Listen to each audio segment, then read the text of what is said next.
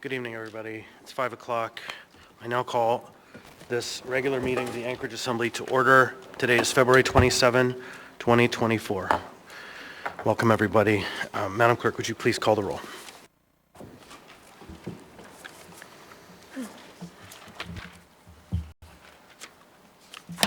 Assembly Chair Constant. Here. Vice Chair Zelatel. Here. Assemblymember Myers. Here. Assemblymember Cross. Here. Assemblymember Perez-Verdia. Here. Assemblymember Bronga. Here. Assemblymember Brawley. Here. Assemblymember Rivera. Present. Assemblymember Solt. Here. Assemblymember Johnson. Here. Assemblymember Volland. Happy to be here. Assemblymember Martinez. Present. Student Representative Tyrell. Here. Mr. Chair, you have a quorum. Thank you. Just one sec.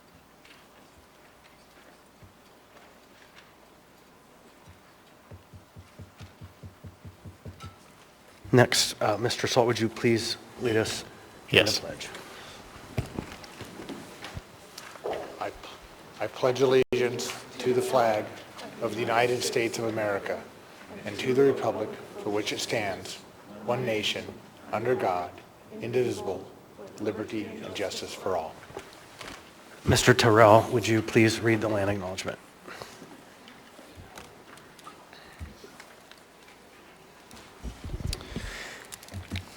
A land acknowledgement is a formal statement recognizing the indigenous people of a place. It is a public gesture of appreciation for past and present indigenous stewardship of the lands that we now occupy. It is an actionable statement that marks our collective movement towards decolonization and equity. The Anchorage Assembly would like to acknowledge that we gather here today on the traditional lands of the Dena'ina Athabascans. For thousands of years, the Dena'ina have been and continue to be the stewards of this land. It is with gratefulness and respect that we recognize the contributions, innovations, and contemporary perspectives of the Upper Cook Inlet Dena'ina. Thank you. Next item is item 4 on the agenda. We have from the previous meeting of the regular meeting January 9, 2024, and the special meeting of January 16, 2024. Can I please get a motion to approve? So moved. Second. Moved by Ms. Zalatel, seconded by Member Walland. I'd like to ask for unanimous consent. Is there any objection to the adoption of the minutes? Hearing and seeing none, the minutes are adopted. Next, we have the mayor's report. Thank you, Mr. Chair, and good evening, and happy Fur Ronde to everyone. I hope everyone was able to get out and enjoy the festivities last weekend, and if you haven't, there's still more time. I'm excited to announce that downtown Anchorage is officially home to the mushing district.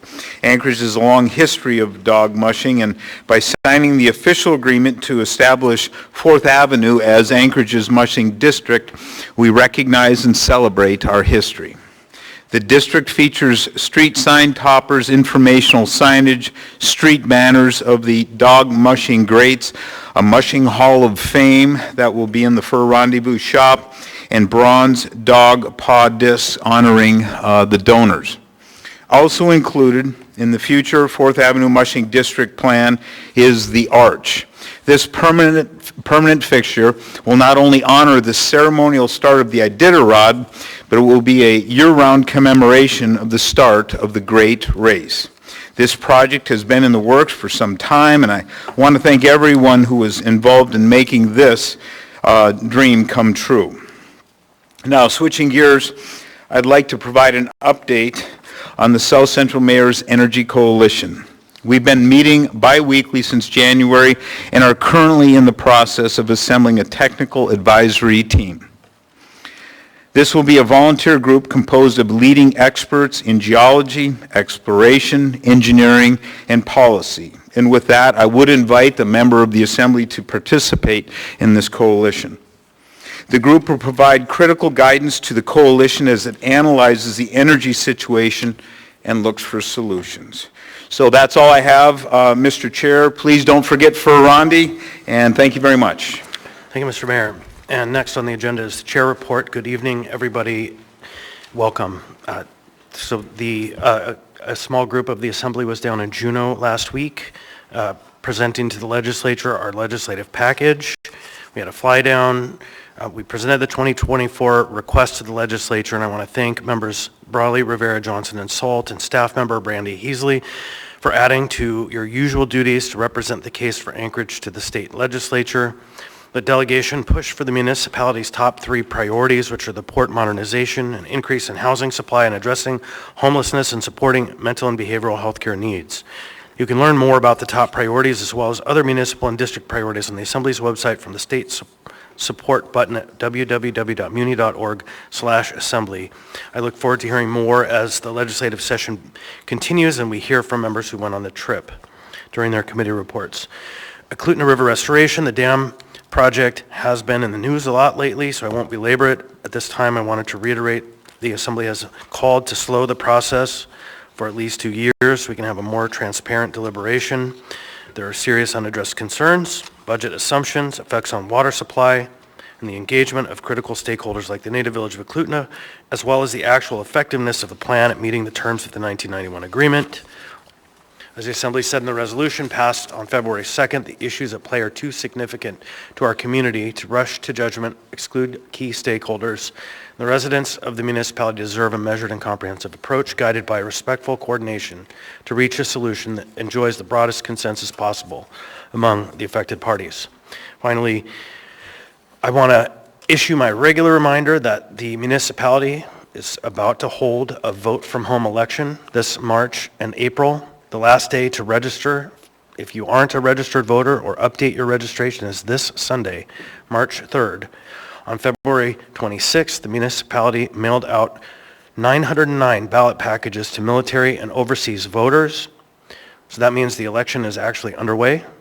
And on March 12, 2024, municipal elections will send out 206,727 ballot packages to all Anchorage voters, including voters who are here in Anchorage and voters who are out of state for the election. The last day of voting is Tuesday, April the 2nd, 8 p.m. The mayor, several school board seats, service area boards, supervisor seats, and open District 2 Chugiak Eagle River Assembly seat will be on the ballot, as well as a proposed charter amendment and several bond proposals.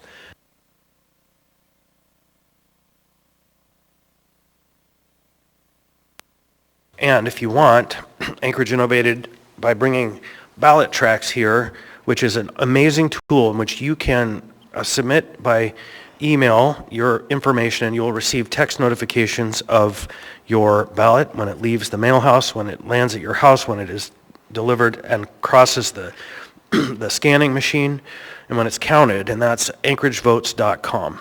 Thank you. And with that, I'll just say this is a business meeting. We're here to do the work of the municipality, working to create a climate of respect in the chambers.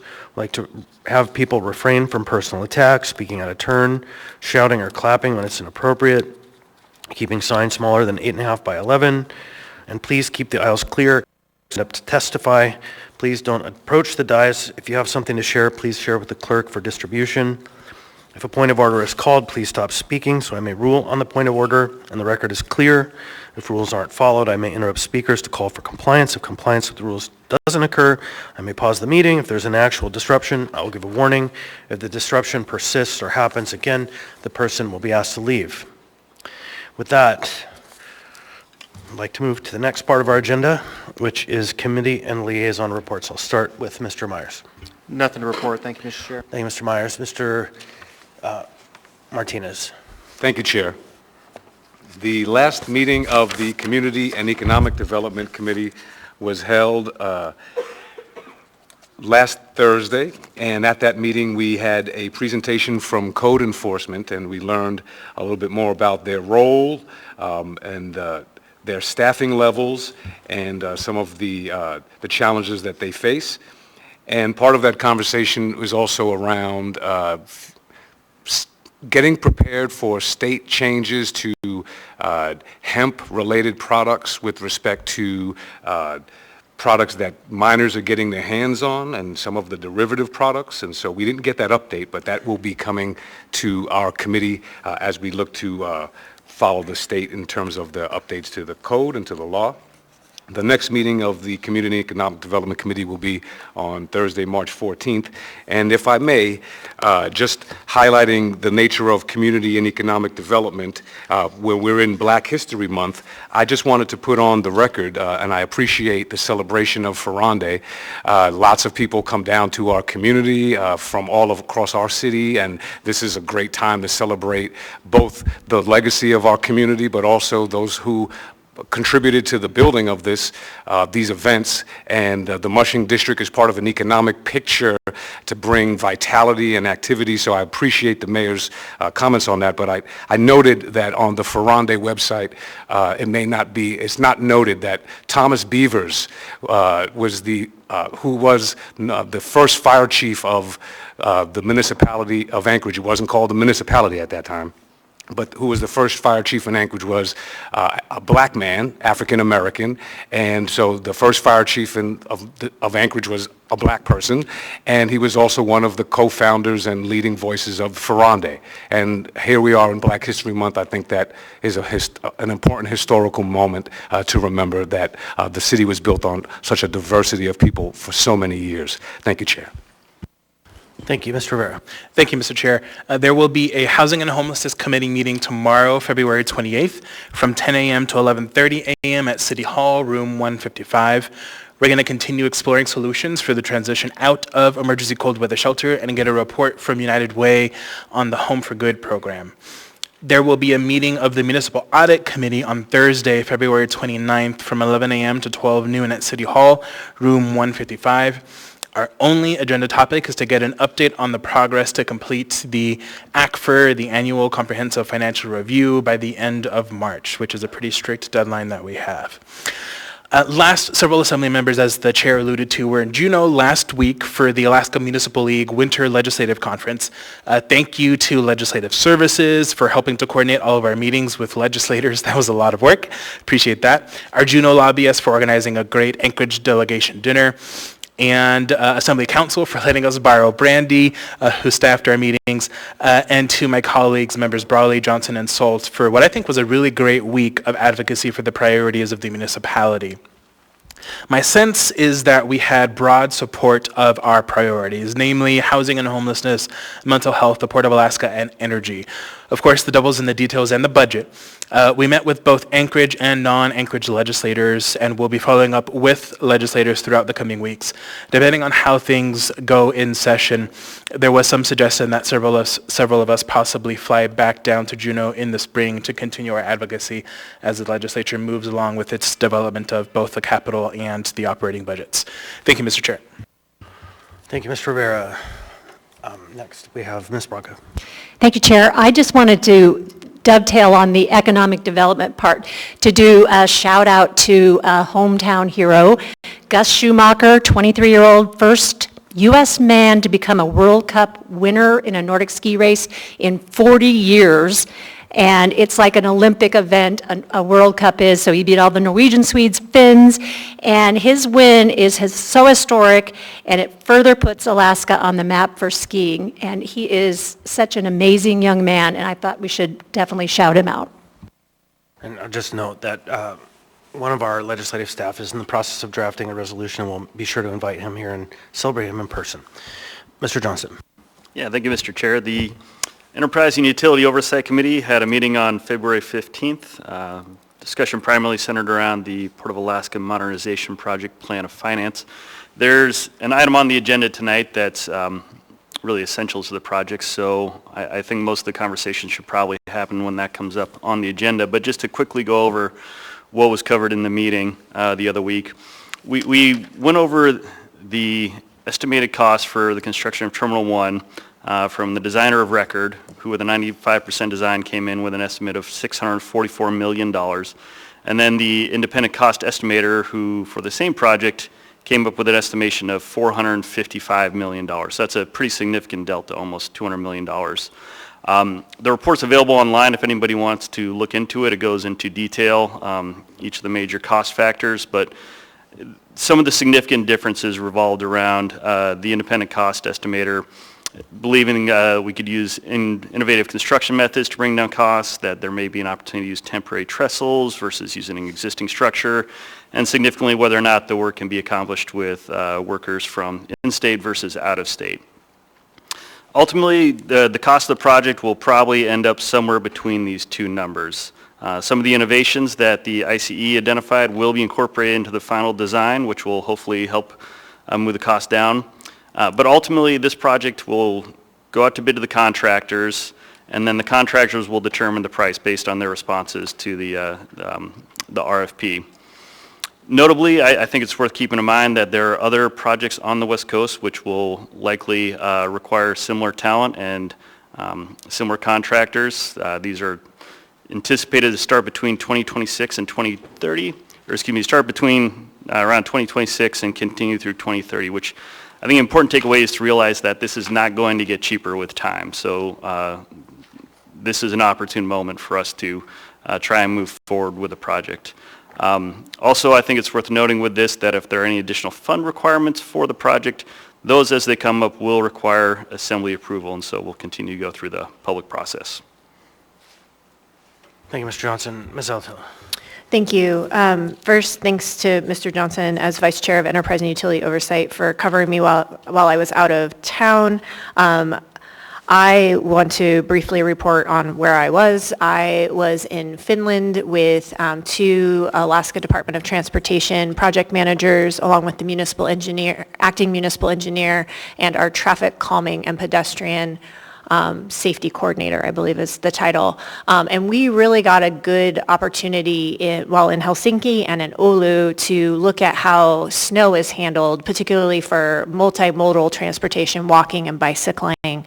And I raise this because there's an item on the consent agenda tonight around John Deere tractors. And John Deere tractors figure prominently in how Oulu, basically the winter bicycling capital of the world, handles snow. And it's so cool. There's this tractor, and what the tractor is just the base by which they put this really interesting grouping of equipment on. So they first push the snow, and right behind pushing the snow, they then blow the snow. And then behind the tractor, they grade the surface, which creates traction. And then they sand it all at once. And what they do that for is for universal design, basically. So wheelchairs can use it, people who are walking can use it. We biked about 6 hours in very, very cold temperatures, but with no fat tires, no studs. It was really a great opportunity to learn, and you'll all be hearing more about it. I'm going to ask the chair if we can have a work session, and I'm hoping this can really be the jumping off point for additional conversations about how we handle snow in the municipality of Anchorage. The snow load in Oulu is very similar to the kind of snow we're seeing, and their clearance times will knock your socks off. So more to come, and thanks for the opportunity, Mr. Chair. Thank you, Ms. Salato. Mr. Cross. Nothing to report, Chair. Thank you, Mr. Cross. Mr. Walland. Thank you, Mr. Chair. So I don't have a committee to report on, but I was able to attend several events last week as part of Anchorage Design Week, and it was pretty exciting. A big focus of Design Week was the Fairview Highway connection, that Seward to Glen Highway connection, that is in the process of being reimagined. There are two ongoing efforts. One is being led by the Alaska State Department of Transportation, and that's the Pell study, the Planning and Environmental Linkages study. And for folks who want more information about that, I would highly encourage you to go to sewardglenconnection.com. That's Glen with two N's, sewardglenconnection.com. The other ongoing effort is one that the Anchorage Assembly, I thank my colleagues, we were able to fund the local match and help the Fairview residents receive the Reconnecting Communities Pilot Program grant. So that effort is underway. The Design Week, it featured a joint event with Chuck Marone, who came up for our housing summit, but that was, again, focused primarily on Fairview and reconnecting that neighborhood. And the event, or the design week culminated in a walking tour with parishioners from Greater Friendship Baptist Church. And I want to bring this up because Member Martinez mentioned Black History Month. Did you know that the oldest black church in Alaska is in Fairview, and it's Greater Friendship Baptist Church? 3 of the proposed alternative concepts that DOT has put forward would require the relocation of that church. And so I think when we are thinking critically about how we are going to reconnect a neighborhood and undo the social injustices of the past caused by infrastructure and transportation mistakes and those inequities, it is very important that the community engages and that we all make our voice heard. Because we have to decide, is it a priority for our community to move as many cars as possible through a neighborhood at the expense of important and beloved historic civic institutions? Or is the priority the people who live and work and have their families and their needs met in a neighborhood that's part of our urban core? So I encourage everyone who's listening to please be engaged in that project. We will be having a work session in March to discuss those proposed alternatives. Thank you, Mr. Chair. Thank you, Ms. Brawley. Thank you. I have three brief reports. First, from the Budget and Finance Committee. The committee met on Thursday, February 15th, and we heard our usual monthly reports, including a preliminary revenue closeout report for 2023 and estimated time frame of closeout of 2023, just our understanding our finances. We also had updates on our ARPA relief money, including a detailed report of which grantees had been awarded funds, as well as some remaining funds for internal projects that are still being programmed. We also continued our trend of good news that we are on track to recover over 99% of our eligible expenditures through FEMA reimbursement from the COVID-19 pandemic. So that is great news. And then to let you know, our next meeting is Thursday, March 21st from 12:10 to 1:10 p.m. in City Hall room 155. Then to the Legislative Committee, thank you to my colleagues for giving an update on our great legislative visit last week. I will add just a few more details. This was a field trip week last week for the Legislative Committee, or some of our members, meaning the folks who participated in our fly-in and the winter conference in Juneau of AML. We met with over 30 legislators or their office staff, as well as having dinner conversation with a majority of our Anchorage delegation. We testified before Senate Education and Senate Finance Committees about Anchorage's priorities and the need for investment in our communities, and we were able to strengthen relationships across the building and across the political spectrum with our state legislators. We also, as others have said, identified several follow-up actions, so we are going to be following up with our legislators to get them information that they asked for, and we are also looking at potential support for some legislative bills that would impact or benefit the municipality, so look for those on some upcoming assembly agendas in the near future. Our next meeting of that committee will be Wednesday, March 6th at 1 p.m. in City Hall, room 155. And then finally, one brief update from the National League of Cities. Early next month, Chair Constant and I will head to D.C. for the National League of Cities fly-in at the federal level, similar to what we did last week for AML. We will be flying in with cities across the U.S. to advocate to our congressional representatives. We will connect with peer communities, meet with the Alaska delegation and representatives from HUD, and we will be speaking about the municipality's priorities at the federal level. And I believe that's it. Thank you. Thank you, Ms. Brawley. Mr. Salt.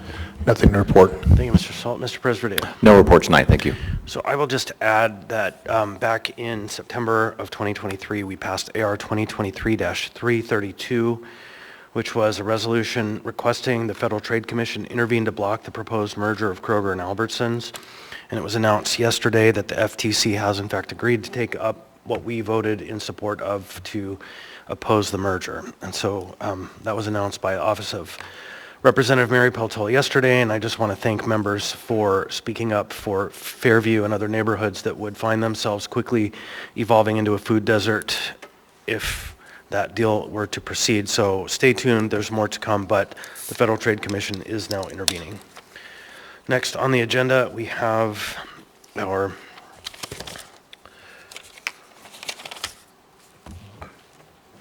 addendum to the agenda. So for the addendum, we have just a small handful of items. Before we get to the addendum to the agenda, I'm going to address the late on the table items, which will incorporate any late on the table items into the agenda. We have one new item and 3 supplemental items. So I will speak briefly about one of the supplemental items. I'll read it. It's 10D23A Memo, RE Assembly Memorandum Number AM 202-2024, Professional Services Contract with Huddle for conducting research and analysis and providing an implementation plan for public restrooms and sanitation in public spaces.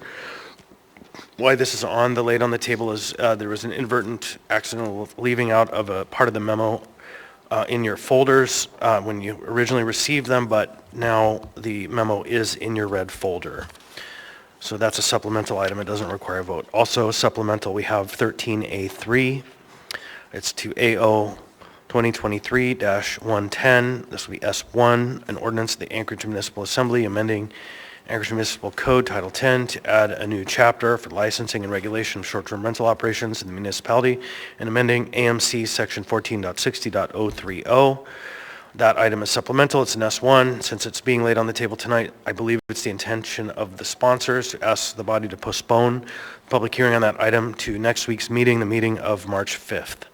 The final supplemental item is item 15A2, Assembly Memorandum, AIM Unnumbered 2024, Public Testimony relating to AR 2024-74, Resolution of the Anchorage Municipal Assembly approving a marijuana license and special land use permit for Enlighten Alaska Old Seward LLC, a marijuana retail sales establishment with license number M34403, doing business as Enlighten Alaska. Finally, we have an item for introduction. It's an ordinance from the administration. It's item 10G3, an unnumbered AO 2024, an ordinance of the municipality of Anchorage, Alaska, authorizing a master equipment lease purchase agreement and approving one or more master equipment lease purchase agreement schedules and appropriating an amount not to exceed $1,815,000 from the proceeds of one or more master equipment lease purchase agreement schedules to the Anchorage Fire Service Area Fund 131 and appropriating said proceeds to the Anchorage Fire Service Area Capital Improvement Projects Fund 431, approving a revised 2024-2029 Anchorage Fire Service Area Capital Improvement Program, and approving a revised 2024 capital improvement budget to include the purchase of light-duty vehicles, all within the Anchorage Fire Department. Can I have a motion to introduce and set for public hearing for the meeting of March 19th? So moved. Moved by Ms. Second. Salatal, seconded by Ms. Brawley, and third by Mr. Rivera. That item has been introduced and will be heard at the meeting of March 19th. That concludes the late on the table items. Point of information, Chair. Sure, Mr. Cross. I do want to reiterate what you just said because I think there's some people that are here to give testimony of the short-term rental. Sure. And just because what you said came out real fast, is it the intention of the sponsors to postpone or basically extend public hearing to the March 5th meeting?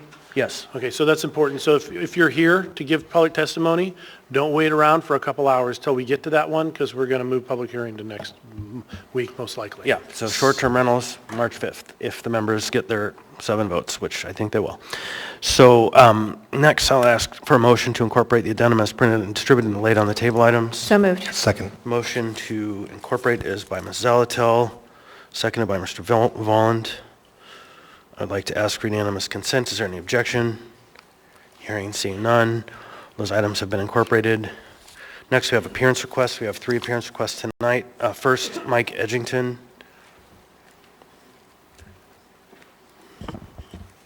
Please state your name, what part of town you're from. You'll have 3 minutes. Hi, Mike Edgington, Girdwood. This probably doesn't come as a surprise to you, but I'm not a lifelong Alaskan. I was born and brought up in a country which has had some form of democracy back to the Magna Carta in the 13th century, but it's never had a written constitution. Even before I became an American, I admired the constitutional basis of American government. It's both an aspirational vision statement and a set of fundamental principles. And I think most of us would agree, Alaska probably has the very best state constitution. For example, who can't admire the expression of purpose in Article 10 about local government? The purpose is to provide maximum local self-government with a minimum of local governmental units, which is what brings me here today in front of you all. Formally, the municipality of Anchorage is a unified home rule borough. While home rule boroughs are described in our constitution, unified isn't. Perhaps unified could be seen as similar to the 1990s Germany, as aspirational. But the electoral history really shows it was unified in the sense of a shotgun marriage. In essence, a unified borough is a borough that where the constitutional right to provide maximum local self-government through a city has been stripped away. But communities within our borough, such as mine, Girdwood, still face issues that are best served at a city level. We just can't have one. So we have service areas instead. Over the past couple of months, we've heard at multiple work sessions and assembly meetings criticism of service areas, and there are indeed many things to criticize. They're far from perfect. Some are very small, some incredibly large, and some, like Girdwood, manage multiple parallel services akin to a city, but without the power to make decisions. Decisions that would be made at the city level are passed on to this assembly body here. Whether you or I, my community like it or not, you are effectively acting as the city government of Girdwood and of Eagle River and of Chugach and other places.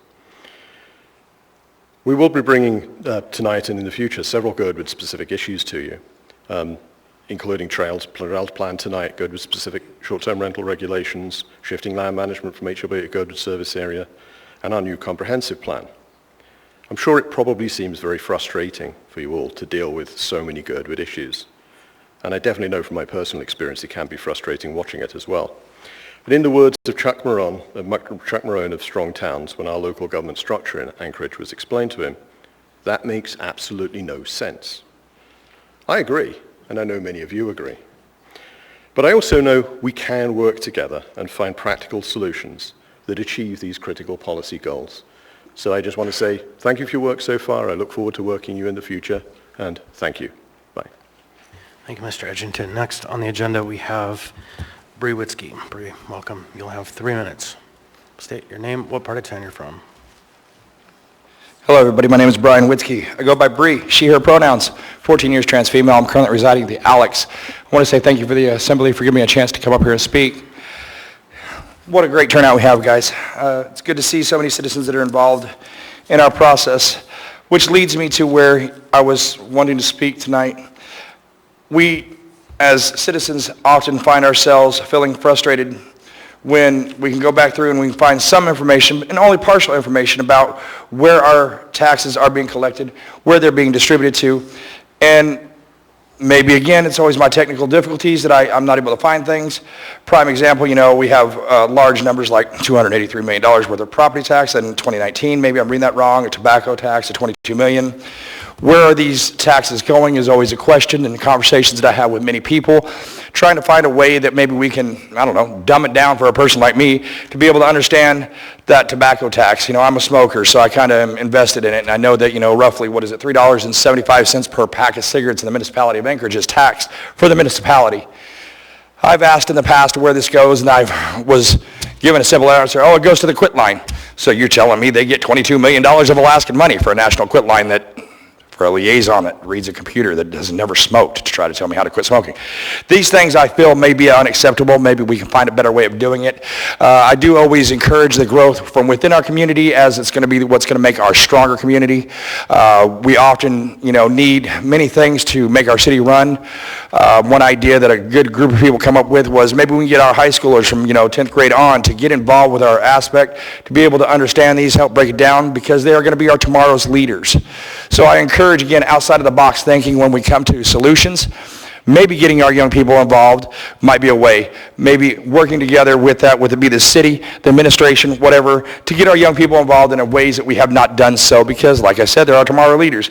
Moving forward beyond that, when we look at our fuel tax that we've implemented on the 10 cents per gallon marker, when we started that till now, ranging roughly $13 million, I often ask myself, after 40 years between the people I know and 30 years myself, many of our back neighborhoods have not been repaved. And you guys want to talk about bicycle safety, pedestrian safety, increasing changes of lanes. What road do we have left that we can barely even drive a car down without, blowing out shocks? And let's not talk about the maintenance and cost of vehicles for a citizen. So all these things are in a factor. We have a great skill that's a huge difference between pay gaps of our positions and price of living. I know you guys have your work cut out for you. I'm glad that you guys are always paying attention to that. That's why we elect you.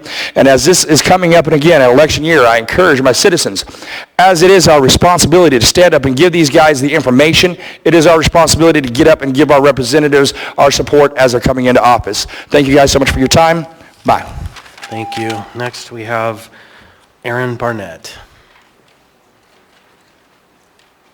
Welcome. Please state your name, what part of town you're from. You'll have 3 minutes. The microphone is on. Excellent. Hello, my name is Erin Barnett. I'm a Fairview resident, and I'm here to support the ceasefire resolution being introduced tonight by sponsor representatives Bronga, Martinez, and Rivera. I'm also here to encourage the Assembly to join many local governments across the U.S.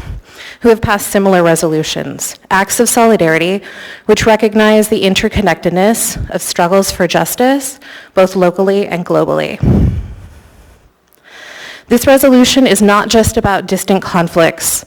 Global problems are of local concern, a fact highlighted by the over $7 million worth of weapons sent to Israel and funded by Alaskan tax dollars. In Alaska, we see how the harms of genocide and settler colonization live on in deep generational and cultural wounding. I urge that we not overlook the parallels between this historical trauma and its compounding contemporary impacts and the violence taking place in Gaza. The dispossession, displacement, and suffering experienced by indigenous peoples in Alaska, while unique and specific, are akin to the suffering of those in Gaza under decades of Israeli occupation. This is not coincidence. Both share the narrative of resilience in the face of systemic injustice and state-led violence. This is not conjecture. The United Nations Office of the High Commissioner for Human Rights has drawn attention to the similarities between Israel's occupation and settler colonization, underscoring the urgent need to dismantle these oppressive structures and put an end to its violences. Genocide is not inevitable. We must reject the notion that violence and suffering are the only outcomes of historical processes. It is essential to object to the loss of life in Gaza and to advocate for peace and a ceasefire. This is not merely symbolic. This is a tangible step towards reconciling with our own violent legacies and fostering healing. It is incumbent upon us, those residing in Alaska, especially those who have benefited materially from the genocide and subjugation of its indigenous people, the children and grandchildren of settlers, like myself, to take action. I'm joined today by the others within our community who are also advocating for a ceasefire. There are those among us who have heard concerns from Assembly members that this measure is too complex or controversial. But standing up to violence and advocating for peace are not controversial. To this effect, we have submitted a letter signed by a growing number of Anchorage Jews in strong support of this resolution, which shares their perspective that as Jews, they have a duty to stand up against oppression in all of its forms. I am moved by the solidarity this letter expresses. I stand with its signers, those here tonight, and invite members of this Assembly to join us by passing the ceasefire resolution. Please, you're out of order. Thank you. Next, we have on the agenda our consent agenda.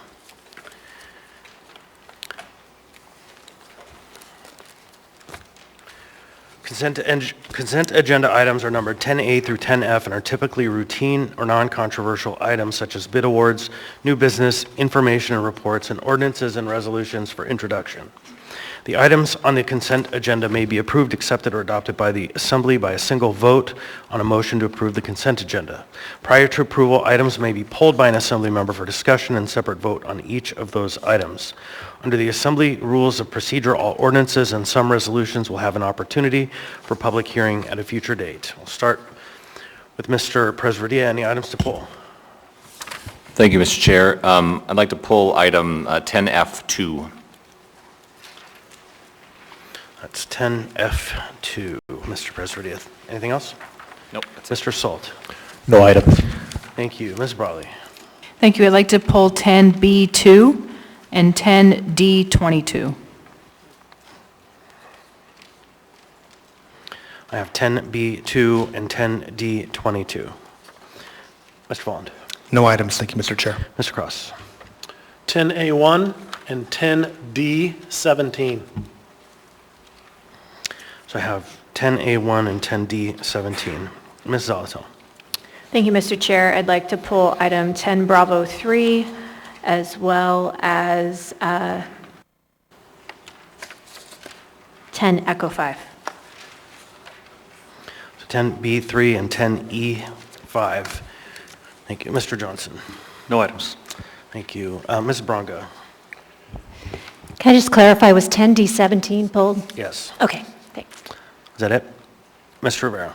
Thank you, Mr. Chair. No additional items. Thank you. Mr. Martinez. Thank you, Mr. Chair. No additional items. And Mr. Myers. No additional items. Thank you, Chair. Thank you. All right.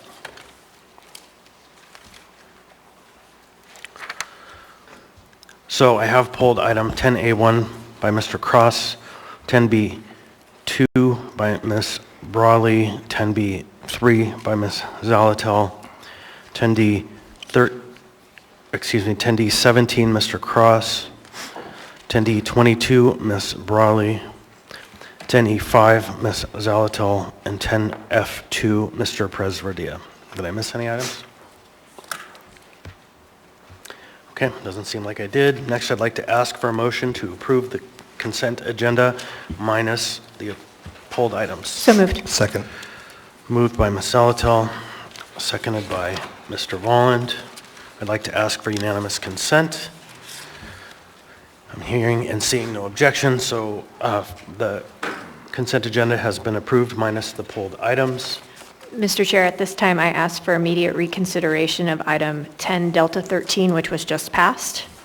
Second. So there's a motion to reconsider item 10D13 made by Ms. Zalatel, seconded, I believe, by Ms. Brawley. Ms. Zalatel? Thank you. This is at the request of the administration. The item is a sole source contract with Westlaw to provide legal research services. Thank you. And of course, your intent, urge a no vote? Yes, please. Thank you. So I think that's the right one, Mr. Collis. Okay, thank you. Any further discussion on the motion? Hearing and seeing none, the motion to reconsider is now before us. A no vote has been urged. Members may proceed to vote.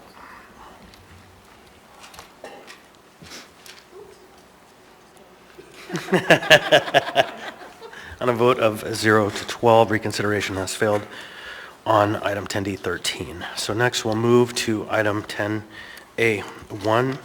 10A1 is Resolution AR 2024-65, a resolution of the Anchorage Municipal Assembly commending municipal staff for their hard work and dedication in launching the Municipality of Anchorage's online checkbook. Mr. Cross. Motion? Yes, move to approve. Second. Second. Motion to approve by Mr. Cross, seconded by Mr. Myers. Any discussion? Hearing and seeing none, I'd like to ask for unanimous consent on this item. Hearing and seeing none, this item has been adopted. So who is reading and who's presenting? I'm reading, and Mr. Myers is presenting. Oh, right. And would the folks from IT please come on down who are here? A resolution of the Anchorage Municipality, a Municipal Assembly commending municipal staff and their hard work and dedication in launching the Municipality of Anchorage online checkbook. Whereas the municipality of Anchorage holds transparency to be one of its highest values, and whereas on February 21st, 2023, the Anchorage Assembly unanimously approved AO number 2023-13, establishing an online checkbook and requiring the establishment and maintenance of a website that provides the public access to information and municipal government financial transactions and contracts. And whereas for the past year, municipal staff have spent hundreds of hours bringing the first phase of this project to fruition.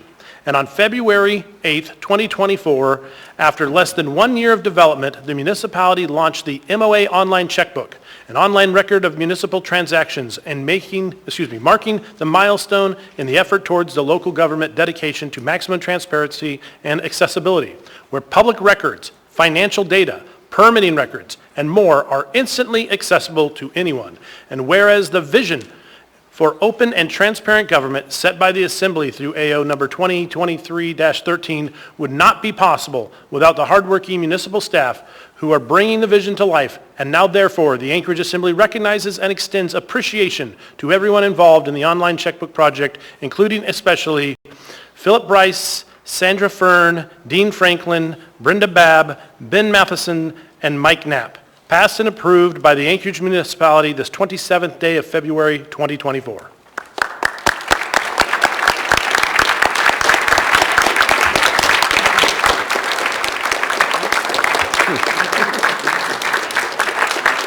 Thank you, everybody. Would you like to say a few words? Well, yes, a few of the key members of the team who allowed the checkbook to go online are not present today, but I will tell you that they were very pleased to be recommended for the work they've done, and without them, we would not have been able to deliver in such a short period of time. Yeah, So, thank you. Thank you. 1 second. Would you say your name for the record? I'm sorry? Say your name for the record. Oh, I'm sorry, yes, my name is Philip Bryce. Thank you, Philip. So I want to thank you very much for the hard work. A few of us put the project together last year, and as I noted before to everybody, this is phase one, and phase two we'll be having a conversation about soon. We'll talk to you before we draft something up, but I do recommend taking a close look at Normal, Illinois, and their open government portal, because it's great. Absolutely. And so that'll give you a roadmap. Mr. Byrd. Thank you, Mr. Chair.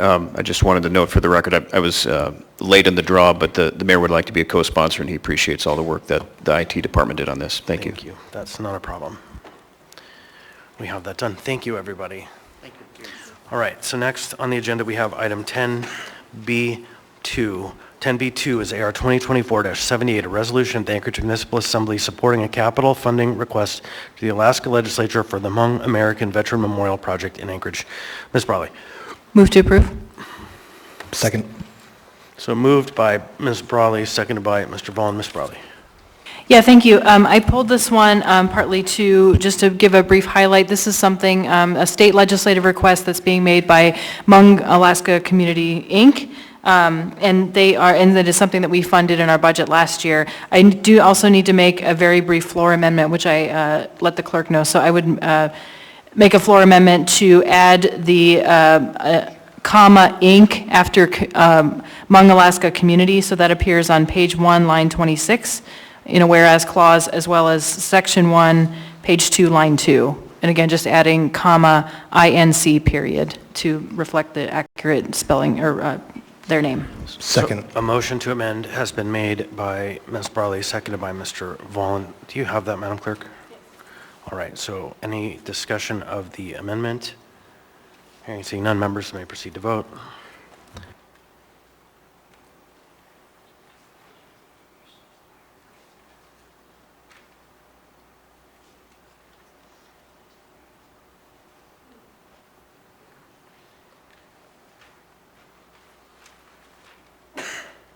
On a vote of 12-0, the amendment has passed. Is that what you have, Ms. Brawley?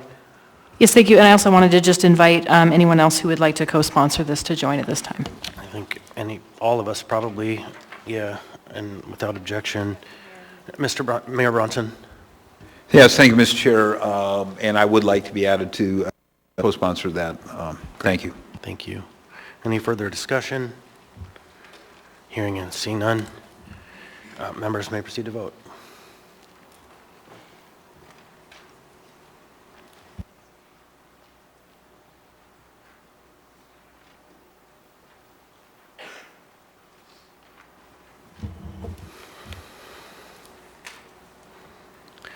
On a vote of 12 to 0, AR 2024-78 as amended has passed the body.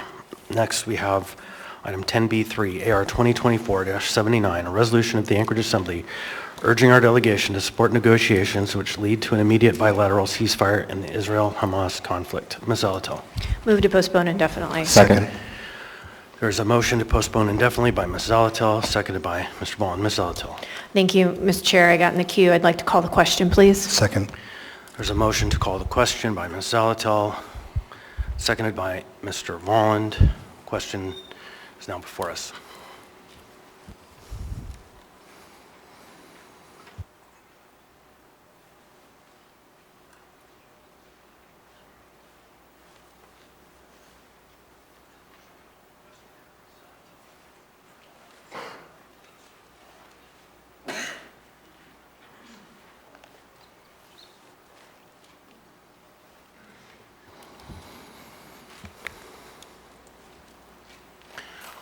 On a vote of 8 to 4, the question has been called. The question now before us is the motion to postpone AR 2024-79.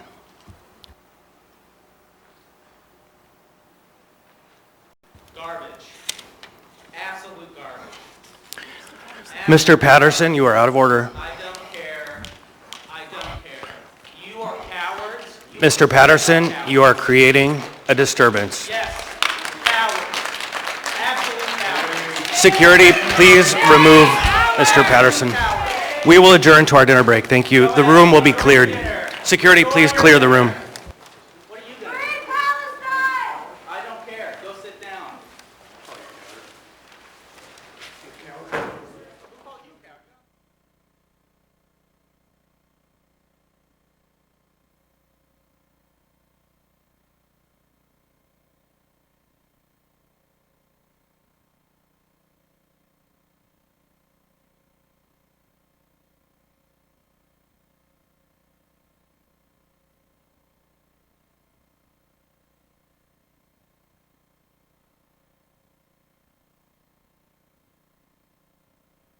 Welcome back, everybody. So next we have on the agenda item 10D17. 10D17 is Assembly Memorandum AM 187-2024, Amendment 1 to increase purchase order 2023-002019 with Sprung Instant Structures for $30,000. Mr. Cross. Yeah, move to approve.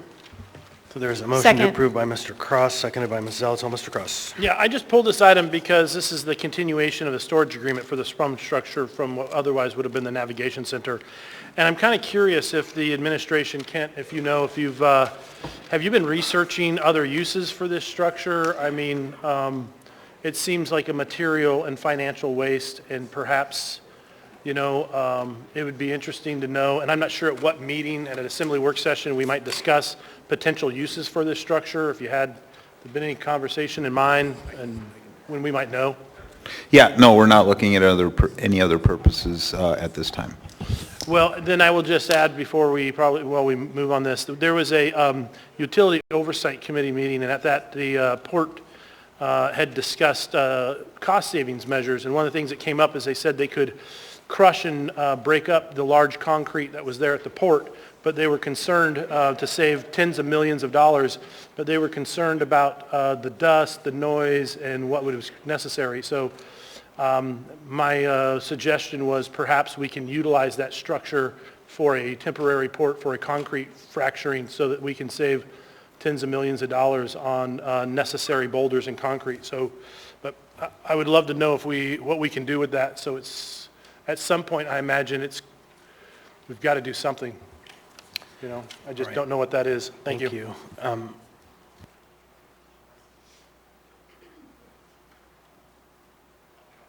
Very good. So anyone else? Ms. Brunt? Okay. Okay, yeah, please, you have the floor, Ms. Braga. Thank you. I'm sorry, I've got a broken button, it looks like. So in July, I had talked to the company where a portion of this Sprung structure was stored, and I reported that they would not take it back, but if you found another buyer, they would help facilitate that. And that's been a long time ago. I am disappointed that this is still sitting and getting stored. On the 14th of September, I reached out to Sean Carney and Tiffany Briggs, and I told them about someone who was involved with the pickleball club, who was interested in potentially purchasing it, and was told that there were evaluating options for the structure. They have another use for it. And now we are continuing to store this further. If we're going to continue storage with no plan, I have to vote no, because this is ridiculous. Thank you. Anyone else? I can see none. Members may proceed to vote. Oh, you know what? Okay, I'll finish the vote, and then I have a procedural matter before us. But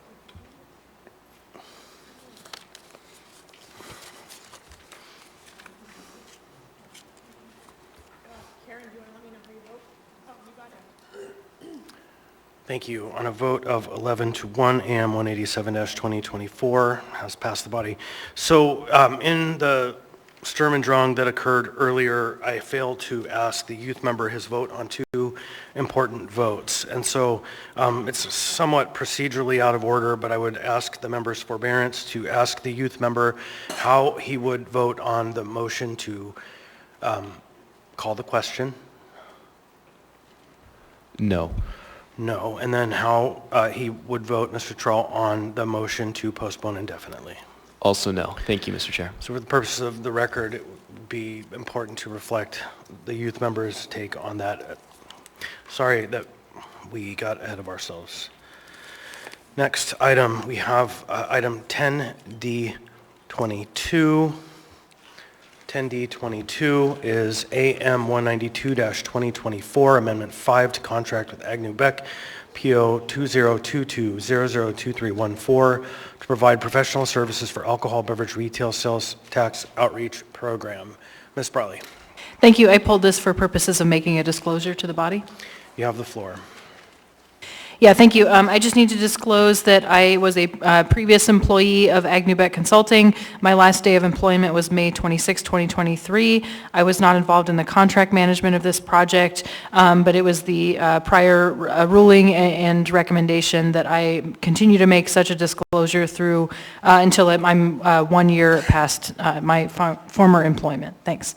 Thank you, and I do recall in this previous contract that we determined you did not have a personal, financial, or professional interest in the matter. So I'm going to rule that in this case, you also do not at this time. And so if there's any objection, speak now. Hearing and seeing none, you are clear to participate in the discussion. So we have the item and you pulled it. Yeah, then I would move to approve. Second. Motion to approve by Brawley, second by Mr. Myers. Any discussion on the item? Ms. Cross. So when this came up for vote last year, I had some questions, and so I asked an inquiry through purchasing what this Andrew Beck, and it was, my understanding was, and I just want clarification, it was for advertising and for promotion around how we use the alcohol tax dollars. Is that not, I just want to be clear what the $50,000 is for, because I asked for, from purchasing, an explanation of the bill and where those were being, but what I received was very vague, and I'm just trying to figure out what is this money doing? So if you give me a moment, I think I have a communication that might answer some of that, because I asked the same questions. Yeah, and it wasn't that purchasing was vague, it was that the invoice that we got from Andrew Begg that was then turned into purchasing was vague. And I'm like, well, what are we spending $50,000 on for alcohol tax awareness, or what is this? Just so I understand. So here, I'm just going to read what I have, that part of it, they're reporting on their year 2 work, and effectively they had previously done work not to exceed up to 130, budgeting 50,000 for 2024 to date, paid 80,000 for their work, revised the Reimagine Anchorage project, which is the beginning of the ballot proposition campaign to an education hub. They developed in 2023 a series of videos and social media blog spots and education relating to the mobile crisis team, library early learning, the Golden Lion, ASD, early mental health services, and they designed and packaged and delivered a campaign to 50 restaurants and bars across town. 300 posters, 30,000 coasters, 2,000 tabletops, and that this work, this funding, they're saying, is to complete that work. So that's what I know. It would be nice to get a presentation from them showing, because I've made an intentional effort looking for it in bars and restaurants and haven't seen anything. But doesn't mean it doesn't exist. Maybe I'm just flying in different circles. But it would be nice to know what we're spending the dollars on, is all. Thank you. So I will be glad to ask Legislative Services to schedule a time to brief us with Agnew-Beck on the plan. Ms. Alato? Thank you. And I think what's confusing here is this appears to be the $50,000 for outreach and ongoing education about the alcohol tax, which is an ongoing line item in the alcohol tax, and it's getting amended back to Agnew-Beck every time under the same base contract year over year. And so my question is, when is this contract up and when does it possibly go back out for rebid? Because it's been since 2022 when we first put that education line in, and now we're up to 2024. So, and we do multi-year contracts all the time, so it's something we can answer later when we take up the conversation around Mr. Cross's question. I think that's fine. Madam Clerk. As the acting budget analyst, it's my understanding that it would go out for RFP next year. Great, thank you so much. And just to bring it back, I think, Mr. Cross, you raised important questions that I also raised, and I think a briefing is important so that we can close the loop and make sure the value is there and make sure we know where we're going so we get what we want. That's good. Thank you. Anyone else? Hearing and seeing none, members may proceed to vote.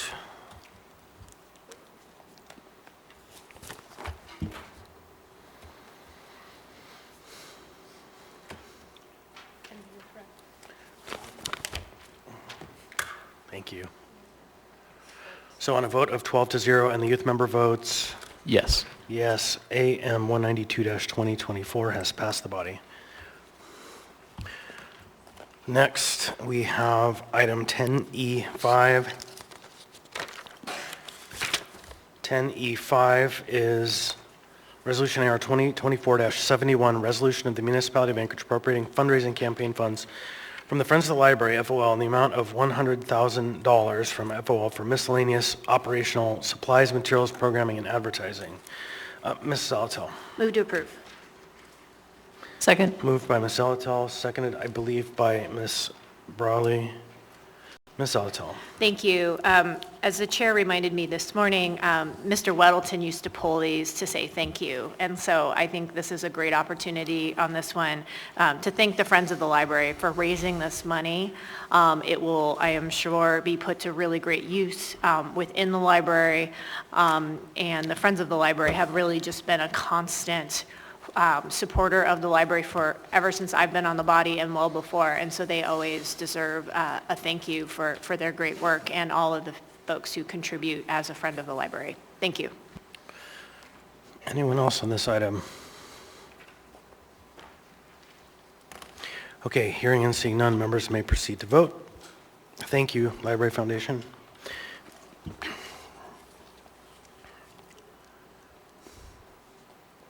On a vote of 12-0 and the youth member votes? Yes. Yes, AR 2024-71 has passed the body. That concludes our consent agenda. And now, oh, sorry, that's right. In my mind, I got ahead of myself. 10F2 is Information Memorandum 24-2024, Internal Audit Report 2024-02, Language Access Policy. Mr. Presverdia. Move to approve. So a motion to accept. Second. Accept, thank you. By Move to Mr. accept. Presverdia and seconded by Ms. Zalatel. Mr. Presverdia. Yes, I just like this feedback from the administration on this. I was particularly disturbed by the results of this audit, and I know I've just been told that it's going to come up in the recent audit committee, but I'm curious about what we as the Assembly can expect in terms of a plan to resolve many of the gaps and the lack of access that our city has now for people who speak a different language. And so I'm curious maybe from the chair of the audit committee if that's something that is intended in the meeting coming up, or whether there's another venue for us to expect a follow-up from the administration on how they plan to resolve what appears to be a significant lack of access for many of the people who live in our city. So maybe we could start with Mr. Rivera if that's an intention of the committee, and if not, then I would love to hear from the administration on what they plan to do about the results of this audit. If you want, Mr. Rivera. Sure. Thank you, Mr. Chair. Yeah, thank you for the question, Member Perez-Valdez. So this upcoming meeting that we have on Thursday really only has one item on it because of the timeliness and importance of the item. Certainly when we have a future meeting of the Municipal Audit Committee, we can take a look at this, or another possible venue would be the Anchorage Equity Committee, which I know is very interested in this audit. But certainly I think it behooves us as the legislative branch to take a further look at this audit and have a discussion with the administration. Thank you. So we'd just love to hear from the administration. I don't know what the past practice has been when an audit comes up to determine that there's significant problems, what the follow-up is from the administration to the Assembly to ensure that these things are taken care of. So maybe we could hear from the administration. Thank you, Mr. Chair, to Mr. Perez-Valdez. Chief Equity Officer Amavaea, Junior, is here and he can speak to that. Thank you. Thank you. Welcome. The mic is on. He's good to go. It's on. Yep, you're good. Uluwa Junior Amavai, Chief Equity Officer. To answer your question, Perez-Valdez, we've taken many steps. First, I'd like to introduce our language access liaison, Nasib Okori. You're good. Since bringing him on last fall, around November, we've taken many steps to kind of address some of the issues, some of the things that came to light. One of them is planned training for the municipality. Other is to provide information with the language access. Since 2018, this office or anyone prior to me, I have not found any record on how this was handled. So getting into office, one of my priorities is to make sure that we did have access for every single department within the municipality, which we did our own audit within the municipality through Erica, OEO office. We went to every single frontline department and ensured that every single department had the affirmative action plan. The second thing that we did is ensure that every single department had access to the language link resource that is available through the city. The next thing that we did was increase our capacity, which is why we brought Michael Okori on board so that we have a consistent process for the language access. Thank you. Just one additional. Is there an intention to bring forth a report to the Assembly specifically to address the issues that were brought up in this audit? We can provide that for you. Okay. Thank you for your time. I'd also like to bring up Scott from the audit department to have a question for you as well, if that's okay, Mr. Chair. You have the floor. Sir, if you can introduce yourself for the record. Scott Lee, Acting Internal Auditor, Office of Internal Audit. Thank you. If you could share with us, is there an intention to do any follow-up auditing as a result of this audit? Is that spurring any additional audits that we intend to do to dig deeper into some of the issues that were found? We can do the follow-up audit at the request of the Assembly or administration. Yes. Okay. And can you help us to, it appears based on the results of this audit that there were significant inadequacies in the language access program. Can you explain to us some of the most significant shortfalls that you found? Through the chair, Mr. Presidentia, during our review, we found that this language access policy was implemented by one single person during the previous administration. And after that person left, it kind of fell apart. Yeah, okay. Thank you, Scott, for being here. So, Mr. Chair, I guess I just have one more procedural question.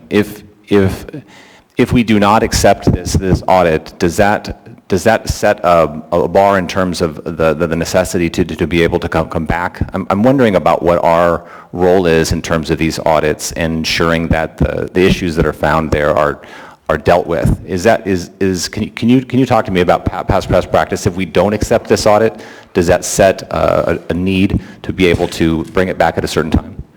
So, no. The motion on the audit and most of the items in the 10F section is a motion to accept. And so I think that if we were to reject the audit would be based on a finding that the audit wasn't correct. I see. And so what can happen, though, in any number of ways, an assembly member, a group of assembly members, by resolution can begin a project and do some other things, or in a working group can task itself with coming up with a work plan, which runs us up into that gray area again where we're doing our best not to be, but in some cases it's certainly warranted. And so I think that we heard from the auditor that there was one person who worked on this in the history that they were able to look back on. It might be worth reaching back to that person and asking for a preliminary work plan and a way to bring the project to life again, and then figure out how to work with the administration to take on the elements that are the administration's to administer. Great, thank you. So just one final statement that Junior, I would really appreciate if you would be willing to come to the equity committee, and maybe that's a committee that can work with you to develop a report that can come back to the assembly, because I'd really love to have a follow-up to make sure that the issues that were brought up in that audit, that we know that they were resolved. So that's my request. That's all that is. I attend the majority of the meetings. Okay. Thanks. I would just note that in Thank the you, room, Mr. Omavai said he attends a majority of those meetings, so it's on the record. Okay. Thanks. And I think also there probably are any number of reasons why the assembly might not accept a report, right? I just off the top of my head suggested one that would be because the report isn't found to be accurate in some way. There are probably others, so I don't want to limit what the assembly can do, but it doesn't have the effect of queuing something back up. Yeah, I understand. So, all right. Thank you, Chair. Thank you. Anyone else on this matter? Hearing and seeing none, members may proceed to vote on the motion to accept.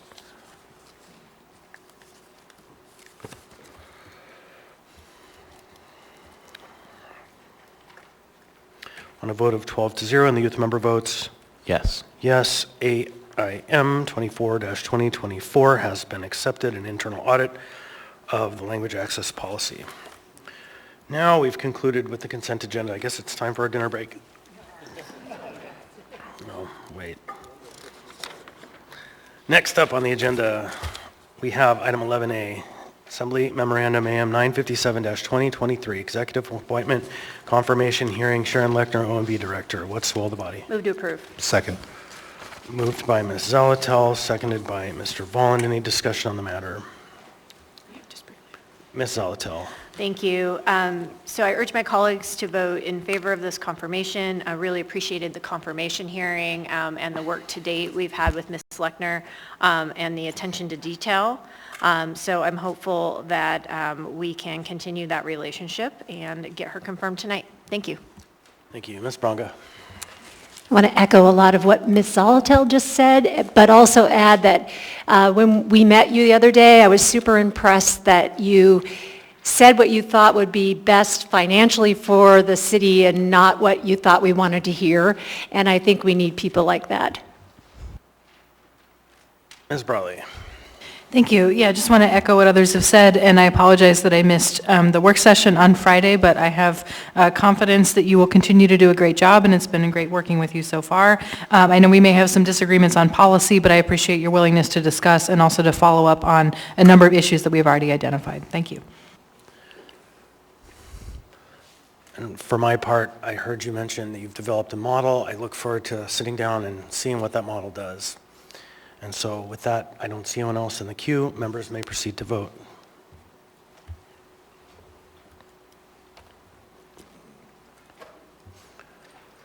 On a vote of 12-0 and the youth member votes Yes. yes, congratulations, Ms. Legner. AM 957-2023 has passed the body. We will now take a few-minute break to conduct the swearing-in.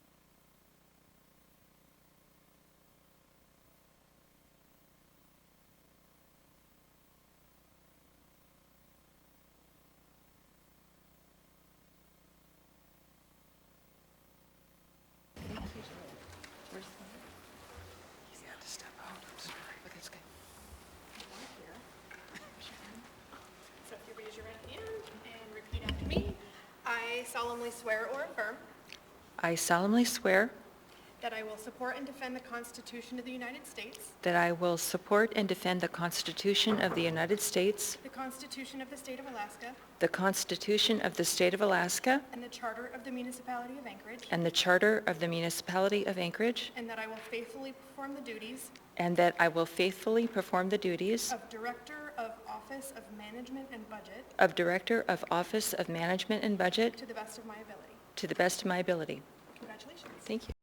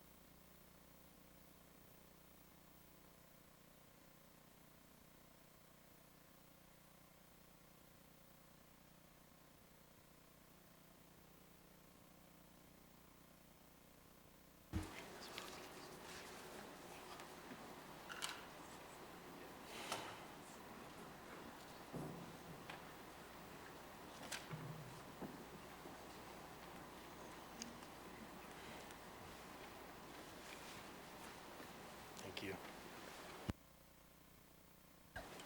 Very disturbing. Thank you, everybody. Welcome back. We will go on now to item 11B, AM 135-2024, Anchorage Community Development Authority Board of Directors, Mark Filipenko. This item was postponed from 2:13 to permit a 10-day public comment period. We have no motion pending. What's the will of the body? Move to approve. Mr. Myers moves Second. to approve. Mr. Soltz seconds. Any discussion on the matter? Hearing see none, members may proceed to vote.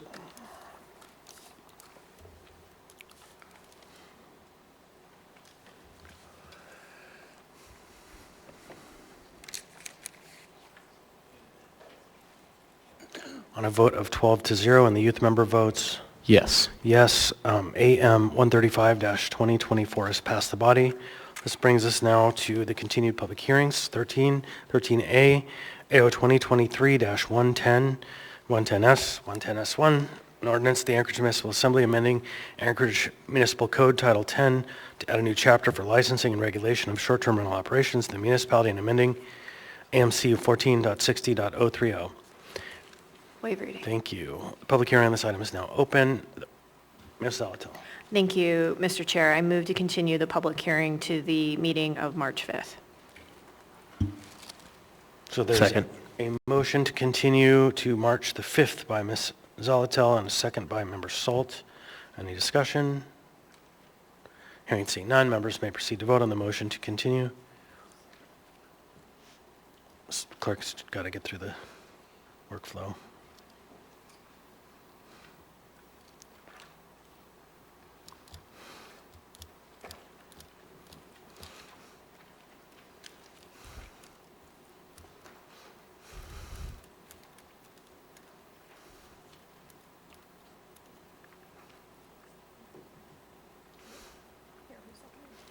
Mr. Salt.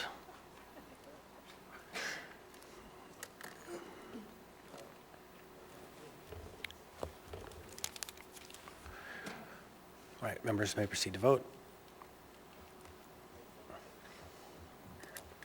On a vote of 12-0 and the youth member votes Yes. yes, that item has been continued to the meeting of 3/5 next Tuesday, a few short days away. Next we have item 13B, AO 2023-136, an ordinance of the Anchorage Municipal Assembly amending building codes at Anchorage Municipal Code 23.10, Anchorage Administrative Code 2018 edition to allow optional independent plan review of structural design for commercial building permits. Waive reading.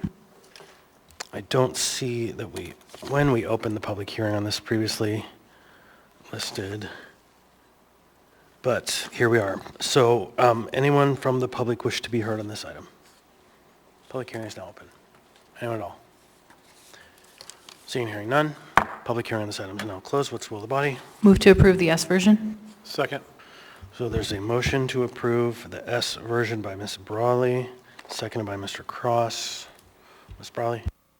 Yeah, thank you. I'll briefly speak to this, and then I'll turn to my co-sponsors who know more about this world. This S version is really a product not just of the assembly work and the discussion that we had a work session last month, but also thanks very much to our acting building official, Mr. Knopfsinger. I see you out in the audience there. We may bring you up for questions. But this was really a collaborative effort looking at building on the what we understand to be a successful program of allowing for independent review of residential construction. This would also allow for certain commercial construction projects as well. And so there's a lot of detail in the memos if you have questions, but just to note that that one of the things in the packet that you received is really outlining a way that other communities use this, which is to allow for looking at innovative building practices or green building, you know, energy efficiency, things that maybe are not typical that folks would see come across the desk, but are nonetheless, you know, important or promising practices to use. So it's a way to supplement our core municipal staff. I did not take this up lightly because I do understand the concerns about outsourcing government functions. That's certainly not why I signed on to this, but I believe that this is a way to address our short-term needs, and then I'll also point to the fact that there is a sunset clause that we can discuss later. With that, I'll turn to my co-sponsors if they'd like to say anything. I have in the queue Ms. Zalatel, but I guess we can let Mr. Cross go. Sure. Mr. Cross. Yeah, this is a really good mix. Obviously, as we set out on this, I personally was wanting something a lot more drastic towards third-party review, but this is a really nice compromise and gives a lot of control to the acting building official. There's also some other things that are important some modifications we made, which was that when an individual turns in a property at the third-party plan review, the notes, their calculations, those kind of things are included. So when we see the conversations going back, so that our planning department, if they choose to audit it, isn't having to try to refigure their math. They can double-check their calculations, make sure they're correct. This will also help expedite things on the review process. But it was a very lengthy process to get this approved. You guys may not know this. I started down this road 2 years ago. So I was really appreciated Mr. Knopfsinger and the building department actually participating in what we finally have is what I see as something that's a very reasonable compromise. Thank you. Ms. Zalatel. Thank you. I'd like some clarification on the language on page 6, section 5. It says this ordinance shall only be effective as to new permit applications submitted after the effective date. Does that mean all new, not just new construction applications, but also retrofitting applications? We talked about the difference of the two types of applications in the work session, and that there are two different ways that this could apply. And so I need to know what that means. Mr. Knopfsinger, would you mind answering that question? Because perhaps you can articulate what the response would be, since it'd be your department that would be interpreting that language. Thank you. You need to hit the button for the mic. Mic isn't on. I think it's blue or green. There you go. The green tape? Yep, you're good. Okay. I interpret that to mean that this applicant, or this ordinance, is applicable only to new permits, whether they be a new building, a building addition, a renovation of a building. It would only apply to the new permits that come in after the date of approval. Okay, so both new buildings, additions, and alterations, all three categories. Correct. Okay. All right, thank you for answering my question. That's what gives me pause on this. So, excuse me, I'm comfortable with new buildings. I'm comfortable with wholesale additions. It's the alterations that make me a little bit uncomfortable, and they are the bulk of what goes through the building department. Thanks to Mr. Colhase for getting me some numbers. So in 2023, there were 36 new buildings, 22 additions, and 558 alterations done. To me, it seems like when we were talking at the work session that the alterations in a lot of ways have way more moving parts and variables than a new building or a straight addition. And when I get nervous about this and in wanting to make sure we're ensuring high quality, I guess, is where I'm at. Mr. Gates has primarily alleviated my concerns around liability, but it's around the alterations, and I don't know how to mitigate my concern yet. So I'm hoping as we have a conversation and debate, I see there's a few more people in the queue, if you have thoughts on how to mitigate my concerns about the alterations in particular, because they are the bulk of these, I guess I would like to hear those thoughts, or if that's somehow addressed in the S version. Thank you. Mr. Knopfsinger? Through the chair. So working on existing buildings is considerably more challenging than working on a brand new building. Because when you're building a brand new building, you have a clean slate and you just build it to the current code. But the codes change every 3 years. And so when you're working on an existing building, you're generally working under the International Existing Buildings Code, which is much more challenging to understand and interpret than the building code itself. But then on the other hand, a lot of alterations are super simple. They're just reconfiguration of office space. So do I see this as a major concern that alterations would be allowed to be reviewed by the private sector? Actually, no, I don't see that as a big concern, because the ordinance still requires that alterations go through a fire plan review. And the fire plan review is going to look at a lot of the life safety issues that are similar to the life safety issues that you'd find in the building code. They're in the fire code too, like the chapter on exiting. It's in the fire code, it's in the building code. The Anchorage Fire Department is going to look at exiting for all alterations to buildings. The Anchorage Fire Department is going to look at hazardous materials use and storage for alterations to existing buildings. So there are these layers of, I don't know if you'd call them redundancy, but safety built into the system. I'm still thinking, so. Can No, proceed? I'm good. You can, Okay. I see the floor. I'm still thinking. So I have myself in the queue. I have a couple of questions. In particular, and I don't know who this is really to, I'm looking at the S version, and I can't see where all these changes are effectuated. The only changes in markup that I see are fees reduced. And so, like, I'm looking for anything that's underlined, marked in brackets to achieve the outcome that's stated in the AM of what all of these nice changes do. Where does that occur? We got a clean copy of because see, it says here, submitted with a new clean AO that doesn't use the legislative And so I can't see where that happens in the item that I have here in my packet. So,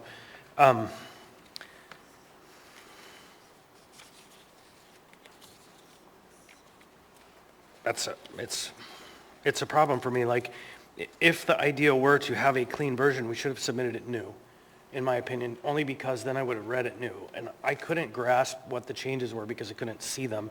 And so I need to understand how this process is effectuated. And it's very hard for me to do that on the dais right now. But that's my first concern. My second concern, and I do appreciate what I'm hearing, that it now is an approved list, and so there's some pre-screening involved that gets people up to speed. I think that's a substantial move in the right direction once I can read how it's done. Mr. Knopfsinger, you were previously not in support of this. Are you now in support of this? This is a much better ordinance than the current ordinance for third-party residential plan review. And I can explain why, if you want me to. I understand. I mean, the memo says why it's better, but that wasn't the question. It's a harder question. The question is, previously you stated you were in opposition. Now, less opposed, but still, or kind of on the fence, ambivalent, or not really still? You know, I'm just, what, as the building official, is your take? Well, the building department's an enforcement agency, right? We enforce regulations adopted by the municipality. The police department enforces regulations adopted by the municipality. Bringing the private sector into a hybrid system, to me, that's a bit of an experiment, right? I think it can work with good oversight from the department, but it needs to be understood that the department is responsible for this oversight to ensure that this process is equivalent to our current process. And that all really comes down to management and staff. Which, in a time when we're lacking staff and management issues are abundant, it raises some value kind of conclusions that one could draw without you being forced to say it. And so, okay, then I think I hear what you're not saying.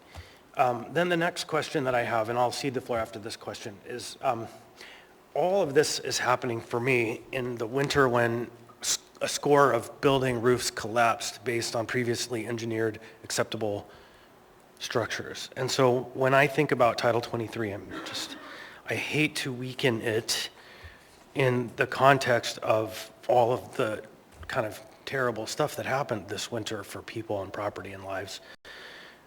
And so what are your thoughts there? We could probably spend the rest of the evening talking about what's going on right now in Anchorage with the random building collapses. But they don't seem random.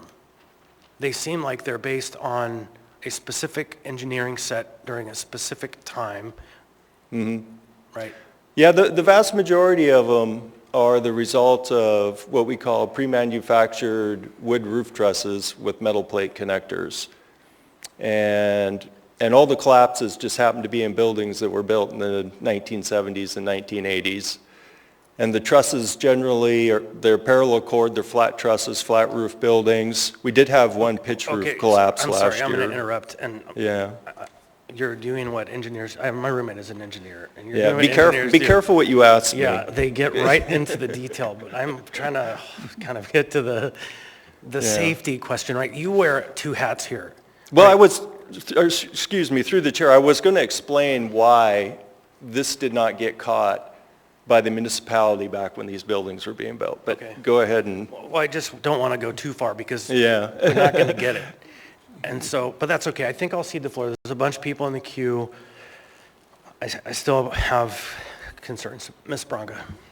So when I was reading this, I thought I read that this independent plan independent inspection's been done for 10 years with 1 and 2 family dwellings. Is that correct? Yes, it's not inspections, it's plan review. And about a decade for 1- and 2-family homes, correct? So it seems like we've had a chance to see if that has been problematic at all. Have you noticed any problems with the 1- and 2-family dwellings? There have been a few problems through the years. There's been a few problems with fraud, where people basically submitted falsified documents that claimed they were reviewed, but they weren't reviewed. And there's been a few problems with quality of review, where the review quality was quite poor. We have not had like an organized audit process for that program. So on this particular, they have to have $1 million worth of insurance. Is that current for the 1- and 2-family dwellings and the independent plan review? There is no insurance requirement in this proposed ordinance. And the reason why is the building codes are not about insurance. The insurance protects the developer, the contractor, the engineer, the designer, the reviewer. People buy insurance to protect themselves from getting sued by the players in the game. They don't buy insurance to ensure the building doesn't fall down somewhere down the road. Yeah. Thank you for explaining that. Yep. All right, thank you, Mr. Volland. Thank you, Mr. Chair. Ross, I have a question for you. So just for background for members, I think there may be some members who weren't on the body yet, but I was a co-sponsor on the original version of this, and then I kind of got scared off of it because I shared some of the concerns that I kind of hear being voiced tonight. And I think there's a tension here in, maintaining safety, right, and past practices that have been deficient, but also how do we modernize? How do we allow for some experimentation? I will say that I currently feel like I'm in strong support of this because of how it has evolved and because it has the input of the acting building official. And particularly, with attention to the memo on page 2, the fact that the selection of the third-party reviewing professional, they have to be on a pre-approved list that the building official would put together, so I like that the building official has oversight. I also like the level of experience that is required. So this S version requires a third-party reviewer to demonstrate at least 5 years of experience working as a licensed engineer or architect in the discipline that they qualify. Current code, this points out, this memo, only requires some experience and did not actually even specify a minimum number of years. So I think this is kind of an improvement in that regard. Additionally, the S version requires 4 or more years of experience in structural plan designs to qualify for the significant structures. So I guess taking all that into context, Ross, how many people right now in your department are doing structural review? Currently, we have 3 structural reviewers. And can you describe sort of the level of experience, how many years those people have been doing structural review? Oh, let's see. Probably one's over 20, one's probably, and 2 are probably more in the 10-year range, and they're all licensed engineers, all 3 of them. Okay, yeah, I think that's helpful. Yeah, I'm going to support this because I do think, as Member Cross pointed out, this is a compromise that I think has come a long way. I think this has the potential to expedite a lot of construction that Anchorage is in need of, but does have some built-in sort of checks and balances here. So I thank the co-sponsors for putting this together, and I'll just say, to swap me out for Anna, I think is a good improvement as well. So thank you guys for putting this together. Thank you, Mr. Chair. Mr. Salt. So Mr. Volland hit quite a few of the points. So just to alleviate some concerns, obviously Section C, reviewer qualifications, which Member Volland just spoke to. Also Section D in process, covered the list, but also Section 2, basically no affiliation. Section E talks about the letter of review and what's required there. And then lastly, G, the auditing that your department will conduct on this. But I guess my one question for you is there anything you would add to Section C for reviewer qualifications that we may have missed? Excuse me. No, I would not add anything to the qualification section. Thank you. Ms. Brawley. Yeah, thank you. Responding to a few of the questions that have come up. First, this is a clean, I guess, repeal and rewrite of this particular section. If you look at what's in our packet, pages 566 and 567, it's got the existing code for residential single and two-family review. A prior version that we had did mark this up, but essentially there were, I think, some other, as Mr. Knopfsinger said, some other broad improvements to make. A few things that I just want to point out. One is their exclusions. There's on page 556 under section A, there's certain types of structures that this is not allowed to be used for, buildings above 100 feet, buildings owned by the muni or the school district. So there are some things that you would not be able to use this on, period. Another note is we strengthened the issues around conflict of interest or potential conflict of interest. So not just whether you've worked on the project as a designer, but whether you have a financial interest in the project or if it's your immediate family member. So again, really making sure that we don't see self-dealing. And that's in section D at the top of page 4 of the ordinance. And then the other thing that I wanted to bring up is that there is a sunset clause in the back. And so this is something that is not in current code because this just exists for, as we said, single and two-family structures. This would sunset on December 31st, 2025 and be repealed unless it's reauthorized. And the intent there is to essentially test this out and to really be more intentional about whether we continue a third-party review program at all for all types, not just commercial buildings, because these bring together residential and commercial.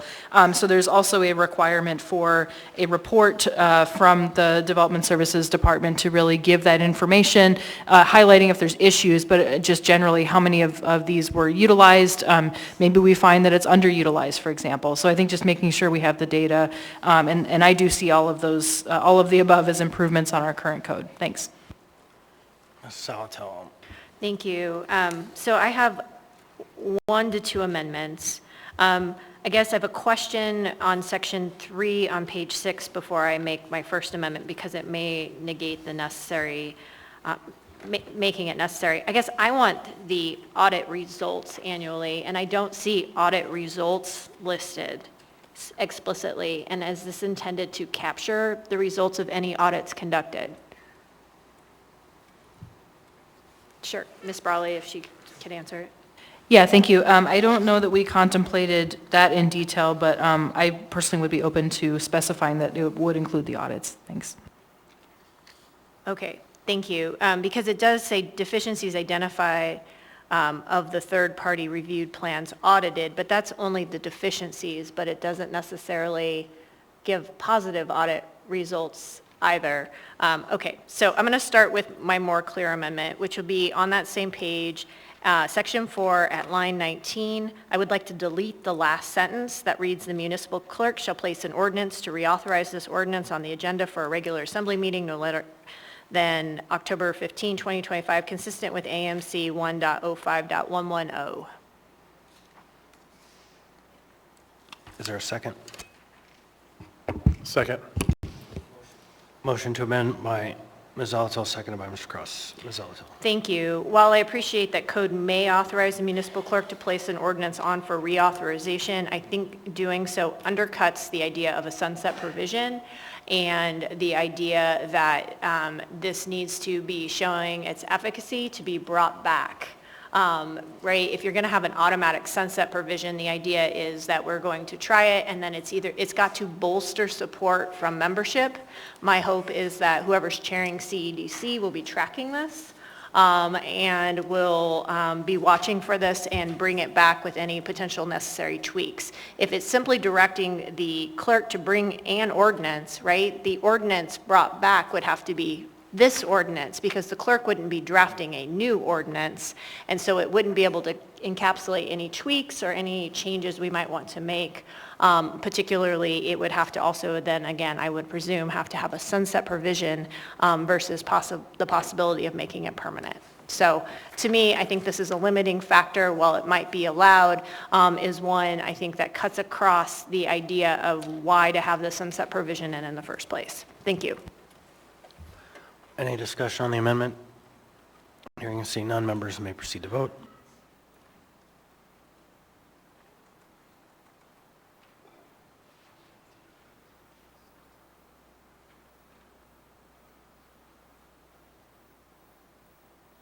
On a vote of 11-1 and the youth member votes Yes. yes, the amendment has passed. Next, Ms. Altel. Yes, so just for being ultra complete, I move to amend page 6, section 3 at line 5, where it says including audit, add the words audit results, comma, and the rest continues. Is there a Second. All right, seconded, moved by Ms. Zalatil, seconded by Ms. Marley. Ms. Zalatil. I just want to make sure we get the full audit results in front of us. I think that's really important. Thank you. All right, any discussion? Seeing and hearing none, members may proceed to vote on the amendment.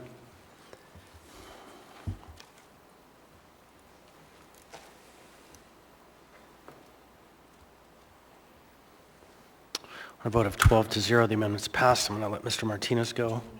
Oh, and the youth member votes, sorry. Yes. Yes, Mr. Martinez. Thank you, Chair. I appreciate this discussion today, and for the public's sake, I just wanted to bring a little more spotlight on the collaborative nature of working together to bring something forward.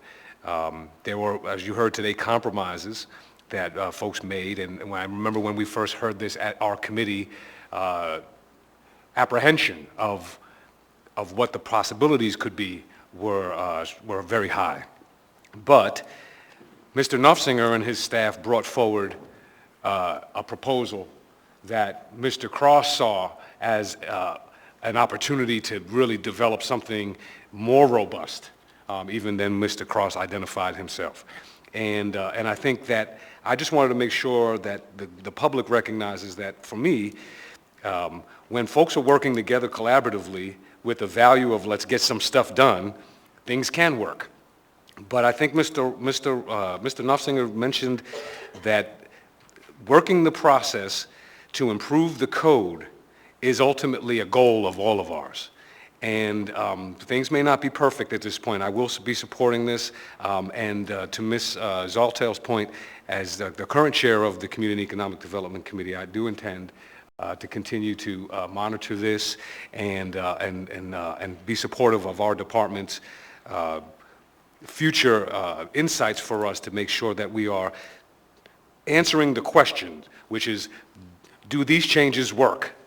Do they make it more likely that we're actually getting development in our community off the ground and eliminating bottlenecks? And so I just wanted to thank the staff for their time and thank my colleagues for working together in a compromising way. Thank you.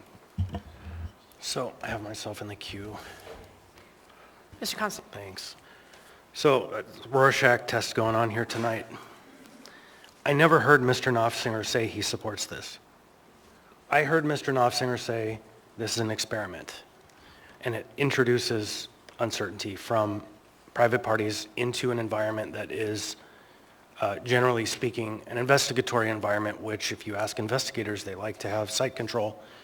And so then I heard it suggested that Mr. Nofsinger said this improves the code. I don't think I heard him say that either. What I think his improvement is to the proposed code change. There's a big difference between an improvement to the code and an improvement to the proposed code change. The improvement to the proposed code change is an act of mitigating potential harm, not of asserting that this is a good product or the way we should go. And so I just want it to be understood that Mr. Nofsinger did not, in fact, say he supports this. He did everything but say that. And so I appreciate active listening and hearing what's being said, not what one wants to hear. That's an important part of what I think is going on in this ordinance. And for me, Title 23 is much more sacred than Title 21. And when I hear, oh, it'll be fine, you have to get the Muni's plan review if the building is 100 feet, 10 stories up. That's 150 people that could be living under that structure that we have done in a way that is not what would be up to the standards of a traditional building department that has a full complement of staff and fully functioning, which is kind of the rub or the nexus of all of this. The argument is we aren't able to get through the work fast enough because we don't have people. I actually asked the administration to provide a table of all of the applications, the solicitations for employment that have been published for the positions at the permitting desk to help get this work done. And there was a very short list. If you go back through NeoGov, the publication of lists for jobs at the place where there are no people doing work, you will find that there just are very few efforts to hire people there, which makes me ask the question, why?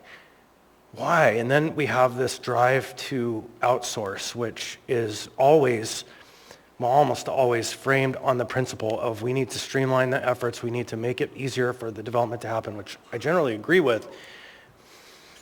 But it's like, which one is the master and which one is the servant in the process that we're facing? And just, so I won't be supporting this. I didn't have an opportunity because I couldn't understand where the changes were to really grasp how the documents changed. I didn't support it before, but I do see an opportunity. Mr. Claes, I sent you a message that kind of was a little bit morose, maybe celebrating that Raven Air laid off 130 people.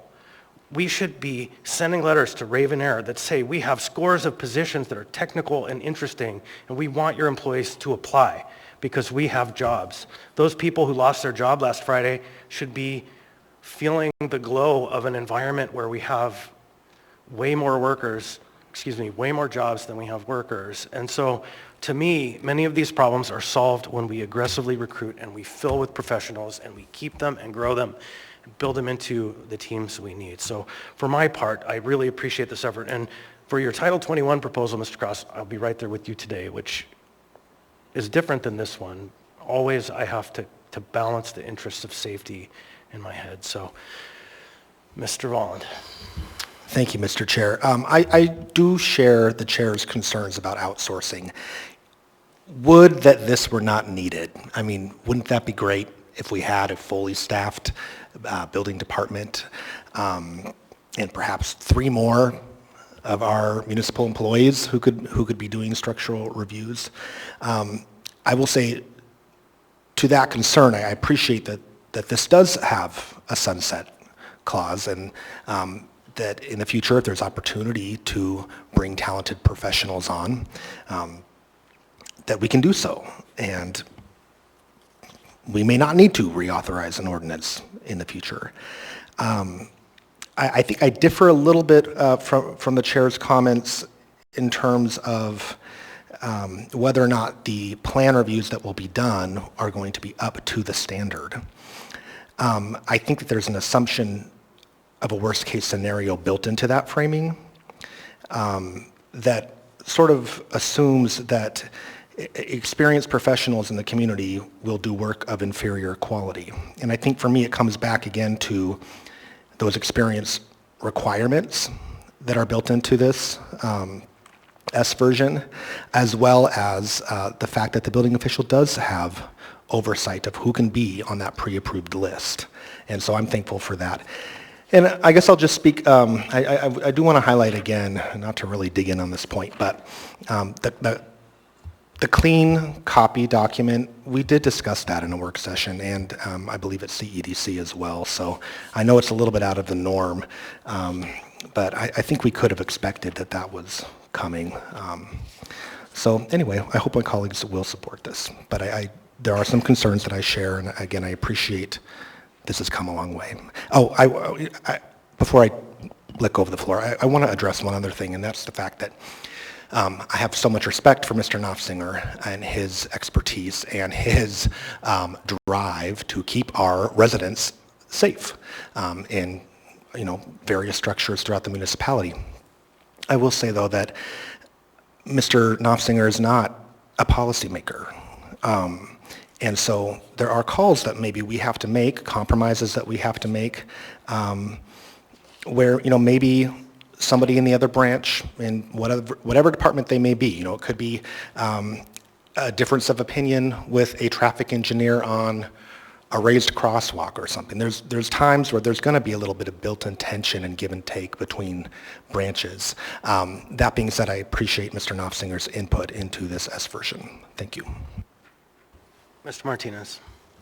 Thank you, Chair. Yeah, I wanted to go back to the point of asking Mr. Knopfsinger a question. And from my vantage point, it parallels what Mr. Vollen just described. Mr. Knopfsinger was very explicit, as most of the pros who are implementing policy, not making policy in those lanes. And what he described was, and I remember when Mr. Knopfsinger brought forward the presentation at the CEDC meeting. And Mr. Chair, you're accurate in that there was an interest in making this action better at that time. But the question that was posed to Mr. Knopfsinger was, does he agree with this action? And Mr. Knopfsinger's response was, I execute what the policies of this body are. And he referred to, similarly, APD's lane as well. So I just wanted to make sure that we don't have public expectations on the implementers of the policy who are waiting for the direction from this body to, in fact, move forward on their roles. So yes, you are correct, Mr. Chair, that Mr. Knopfsinger described improving this particular ordinance with the hopes that that expertise will help improve the process. But then ask Mr. Knopfsinger, does he think the process will be improved, I think is a little beyond the scope of his insight for us. Thank you. Mr. Cross. Mr. Knopfsinger, if it were 1978, you're driving a Volkswagen wagon or Volkswagen Bug or whatever it is, you're wearing bell bottoms, and we just go back in time not knowing anything that you know about now, just with the knowledge you had in 1978, and you had a set of plans in front of you for a top-load truss, those that were approved at the time, would the municipality approve that? Not knowing that in 40 years it would be an issue, just based on the calculations and the structural information. Okay. You want a yes or no answer? Mr. Chair. Well, Mr. Chair. I think the point That's is, and I don't want to point you in a impossible. corner. And the reason I say is there a chance that today we're approving things structurally that we're going to learn in 40 years were probably not best practices, and we will be making changes to code then? Yeah, that's possible. Okay. I mean, we learn from our earthquakes for certain. Thank you. So the point is, we can't point to these roof failures and be thinking that and expecting that's judging today based on the knowledge of the past 40 years ago and saying, how did they not know? We just didn't see this coming. Okay? Now we know, and we have the experience to make those changes and make sure it doesn't happen again. So I don't think it's fair to point at these and say, well, this proves that third-party engineering doesn't work. It's a completely different set of circumstance. The next thing I would like to do, Ross, thank you. I actually have a question for Ron Thompson.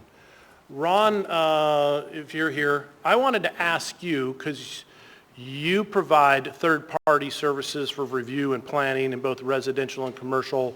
You took a look at this ordinance. You have decades of experience in this. You saw the original. You saw what came out. There were some comments that went back and forth. You also worked at the municipality for a time. Would you mind your observations on this compromised version and your thoughts? Sure. My name is Ron Thompson with Scope Permitting Engineering. Just to go back, I was the building official here for over a decade. I was in the building department for over 20 years, so I did a lot of the back thing. Right now, we do a lot of third party for residential. I myself use licensed engineers for all of that, not third party architect type. So we use licensed people. Most of the work that I do, I hire licensed engineers. We hire licensed third-party reviewers. Did I have skeptical things when the third party for 1 and 2 family dwellings was accepted 10 years ago? I did. We had the same talk like this going on 10 years ago. I felt maybe it wasn't the right thing to do, but I've seen it grow, I've seen it change, I've seen the process work, and we can get third-party review typically done in twice as fast, maybe 3 times as fast. When a builder needs a project, it doesn't mean the comments are any different. The comments are the same. It's just faster to get through the process, and then we only have a zoning review at the city, so we get permits quicker and faster. My company probably, I mean, I don't know what it is, but we probably permit 60% of most permits in Anchorage that are besides retro permits. And I would say, we don't always use third party. I use direct reviewers sometimes on some things, sometimes third party. That's what this ordinance that's in front of you does. It gives us the opportunity, if we need to go do that third party. It's going to cost more. It costs a lot more to do the third party. So that always isn't the way that we go. But there's certain times in the year that the reviewer staff is busy, and it might take a month to get through the structural part. And this way, if we can go deal with a structural engineer that can get it done in a week instead of 4 weeks, that puts the project possibly before the snow falls. And I can tell you, I had 4 projects this fall that ran into that. All 4 had to pour concrete foundations after the heating and tenting went on, and the costs go up dramatically. 4 of those projects got stalled and are stopped. So it went too long, they stopped, and they're going to start them this summer instead. So they lose a whole winter of being able to build. If they get the foundation in ahead of time, they're going to be able to do it. So I think the ordinance as written made it better than the original, a lot better. And the original was just for structural. This has structural, mechanical, electrical, and architectural. That will speed up the process for us because of the fact that it at times doesn't mean that we're going to use it all the time, but when we use it, it will speed the process up, and we can probably beat the weather in the fall. Right now, this is a huge time, and for this to start coming in and being able to be used, there's already companies out there that are signed up ready to go because they do it for residential now. He already has the insurance, he already does it. We would just convert and do commercial if we need it. Doesn't mean that I'll use it tomorrow, doesn't mean that I won't use it. It's an option and a tool, and those of you that know me when I did work at the city, I created expedited express permitting, all these different options to speed the process up. People use those options when it's best for them in the situation. They don't always use expedited. They don't always use express. They don't always use third party. And so I think this is a really good representation. The second I saw Ross put this together and I read it and listened to the presentation, I did email Ross, and I said, Ross, that is a really good job that you did with that ordinance and what you fixed. And so I think giving positive feedback when it should be. I think, Mr. Cross, what you brought forward was a great start. I think at the end now, we have an even better product, a safer product, and for us to be able to get an approval, like me, I'm a mechanical engineer. If I wanted to do mechanical review. Thanks, Ron. I would be able to do that for the project, so. Thank you. No further questions. All right. Thank you. I don't see anyone else in the queue. Members may proceed to vote.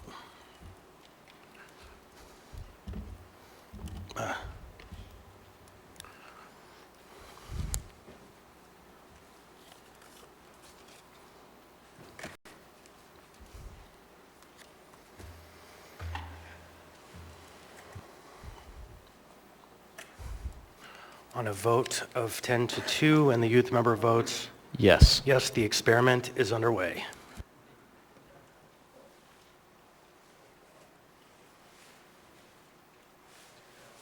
Item 14A. 14A is AO 2024-16, an ordinance amending Anchorage Municipal Code subsection 21.07.030, private open space to reduce the amount of minimum open space required for certain residential development and waiving Planning and Zoning Commission review. Public hearing on this item is now open.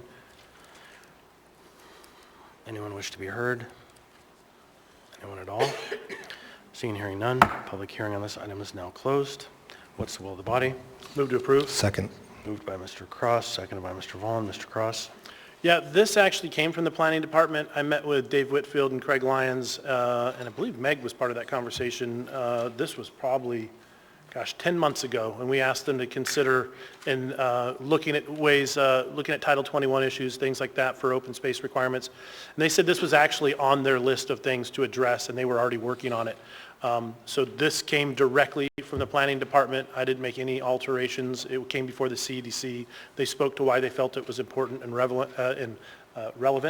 And so we're just, this is an ordinance from their suggestion. Thank you.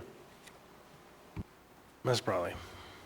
Thank you. I do support this ordinance. I will say that I was looking at the minimum open space for the different, in different zoning districts for property and was considering cutting it down further because I do believe, not that I don't believe that folks should have open space, but this is a barrier to development and it's a barrier to developing density. But all of that said, I support this and I'm happy to vote in favor of it. Thank you.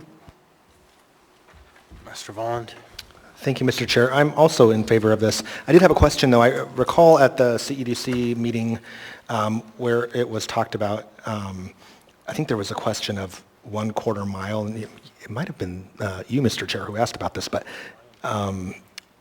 is it 1/4 mile as the crow flies, or like would be an ArcGIS, or what is the definition of the 1/4 as the Midtown white raven would fly?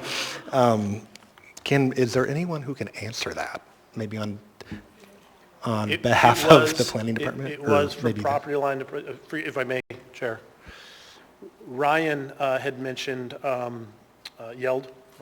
mentioned that it was as the crow flies, but there would be a law of averages because that does create a little bit depending on where it is, if someone has to walk through the block and stuff, if it was from property line to property line. But that would probably only affect the ones on the outside of the 1/4 mile. There's many in most of the Midtown that are much within that 1/4 mile. It would be much shorter, but yes, it was a straight line distance. Okay, and I think what I hear you saying is the planning department will have the ability to map that and make that clear and plain to members of the public if questions should arise. So with that, I just reiterate my support for this. Thank you, Mr. Chair. Ms. Hauser?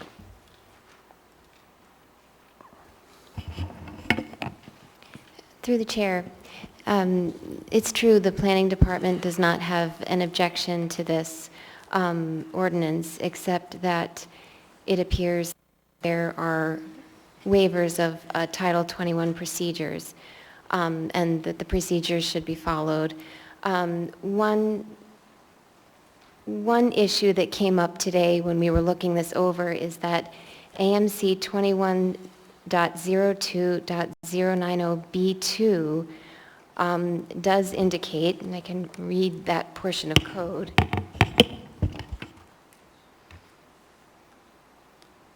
It indicates, just go with the That summary. that where a board or commission has authority under this title to review and comment on a land use matter, the assembly shall not take final action on the matter until it has received and taken notice of the review comments and recommendations of the boards or commissions. So my understanding of this ordinance is that those would be waived. So I'm calling attention to this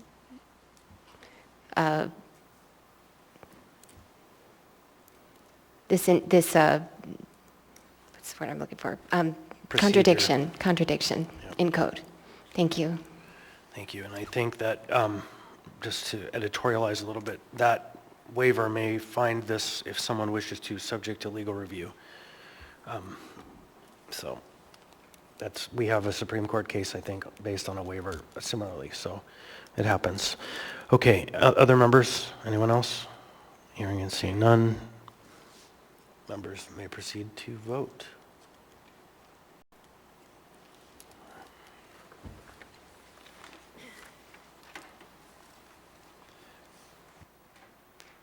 On a vote of 12 to 0 and the youth member votes Yes. yes, AO 2024-16 has passed the body.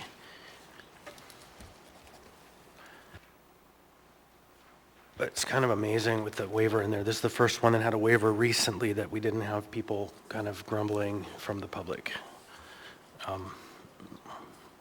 Next, we have item 14B, AO 2024-11, an ordinance of the municipality of Anchorage, Alaska, providing for authorizing and approving the issuance of port revenue bonds and/or notes.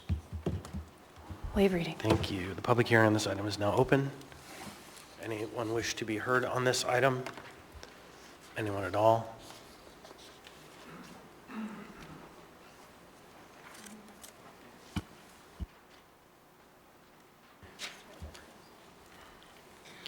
Welcome. Please state your name, what part of town you're from. You'll have 3 minutes.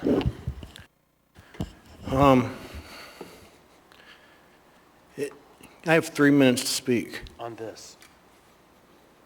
Okay. This is a public forum. This is a public forum. This man over here, Bird, he's a lawyer. He's went to school for law. I live in the United States of America. Point of order, Chair, I think the testimony is not germane to the topic. Mr. Ball and I agree. Mr. Darden, would you please try to speak to the ordinance that we are hearing a public hearing in this limited public forum?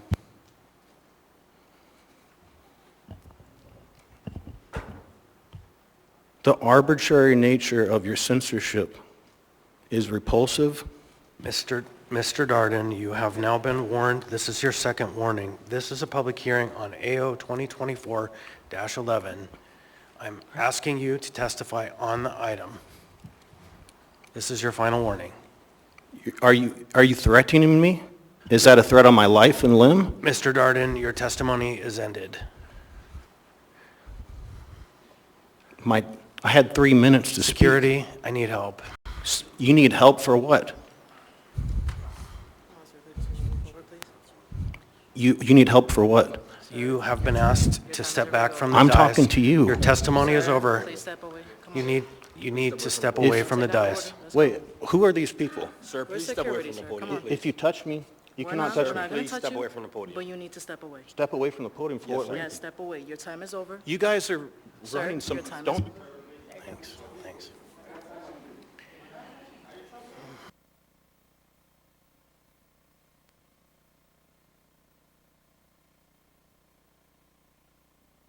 Can we get APD back?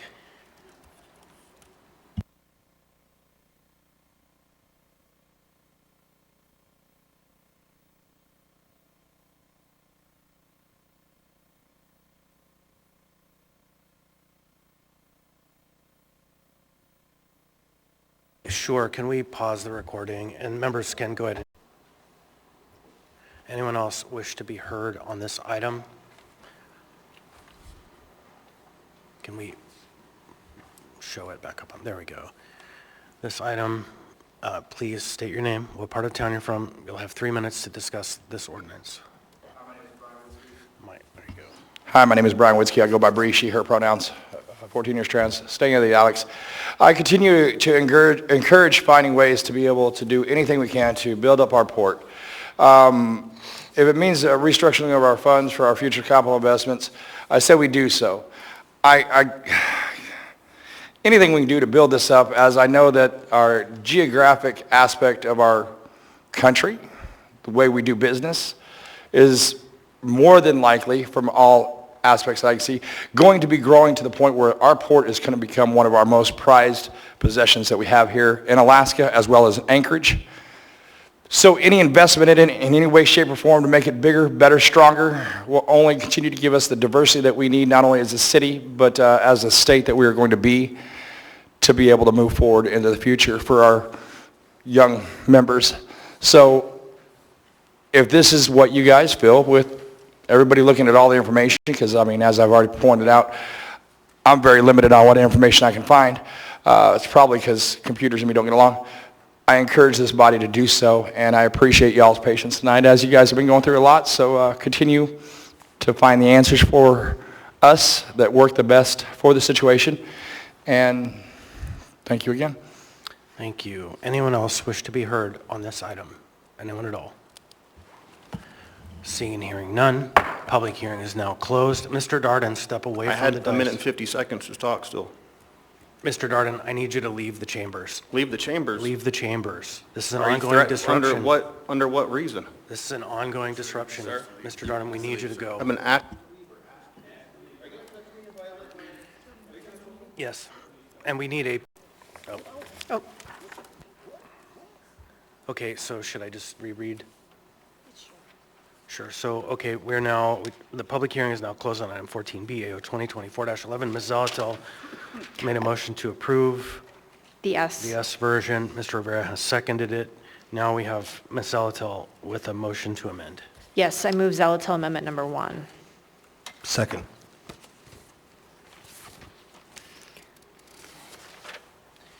All right, so a motion to amend has been made by Ms. Zalatel and seconded by Mr. Vaughn. Ms. Zalatel. Thank you. What this amendment does is it brings into alignment the request for bonding for Terminal 1 with the 95% design estimate, which ultimately is about an $18 million reduction. I conferred with the CFO on these numbers. I think we need to be as close as possible, so it uses the $600,011 number, basically subtracts out the 192, and that leaves us with 453. And so that's how that gets there, and the CFO did that math, so you can trust it. Thank you. Couldn't track. Mr. Cross. Yeah, just my question through the chair to Mr. Thurn. Your input on this amendment? Through the chair, Mr. Cross, yes, did look at the numbers. I think we all had the EUOC where the 95% designer record number came in. I obviously rounded up to $645 million rather than using the exact number that Ms. Zalatil did, so we've got a $300,000 difference. But yes, I took the 645 number. We looked at our estimate of where we had remaining appropriations at the end of February, which was the $192 million.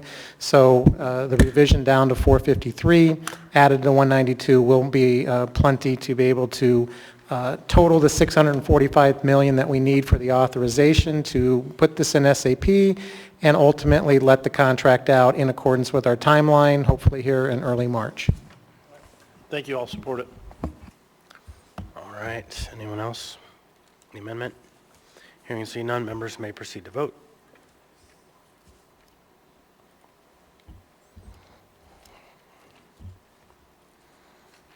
On a vote of 12-0, and the youth member votes Yes. yes, the amendment has passed. Now we have the main motion back before us. Ms. Zalatil.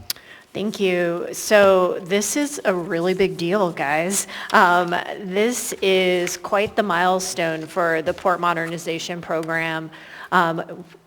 When this item passes tonight, it will give the administration the ability to issue the RFP for construction on Terminal 1's cargo terminal, or the cargo terminals at Terminal 1. That is a heck of a milestone. When I came on this body, we were quibbling about what the port might look like at a very basic level.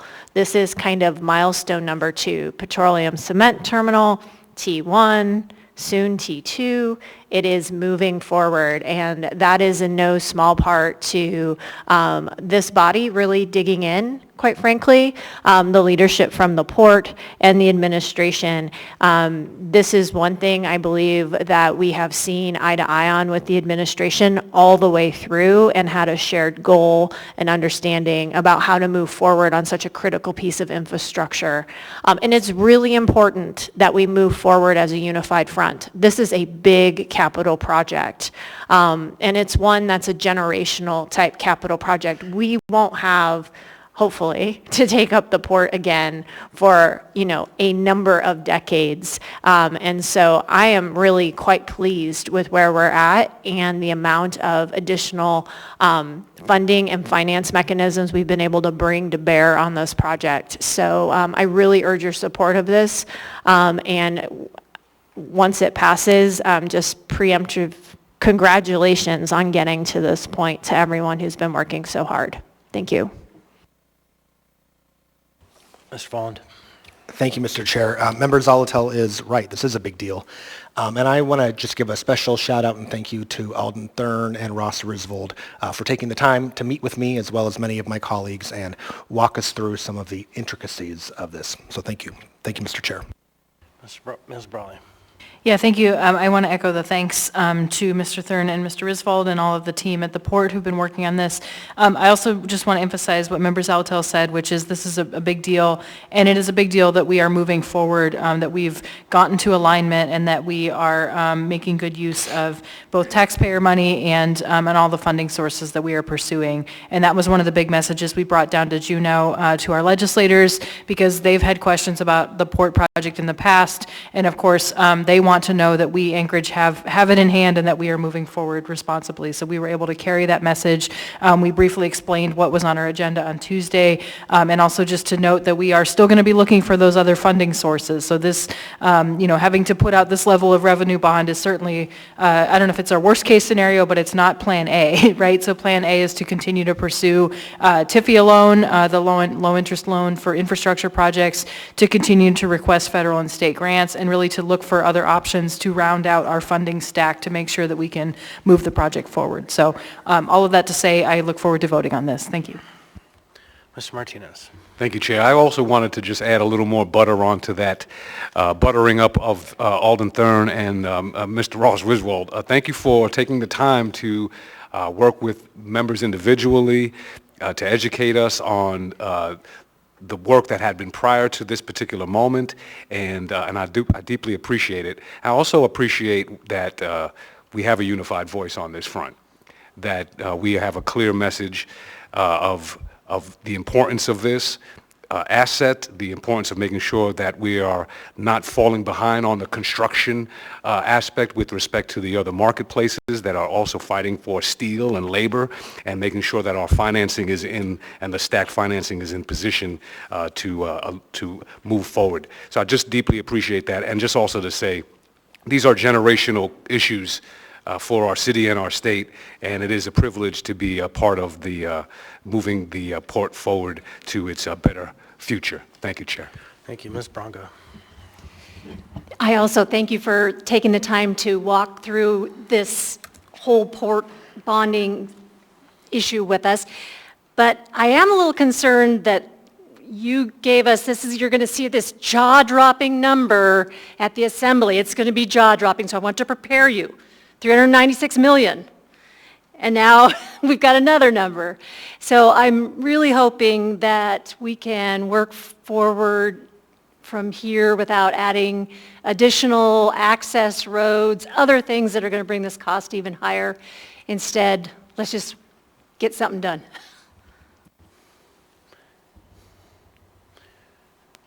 Mr. Constant? Thank you. Amen to not just adding additional access roads.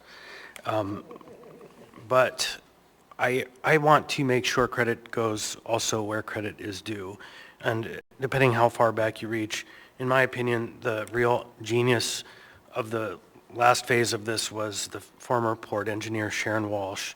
And despite the fact that we have a new administration and new players around the table, in my experience and belief, she is the one who set us onto the footing that we're on today, which extrapolates into the future to a successful program. So one, Sharon Walsh. And then second as well, Ms. Zalatel. I have sat in the room through many very difficult conversations when we were at loggerheads with the administration. And if there's one person who can find the critical path between the very challenging different opinions, in my experience, it has been and probably will continue to be Ms. Zalatel. And so I, through my experience, also lay great and substantive credit to where we are today right now because of the person sitting to my left. So thank you. So with that, Mr. Johnson. Yeah, thank you. Real quickly, just want to echo the comments of gratitude that everyone else has offered. I'll make one more to the Port Director, Mr. Rebuffo, who has, I think, been very responsive and helpful, and especially for new members like me trying to get up to speed with this very significant project. I just wanted to address Member Bronga's concern real quickly, and it's a fair one. We should be very conscientious of the costs associated with this project because they are huge. But a distinction I'd like to make is yes, we are looking at a higher number in the S version than in the original version put forward, but it's not due to design and the changes. The changes stayed consistent. The cost estimate associated with that design did change. So it's not because we're adding in features or at the 11th hour or something like that. It's just as we've gone through iterations, they start to refine how much we think it will cost. And ultimately, as we said, we will have to wait until we get the bids from the contractors to know what the actual cost for the work is. So, but yes, please be mindful of design and mission creep going forward. Anyone else? Hearing and seeing none. On this item, members may proceed to vote.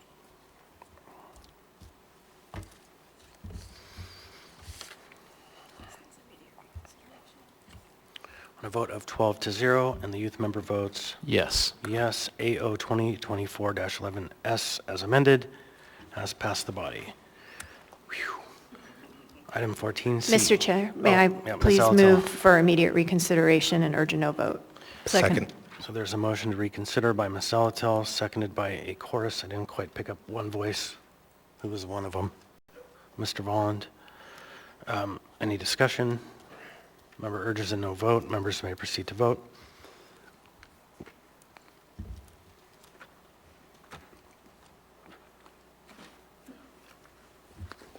On a vote of 0-12, and the youth member votes No.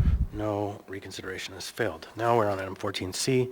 14C is AO 2024-18, ordinance of the Municipality of Anchorage, Alaska, authorizing the borrowing and accepting from the State of Alaska Clean Water Fund an aggregate amount not to exceed $11,500,000 for the purpose of financing a portion of 10 AWU capital improvement wastewater projects and providing for related matters. Public hearing on this item is now open. Anyone wish to be heard on this item? All? Seeing, hearing none, public hearing on this item is now closed. What's the will of the body? Move to approve. Second. Moved by Ms. Salatel, seconded by Ms. Brawley. Any discussion? Hearing and seeing none, members may proceed to vote.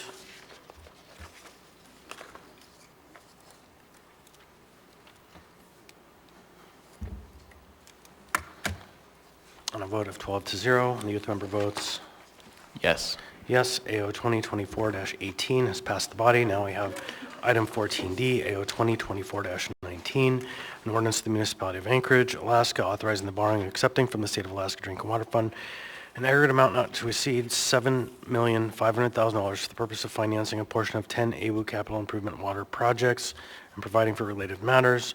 Public hearing on this item is now open. Welcome. Please state your name, what part of town you're from. You'll have 3 minutes. So I couldn't help to notice the ordinance before this one and the ordinance of this one, and they look very similar. So I'll make my one point once and not twice, is when it comes to all of this, as far as, borrowing to make the improvements for wastewater and or for fresh water, where are we as a city? Are we also looking at this being a part of the issue with our drainage? As I know in many parts of our city, our infrastructure is failing in our drainage of our city and of our streets. So I just want to make sure that that is brought back to the forefront, that I do believe we're behind, and we're between 4 to 6 years in a lot of the upkeep of our drainage in our neighborhoods, and we need to make sure that we bring that to the table for reconciliation, so that way we can get back in the parameters of being the proper city going forward and keeping up with the improvements that we make from making better housing decisions and everything else in between. We can't do any of that if we can't get through our neighborhoods to get to those housings.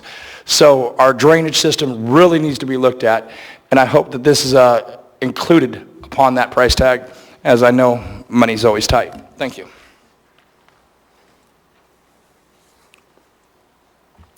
All right, thank you. Anyone else wish to be heard? Anyone at all? Seeing, hearing none, public hearing on this item is now closed. What's the will of the body? Move to approve. Second. Motion to approve by Ms. Salatil, seconded by Mr. Cross. Any discussion? Ms. Salatil? Thank you. So I just want to, we've been talking a lot about Eklutna. I want to note that 2 projects in here are for the Eklutna Water Treatment Facility, and in particular that the loan that we are approving AWU take out is specifically for construction of publicly owned water capital projects and requires our approval. So the irony is not lost on me that we often need to approve things related, we do need to approve capital projects related to our water and our water access at Eklutna. Thank you. Anyone else? Oh, yes. Seeing, hearing none. Hold on. Oh, Mr. Cross, go ahead. I just wanted to point out that unlike a lot of bonds that go out, this one is being funded by the Alaska Clean Water Fund Program to communities, and the interest rate on this is negligible, like 1.5%. So there's some other borrowing fees that are thrown in there. But as far as bonding, if you can get interest on that low, that's beautiful. That's below the rate of inflation to make infrastructure improvements. That's spectacular. So I encourage support. Anyone else?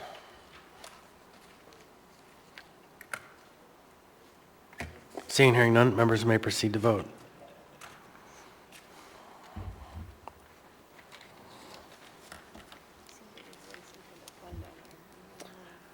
On a vote of 12-0, and the youth member votes Yes. yes, AO 2024-19 has passed the body. Now we're on to item 14E, AO 2024-20, an ordinance of the Anchorage Assembly amending Anchorage Municipal Code, Section 8.05.015, 8.10.010, and 11.70.030 to expand and clearly define legal protections for public transit workers. The public hearing on this item is now open. Mr. Chair, move to continue the public hearing on March 5th. So there's a motion to continue the public hearing to March 5th. Is there a second? Second. Seconded by, so made by Mr. Martinez, seconded by Mr. Volland. Mr. Martinez. Thank you, Chair. This evening, we received a message from the municipal manager asking for us to postpone this until the meeting of March 5th. They are working up an S version to add additional language suggested by transit. They weren't able to run those ideas by us prior to this meeting, so we're going to work together on that. And we think those are, yes, they are very supportive of this AO, and we've started working with them in the first place, and I worked with Director Acton on this at the very, very beginning, so I'm excited that they want to add additional language, and so we'll ask for us to postpone this until, or to continue the public hearing on March 5th. Thank you, Chair. All right, any further discussion on the motion to continue? Hearing and seeing none, members may proceed to vote.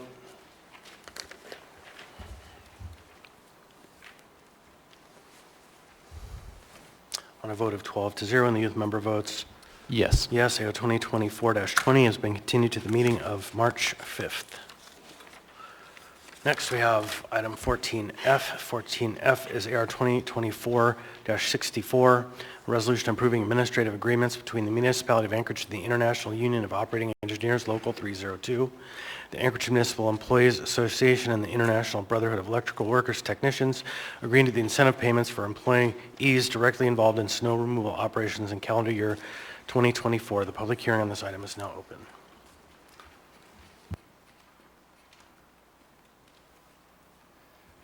My name is Brian Witzke. I go by Bree, she, her pronouns. 14 years trans. Currently residing in the Alex. When it comes to IBEW in Alaska, I can't be but more proud of the fact that we are an independent brotherhood up here.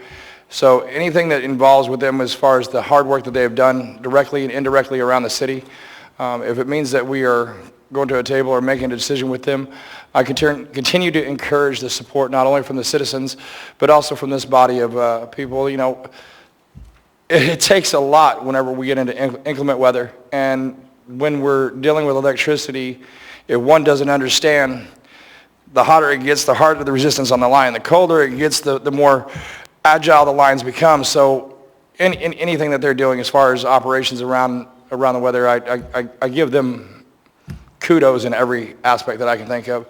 So I continue to hope that we find ways to appease them and show our appreciation in the best ways we can, and payments is often the way of that. And Mr. Cross, as being a person around construction, can understand the best way to say thank you is pay them correctly.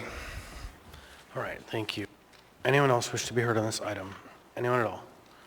Seeing and hearing none, public hearing on this item is now closed. What's the will of the body? Move to approve. Second. Moved by Ms. Salatil, seconded by Ms. Brawley. Ms. Salatil. Thank you. So thank you to the administration for bringing this forward. I'm glad that this has come to a conclusion. I am glad to see that there is flexibility so that this can be used as a recruitment tool in addition to just an incentive for those who are currently employed. I'm a little bit curious why on page 2, it says if at the end of 2024 there have been fewer than 120 filled positions in the eligible group. Like, I'm not sure why that qualifier is there versus why wouldn't, is it just so that there's enough money to distribute to the remaining filled positions? Otherwise it would be, I'm just not sure why the qualifier is there to, for purposes of distributing any unspent monies because of unfilled positions. Excuse me, through the chair to Member Zalatil, thank you for the question. We spent a lot of time figuring out both the group of employees and the number of positions to include in this. And we ended up including 120 positions, of which currently 106 are filled. We wanted to leave some room because this is intended also as an incentive for recruitment. So the incentive payment is based on 120 employees. If we don't arrive at that number, that actually allows us to go above 120 because a couple months have passed. If we don't arrive at that number, the unspent balance that has not been paid out in incentives to employees would be divided by the number of employees who are working in the month of December 2024 and paid out to them. Got it. Okay, thank you for that clarification. That's helpful. So this equates to an incentive payment of about just over $6,200.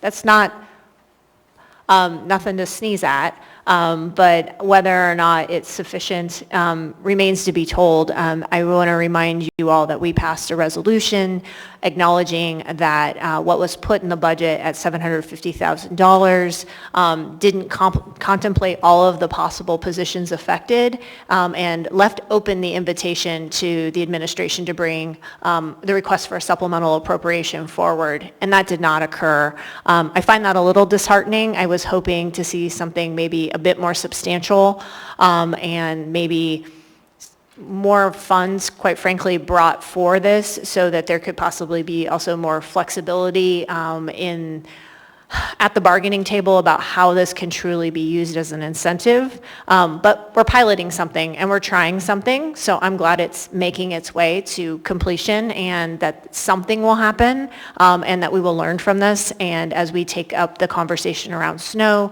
hauling, vacancies, and how all of these pieces work together, we'll take the lessons learned from this and hopefully come up with something better for next year. Thank you. All right, Mr. Salt. Thank you. So I challenge the word incentive versus retention. Probably can flop back and forth, right? When you say incentive, I usually look at it as metrics and targets that incentivize people to achieve more. So I look at this more as a retention bonus.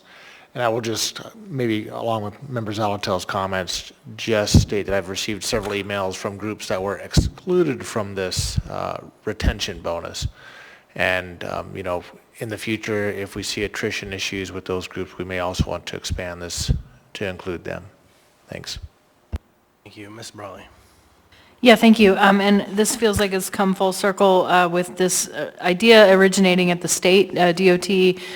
There was some incentive pay that was built in for airport employees at a couple of the airports, and it seemed to have been working well. So I really appreciate Vice Chair Salatil bringing it forward as an idea for us to use at the municipality. And in one of our conversations with a legislator last week, they were interested actually in what we were doing essentially, which we explained was from DOT from a specific area, but that they would like to learn more about it. So I plan to follow up and also share kind of lessons learned or the limitations of what we've done and what the administration did not bring forward. Thank you. All right, anyone else? I'll just note that, like many of the other benefits that we have proposed as an assembly, it's nice to see that finally the benefits are going to reach the line staff and workers who are doing this hard work. It's easy to give money to the executives because no bargaining agreements. It's work to get it to the workforce that are in the bargaining units, and so I'm really glad to see the closed loop on this so quickly, really. So with that, if there's no one else, members may oh, Mr. Colles. Thank you, Mr. Chair.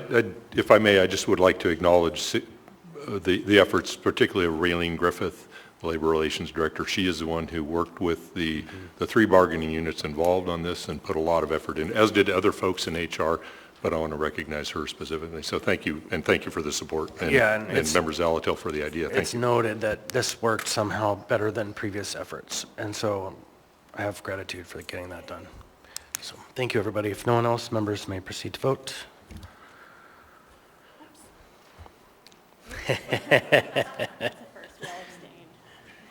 Except, yeah, not allowed.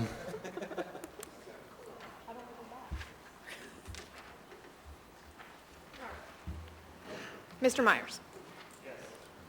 Mr. Martinez. Yes. Mr. Rivera. Yes. Ms. Bronco. Yes. Mr. Johnson. Mr. Constant. Yes. Ms. Salatel. Yes. Mr. Cross. Yes. Mr. Volland. Yes. Ms. Brawley. Yes. Mr. Stoltz. Yes. Mr. Perez-Verdia. Yes. And the youth member. Yes. All right, on a vote of 12-0 and the youth member votes yes, AR 2024-64 has passed the body. Next, we have item 14G. 14G is AR 2024-63, a resolution adopting recommendations to be forwarded to the Anchorage Metropolitan Area Transportation Solutions AMATS Policy Committee regarding an amendment to the FFY 23-2026 Transportation Improvement Program TIP, and the public hearing on this item is now open. Welcome, please state your name, what part of town you're from. You'll have 3 minutes. Yes, hi, my name is Brian Witzke. I go by Bree, she, her pronouns, trans 14 years, residing at the Alex. So as far as the entire thing, not 100% familiar, but when we're talking about Anchorage Metropolitan Area Transportation and Solutions, may I remind the municipality that you guys hold the keys to all the cabs as far as how much they're making. They haven't had a pay evaluation in over 10 years. They would like to be able to make enough money to be able to pay their leases and let that business thrive before Uber and Lyft puts them out of business. So please take the time to reevaluate that, as I will continue to mention it until it does. Even if I'm not a driver anymore, my heart goes out to those families that are struggling hard to keep up with things in the cab world, as it is our backup program of transportation when everything else is failing us. Thank you. Anyone else? Anyone at all? Seeing, hearing none, public hearing on this item is now closed. What's the will of the body? Move to approve. Second? A motion to approve by Mr. Walland, seconded by Ms. Brawley. Mr. Walland? Thank you, Mr. Chair. So as one of the policy committee members on AMATS, it has been an interesting journey to follow the TIP along. This is sort of the second kind of omnibus amendment, so TIP amendment number 2. And you can see in the memo various changes. I want to, I think, first, I'll start by thanking staff in their efforts to really explain a lot of these changes to the members of the policy committee. I also want to thank my fellow policy committee members, not only Mr. Cross to my right, who's on the policy committee, but also Mr. Colhase and the representatives for AKDOT and DEC, all supported, to my recollection, making some of these projects illustrative. So there is one of our priorities as the Assembly has been to do the non-motorized mapping. We've passed multiple resolutions on that planning effort. It's PLN 00019, I believe. And so there's just not enough staff capacity to do that at this time. I also think the Assembly would like to kind of expand that project and make it a little bit bigger. But instead of removing it, I was happy that it was on there as illustrative. And what that means is that it can be prioritized on a future tip. Or if staff capacity, miraculously improves, or, there's more funding, illustrative projects can still be sort of next in line. There was also an Eagle River non-motorized project that we were able to do similarly with. So I think that's good. I also want to highlight on, let's see, I guess it's page 5 of the memo. One of the things that we've discussed sort of ad nauseum at this point is that Seward Highway O'Malley Road to Diamond Boulevard reconstruction phase 2. I know this is something that South Anchorage and my South Anchorage colleagues feel very strongly about, and there's been a lot of community input on. That project is being removed as the STIP has delayed that project as well, the Statewide Transportation Improvement Program. So those are some highlights. I do have a question for Aaron, our AMATS coordinator, who's here, if you're willing to come down. I think, it's interesting, what has sort of been revealed to me in the TIP process as sort of separate from the MTP is really that, that fiscal constraint, is a reality, and we just don't get everything we want, right? With the MTP, it's that long-range transportation plan, and we can kind of dream big, and there's a lot of projects, right, that are discussed. Notably on so we just voted as a policy committee to adopt the MTP, that long-range transportation plan. That's now going to Federal Highway Authority for approval, so that's a big step. We were able to amend the MTP to substantially increase funding for complete streets projects on Gamble and Ingra. I think that this body has kind of, we have a lot of alignment, and we've spoken strongly together about the need to reimagine that corridor, and that is just such a strong, that, to me, it's the number one. We all have our priorities in our districts, but I think we all realize, and that's why we supported the Reconnecting Fairview project. We realize the harm that's been done to that neighborhood in the past, and the need to make the situation better. And so I guess my question for you, Aaron, is when we're considering all of these changes, how do we, a project of that magnitude, how can we support that? Whether, it's this TIP via future amendment, or if it's, the next TIP. I think the time is really ripe. We have to stop spinning our wheels. I hate to use a transportation metaphor, but how are we going to do that? It's a big lift, and it's going to be a lot of money, and there's a lot of need throughout. So I guess what would be the process of a future amendment to this TIP, as this has gone out for public comment, or a subsequent TIP? How do we do that? That's my question. Hello, Aaron Yonganelan, MPO coordinator for AMATS. It's kind of a difficult answer because there's really two pieces to it. So if you're looking at, so the Seward Highway to Glen Highway PEL is out right now, and there's alternatives that they're recommending, the big highway alternatives. If that's what you're looking at trying to support, the best bet is through the PEL and also providing a comment here about it, but that's really going to be funded by DOT in their funding. Because it is too big for AMATS to handle. Probably talking hundreds of millions of dollars, billion, depending on the final cost. That exceeds what we'll ever be able to accomplish. And that's done through comments or coordination with DOT as they're looking at updating their STIP and where their funding is going. I will point out the STIP is not approved at this point. And if you look at the projects in the STIP, DOT's focus is on things like the Safer Seward Highway, which is $700 million plus, and other things throughout the state. So big ticket items. And that actually prompts my question, if I could follow up, Mr. Chair.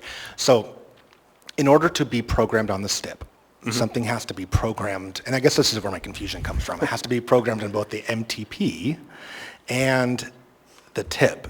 But in the TIP, is that DOT funding separate then from sort of our AMATS fiscal constraints, or how does that work? How can we get something on the TIP so that it can be on the STIP? Because right now, that's not even on the STIP. The Safer Seward Highway, which is a priority of, I don't think, any of these policymakers. I don't want to speak for Mr. Johnson or Mr. Solt, but I don't think that they're hearing a lot of positive input from their constituents on that.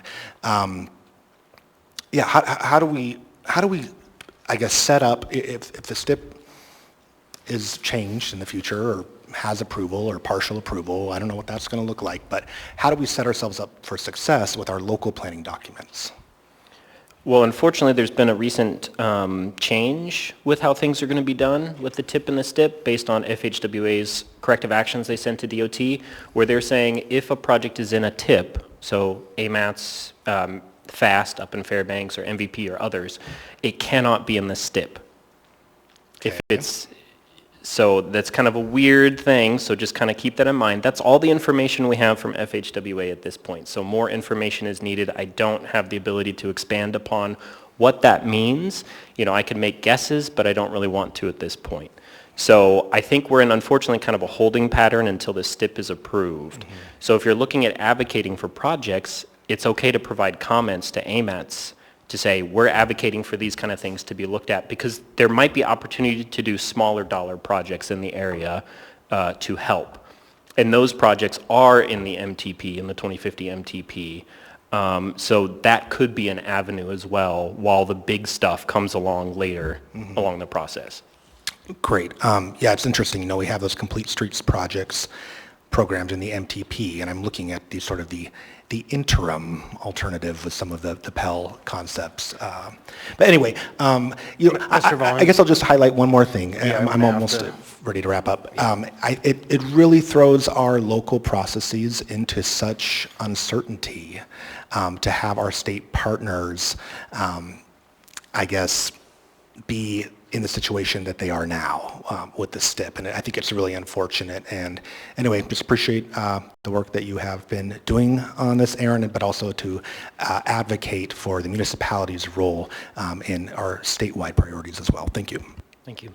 Ms. Brawley. Yeah, thank you. And I don't want to belabor the points about the STIP, but I'm glad you brought them up. I just want to understand, for our purposes, setting aside, you know, what happens with that, certainly that it's related. Can you clarify how this TIP relates to the STIP, and specifically, you know, assuming we approve this tonight, does it change what goes in the STIP, or is that what's still unknown? I'm just trying to understand the interaction between those two, where they are right now. Thanks. The TIP is incorporated by reference into the STIP, so I don't know what the future is going to look like. I could have told you in the past where we've been like, yeah, there'd be a difference in there. If we take a project out of the TIP, it wouldn't be in the STIP, that kind of stuff. I don't know what it's going to look like in the future. So for now, I think we just move forward. My recommendation is to move forward with what you guys would like to see, and we just let it play out through the process. There will be future amendments as we come along. We do these regularly. So I will be back here again in front of you probably in 6 months for another one. Yeah, thank you. I just wanted to get clarity on if there's anything that if there's any reason why we would want to delay this, but what I'm hearing is not at this time. Ms. Salatone. Hi, I hope you have your TIP and proposed amendment in front of you, because I have a couple of really specific questions. So my first question is on the Dale Street and the Dale and Folker Street upgrades. So it looks like what had been planned for Dale Street, which includes some road and non-motorized facilities along with drainage upgrades, I really want to highlight the drainage upgrades, is being combined with Folker Street. Folker Street is not a contiguous road. They're actually several blocks apart. But what I don't see, so I see how you're combining the projects, but what I don't see is a substantial increase to the funding. So why? At this time, we were assuming a pretty substantial savings because we're combining projects, because instead of having two separate federal projects going on at the same time, we'd have one, and there would be a pretty significant cost savings. At this time, since we only have the design funding programmed in the TIP, so the first 4 years of it, we assumed that at a later date we would get a better idea of the cost estimate once the design got started. How does this align with the 40th Avenue project, though, that's in the bond that the MOA is doing? Does this keep this in alignment, or does it put it out of alignment?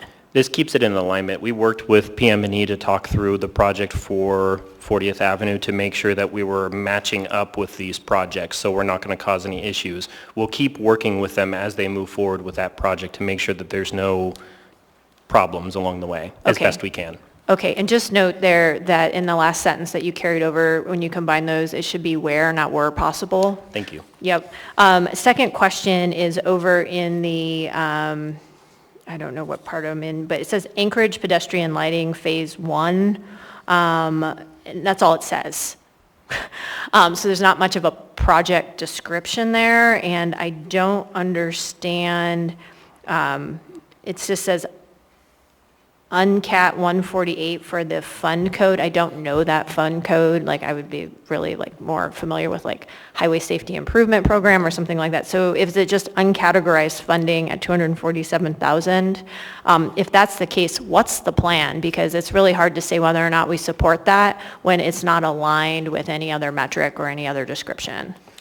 Yes, so the HSIP program that you see here, those are the descriptions we get from DOT. That's about the best we get.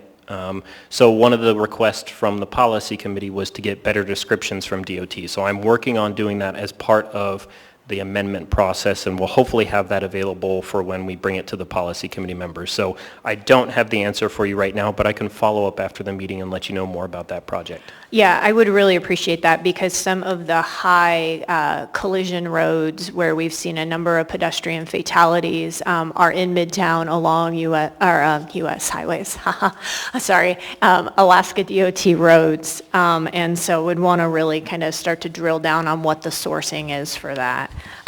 So, all right, well, those were my primary questions. Thank you for the work on this. It looks like it's just a rejuggling of a number of things.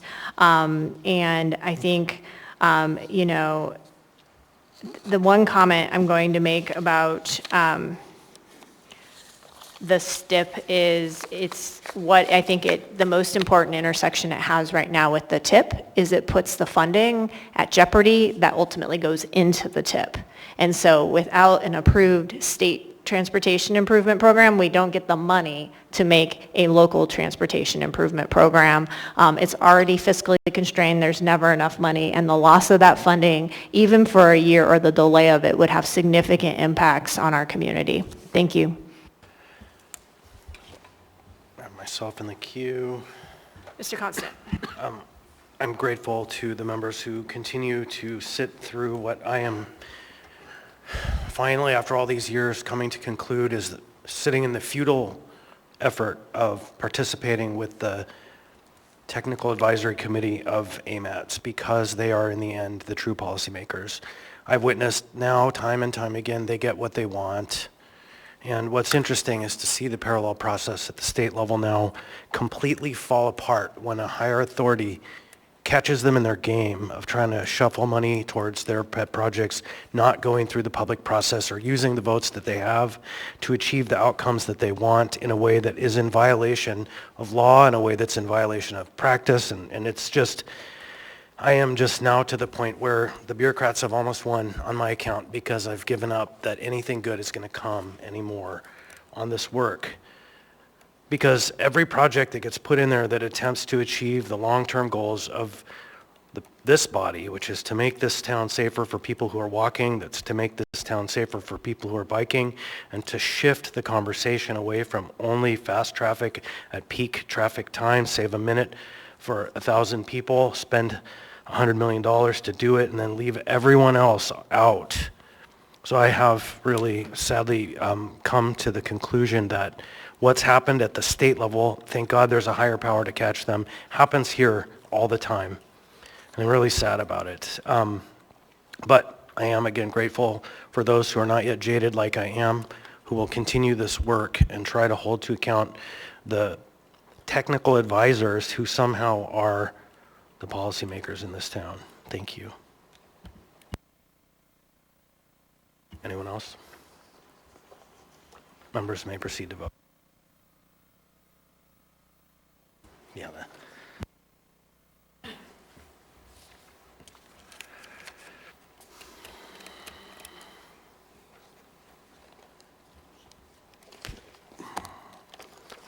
On a vote of 12-0 and the youth member votes Yes. yes, AR 2024-63 has passed the body.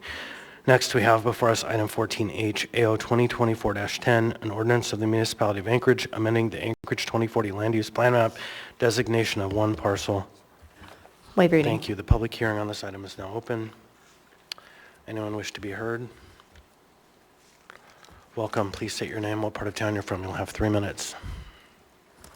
Hi, my name's Ron Thompson. I'm just trying to find out if I'm the proponent for putting this rezone through. Do I just testify now as You a have the floor. person? Yeah, go Okay. ahead. Basically, there's this one and the following one have to go together. This one happens to be the land use map designation, which has to happen first, and then that is followed by a rezone. What we're trying to do is I'm working with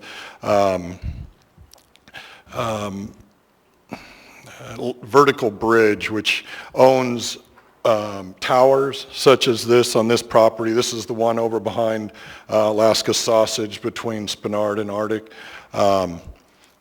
It's basically towers and such like that cannot go away. FCC will not let them go anywhere, move anywhere. They're stuck where they are. And so what Vertical Bridge does is buy the properties up with these towers, and they try to do developments on that land to make that land more valuable and work and be able to be kind of tax efficient and do some different things. That property alone was set as being only for telephone tower or telephone TV stations, radio stations. That's it. It had B3 special limitations. That's all you could do on the property. What we're trying to do is put storage units that can go in there because it'll keep the traffic low. It'll keep it to 2 stories, which is most of the area in that area. So it makes it functional. We'll design the buildings with towers going into them so that the guy wires will be able to be kind of tied into the building. So it's kind of, we've done quite or with Vertical Bridge has done quite a few of these renovations around the country to try to make these sites a little bit more friendly rather than just sitting there with a fence around it and having vagrants break in and break out. We're going to reuse the 2 buildings over there, clean them out, and turn them into sellable, rentable condo type buildings in there. No business to run in there. It's only privately run self garage style units is what the use is. We also left the use in there as this talks about, which is allowing residential to be in there too. So we're changing it to where we can, if the tower was ever go away, you don't have to come back and do another rezone, that the residential would be able to go in.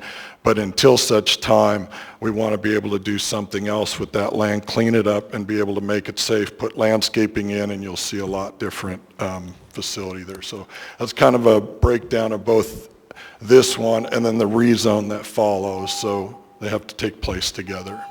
Thank you. Anyone else wish to be heard? Anyone at all? Seeing, hearing none. Public hearing on this item is now closed. What's the will of the body? Move to approve. Second. Moved by Ms. Brawley, seconded by Mr. Cross. Ms. Brawley? Yeah, thank you. I actually had a couple questions for Mr. Thompson.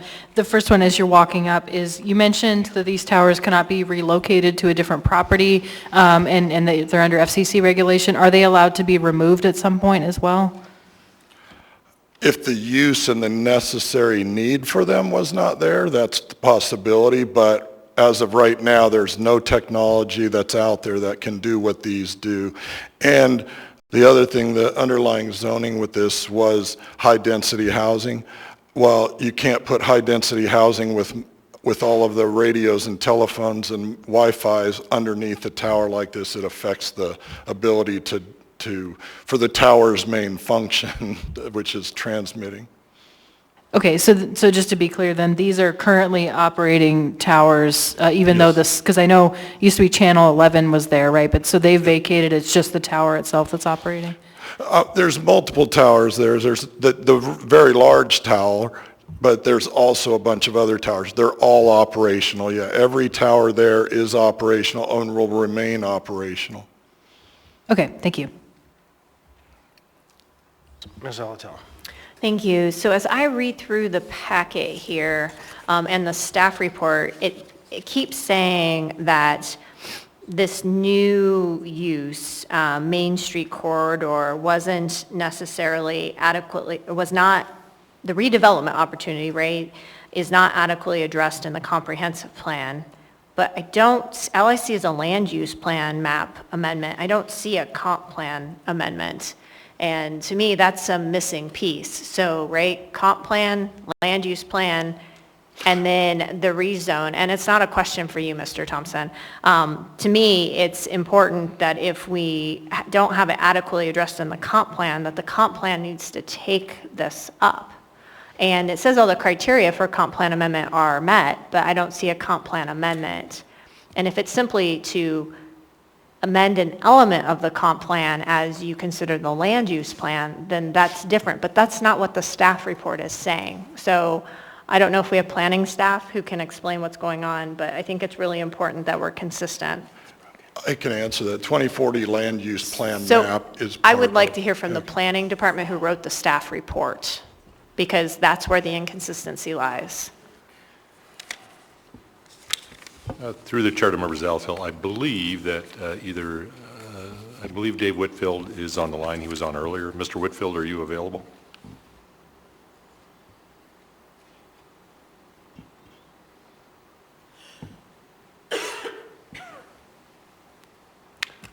I can try to get somebody. It might take a few Hi, my name is Elizabeth Appleby. I'm the representative from planning on this case. I'm the one who wrote the report. As long as everyone can hear me, Elizabeth Appleby, last name spelled Appleby. I'm a senior planner, so I'm in current planning in the planning department. The land use plan is part of the comprehensive plan, so any changes to the land use map is a change to the comprehensive plan. If it would provide clarity to the assembly, I can try to make sure the language says clearly that it's an element, that the land use plan is an element of the comprehensive plan. Thanks, Ms. Appleby. But That's great. basically, yeah. Okay. Thank you.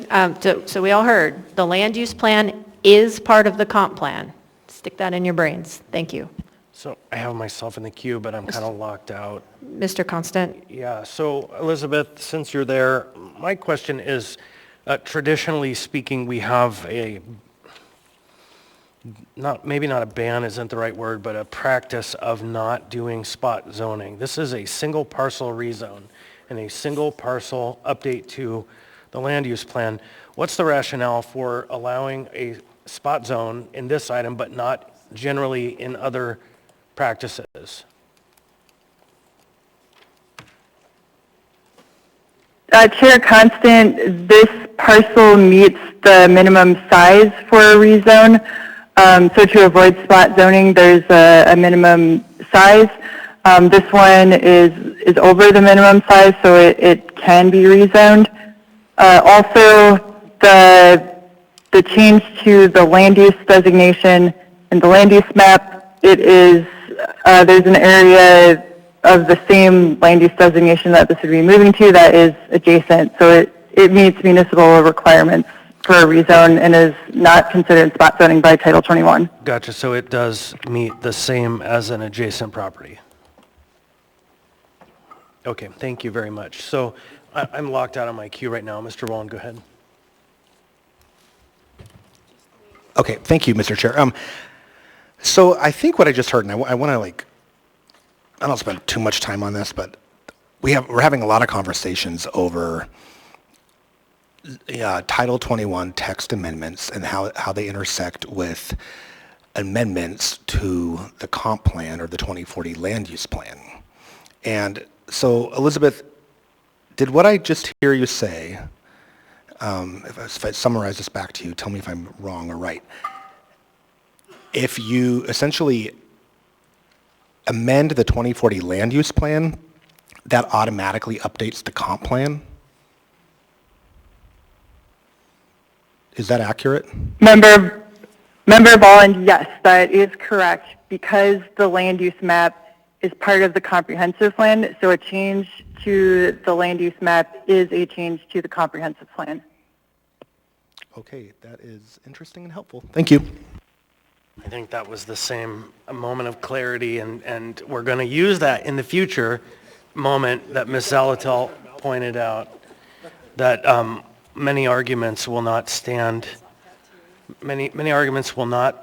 the arguments that we have heard before and been used against our projects before because of this awesome information Ms. Appleby just provided to us. So I think we're having some tech issues. Are there other members that want to be in the queue on this item right now? Mr. Cross. Yeah, I think, it's important to understand what we've got here is we've got a property that has special limitations, and so we're rezoning to actually bring it more in line with what the current use is if you look around there. I actually used to live on what is 29th. There's a term for this neighborhood when I lived back in there. And it's nice to see that they've made substantial improvements. This is also an opportunity zone. It was notified by the federal government as being an area that they desperately wanted infrastructure and improvements, housing rehabilitation. And if you look, you'll see there's 2 apartment buildings that are to the northeast. There are 2 L-shaped ones. That property was heavily distressed. They were taking all their trash and throwing it on this property and encroaching grossly. If you look at your maps, you still see people drive through there and use it like a parking lot.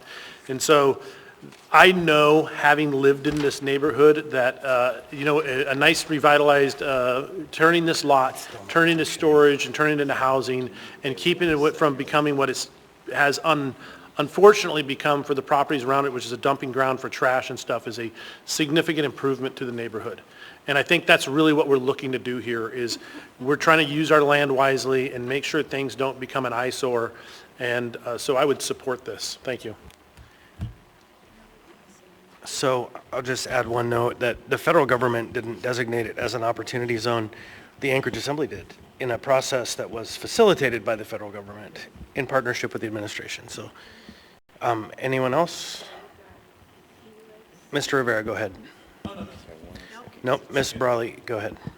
Yeah, thank you. I'll just briefly mention, I also used to live in this neighborhood, and I appreciate Mr. Cross bringing up trash. I remember hauling many bags of trash out along the road, so I'm glad to see that there are some opportunities and that this is, again, consistent with our process for amending the comp plan. Thanks. Anyone else? Hearing and seeing none, members may proceed to vote.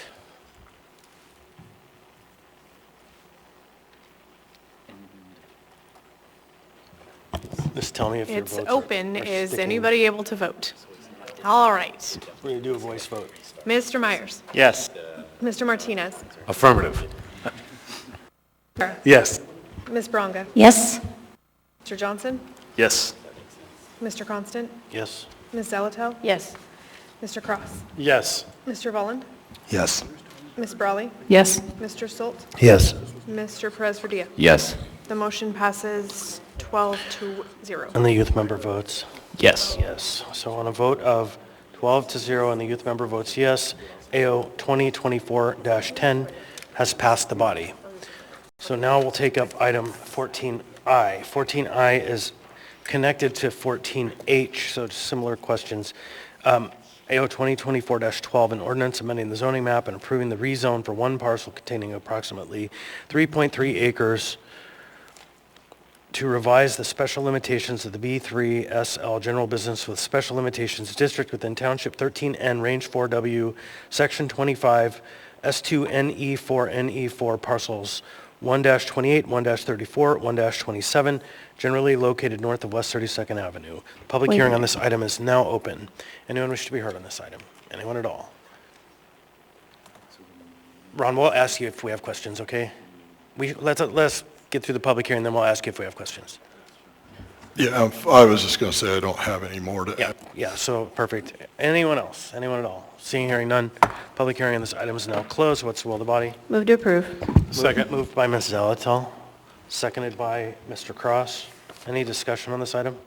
I'd like to get in the queue. Okay, go ahead, Mr. Volland. Thank you. If Ms. Appleby is still on the line, I would like to ask a question, I guess regarding the decision to place an SL on the property. And basically the limitation is that non-residential uses within the district shall be subject to the dimensional standards of the R3 district. And I'm looking at the map of where this property is, and it looks to be bounded to the north by R3, so that's similar, but then PLI to the east, B3 to the southeast, which is, am I reading the right directions? Okay. And B3 has a lot of flexibility in terms of what you can do, either residential or commercial use. And then to the southwest there's R2M, and then to the west there's B3. So it seems to me like there is sort of a lot of density going on around the site. I can appreciate maybe sort of a transition from the R2M there on the south, but to have B3 on two sides, I guess I'm just wondering why. First of all, I don't know if my colleagues have seen a map of SLs in general, but it is crazy. If you do like a color-coded legend of like where SLs are and what they mean, it's just, I think it just adds a lot of complexity to do these rezones and put these various SLs on them. And so more and more, I think I'm not a fan of SLs, and I think also there is sort of like a spot zoning concern that I have with them. But I guess for Ms. Appleby, my question is, why the SL?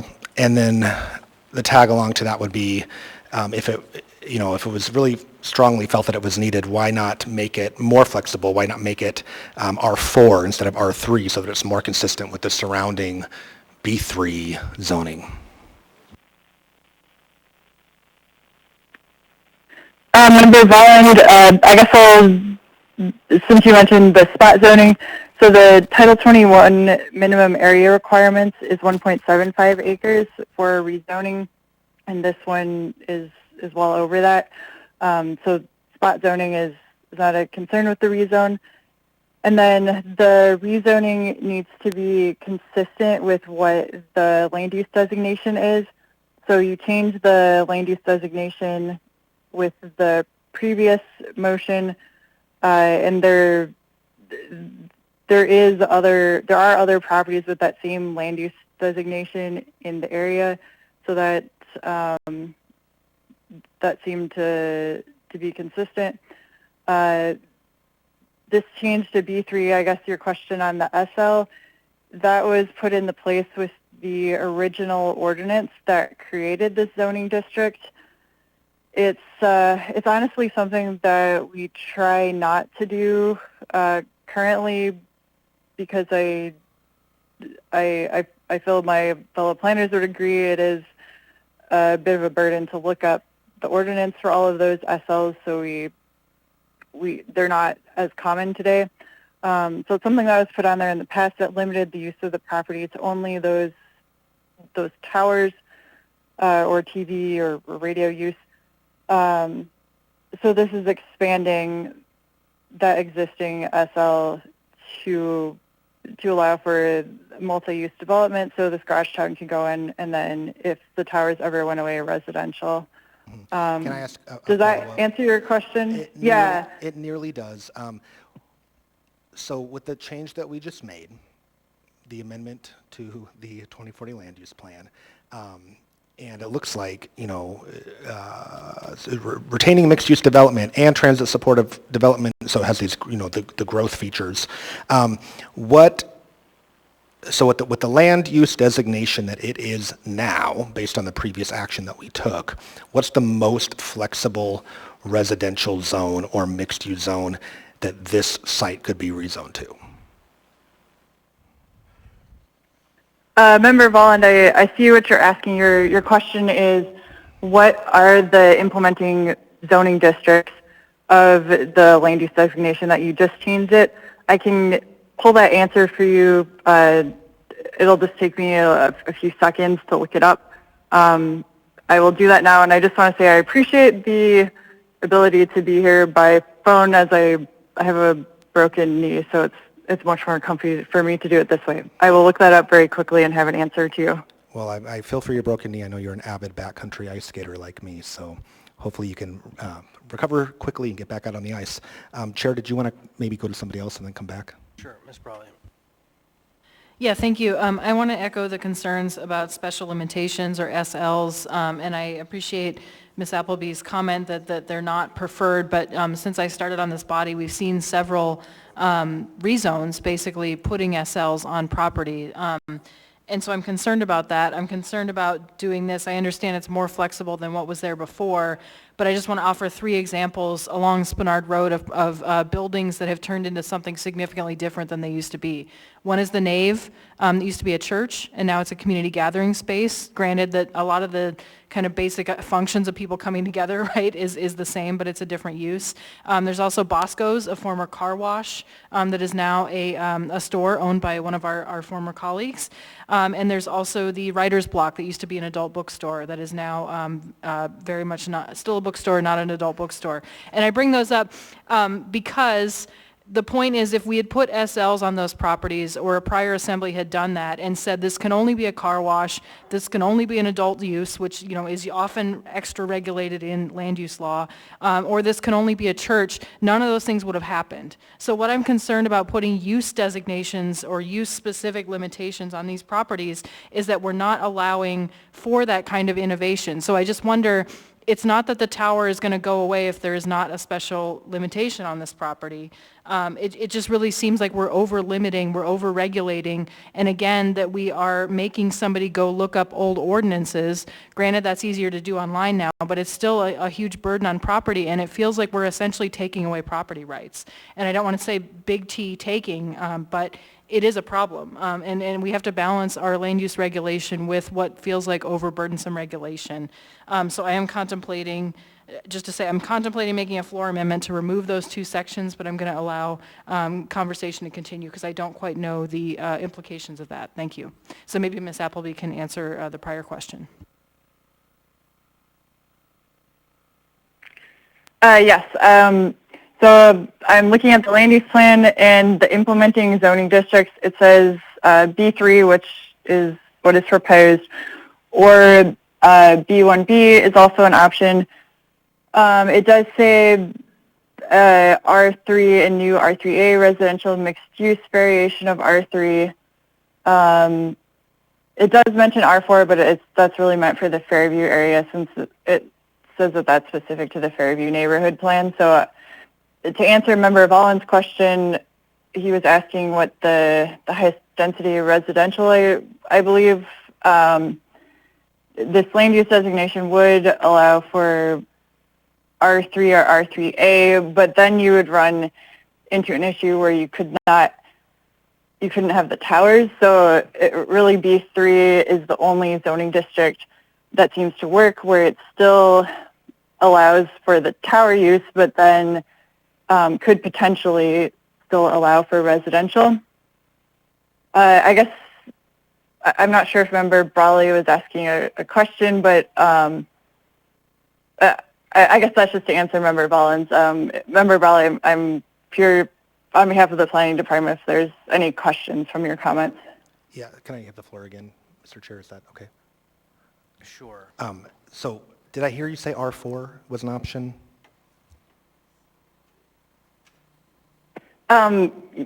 It is a possibility for an implementing zoning district, but it's only in the Fairview area is what the plan says, is it said it could be if it's consistent with the Fairview neighborhood plan.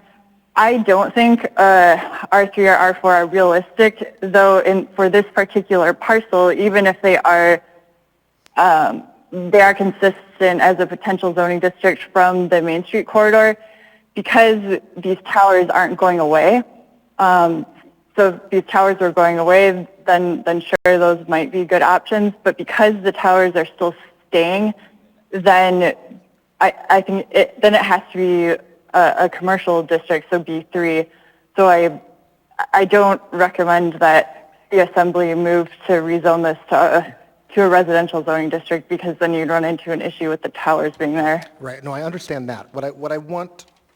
What I'm after is, if the towers go away, what is the most, because Section 3 says non-residential uses within the district shall be subject to the dimensional standards of the R3 district.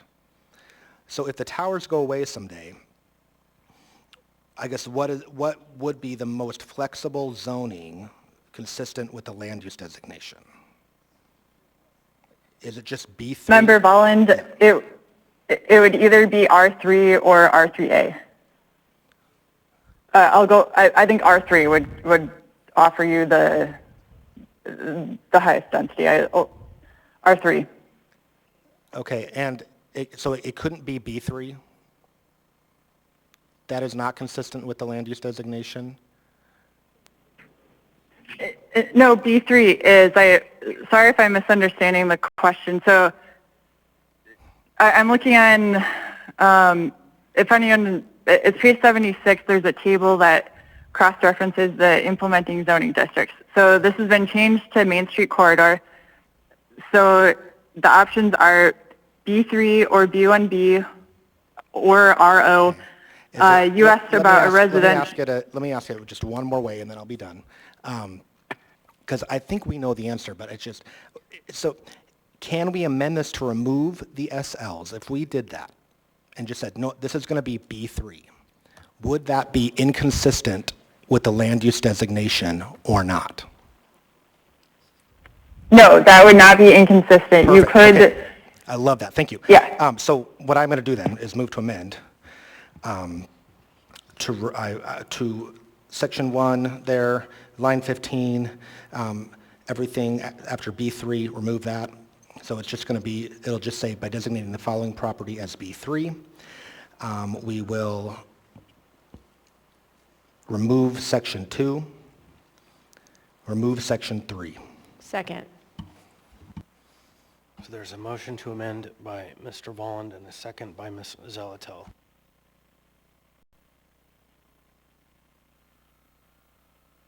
Any discussion? Ms. Zelatel. Thank you. So thank you, Ms. Appleby. I know that was a contorted way to get there. So this underscores so many problems with our zoning code, quite frankly. B3 is the most flexible zoning district we have. The special limitation in this instance feels quite contrived based on something that is a concern because there is a tower there today, and that's really limited thinking when it comes to zoning. We shouldn't have to be back here for every change of use or for every change of structure. That is not a predictable zoning code that lets developers plan and investors invest. So I urge your support of removing the SL.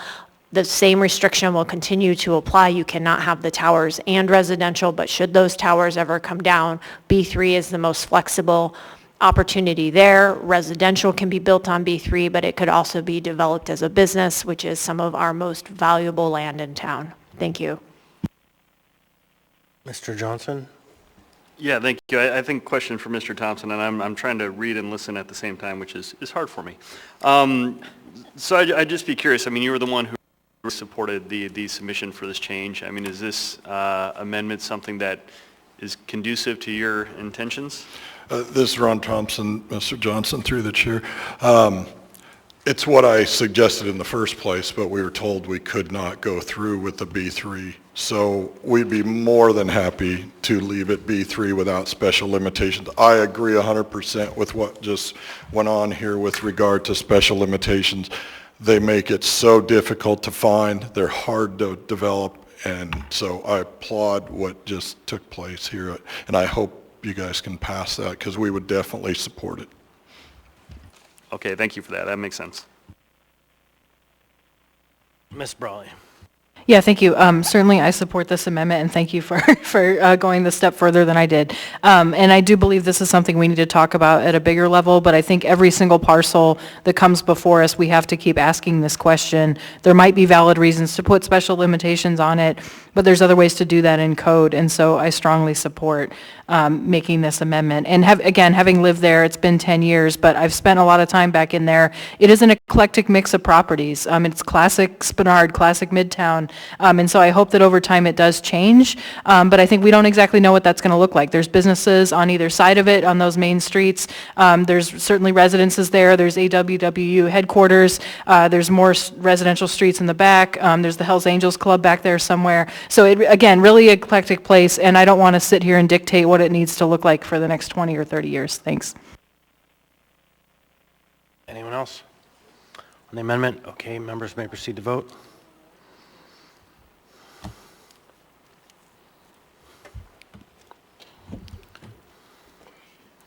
Right, on a vote of 12-0 and the youth member votes Yes. yes on the amendment is passed. Next, we have the main motion before us. Any further discussion? Hearing and seeing none, members may proceed to vote. It's broken.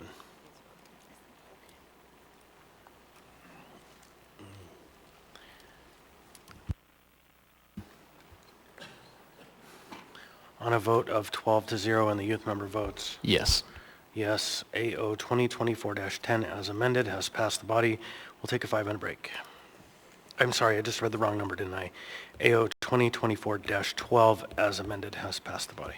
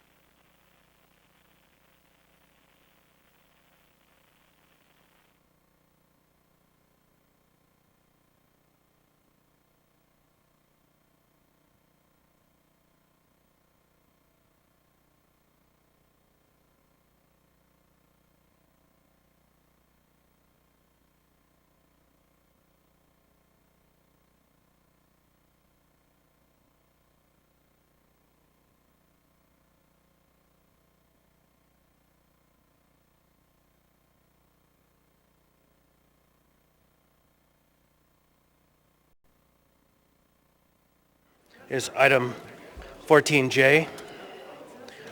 14J is AO 2024-15, an ordinance of the Anchorage Assembly amending Anchorage Municipal Code, Section 21.13.060, to remove the requirement to pay a percentage of the development project's cost for non-conforming characteristics of use into a municipal public improvement fund under certain circumstances. The public hearing on this item is now open.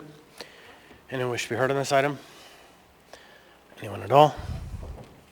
Seeing and hearing none, public hearing on this item is now closed. What's the will of the body? Move to approve. Second. Moved by Ms. Brawley, seconded by Mr. Cross. Ms. Brawley? Yeah, thank you. I am really excited to see this on the agenda finally. I will note that this did go through planning and zoning review, and it did take a little bit extra time, but it made its way back here. So this ordinance is really, and I believe we had a discussion at the Community and Economic Development Committee this fall about it as well. This is really addressing the question of why don't more of our older buildings get reused. And we've talked a little bit about reuse. It's a huge issue in our city. Certainly we want to see new buildings, but we also want to see our older buildings put back into productive use. So the short answer is that we make it really difficult and it's expensive, especially when doing those improvements triggers other requirements in our code. In this case, if you put in more than 10% of the value on this property and it's a non-conforming property, you have to pay the city or make certain improvements. So we've heard multiple examples of specific projects where this has been an issue. It makes the project less feasible, and really it's I think, a good example of good intention in the code, which is to make sure that our buildings do come into conformity, but not really tracking with the financial reality of development in the city, or just the reality that you can't bring every single building up to full code, especially when you're talking about our zoning code. So this simply removes that requirement and allows for, or I should say, it allows for the director to waive this requirement that's in code right now. So I would urge your support. Anyone else on this item? Hearing and seeing none, members, oh, there you go. Okay, Ms. Bronga, go ahead. So I had a question about Would this in some way trigger people who've already gone through this 10% and paid to the community area for improvements? Is there a possibility that we may end up on the hook for paying back people who have put money into this fund? No, I can speak to that. There was, I believe, one applicant who was required to do this several years ago.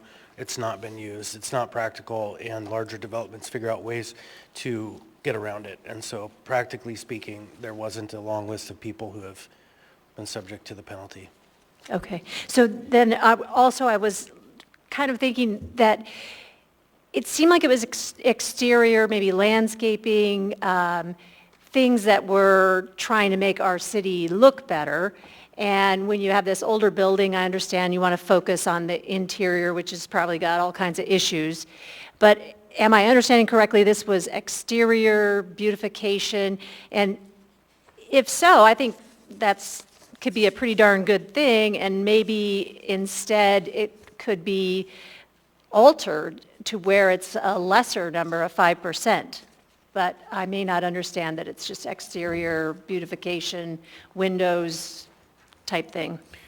It's really, practically speaking, like if using a specific lot that we have in discussions, there's very little external space. The lot is built to the lot lines all around except for where there is required parking. They need the parking. And so there's no physical way for them to do the exterior improvements that would be required under the code, the green space, all those rules and requirements. And as an organization that has been fighting for every dollar they have, it doesn't make sense to charge them 10% to put into a fund to fund someone else's property. That's what this effectively does, is that you put it into a fund that generally gets applied to other people's developments. And so that's the bottom line. It's got to do with a property that doesn't have the ability to do the improvements and then penalizing them and making them pay for someone else to have a better deal. So, Ms. Brawley? Yeah, I'll just offer as well. I mean, especially when you're looking at properties downtown or on main streets, you really want those buildings to be closer to the street. So I think landscaping does have a value. I think there's also issues of, is that landscaping maintained over time? Are the trees just going to die a few years from now? But also, when I'm looking at urban development, I really want to see, as Mr. Consa said, a footprint that takes up most of the property, because that's really what we think of when we think of city blocks. And so again, that doesn't apply everywhere, but in those situations, we don't want to put artificial requirements on them to not use their property to maximum use. Mr. Martinez. I want to thank you, Chair. I want to thank my colleagues for bringing this forward. I remember when it was presented to us at the Community and Economic Development Committee and the nonprofit that the Chair just mentioned. And just consider for a vantage point, we're dealing with old, antiquated codes to some extent, meets the opportunity to redevelop properties. And who should have that opportunity to redevelop properties? In this case, a particular property that the Chair just identified that we heard a presentation about was from a nonprofit organization who's doing social work in our community in a nonprofit lane.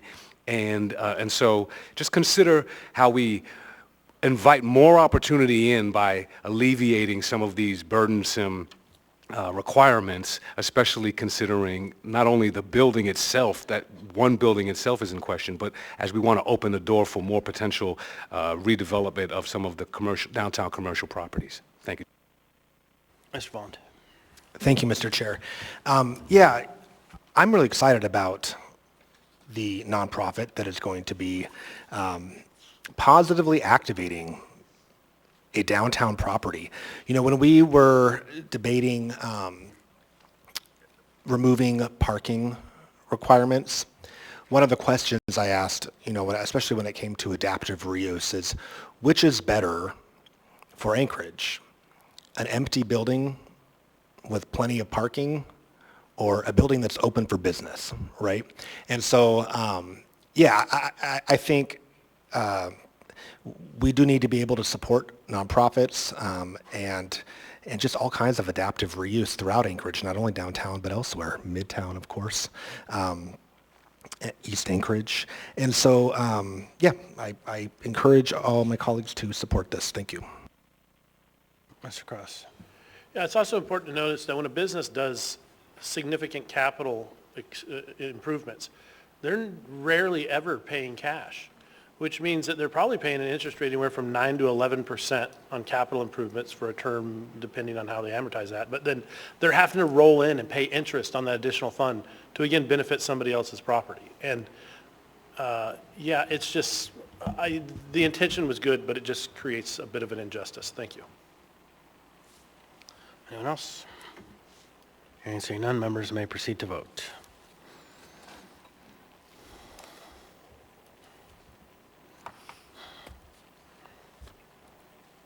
On a vote of 12-0, and the youth member votes Yes. yes, AO 2024-15 has passed the body.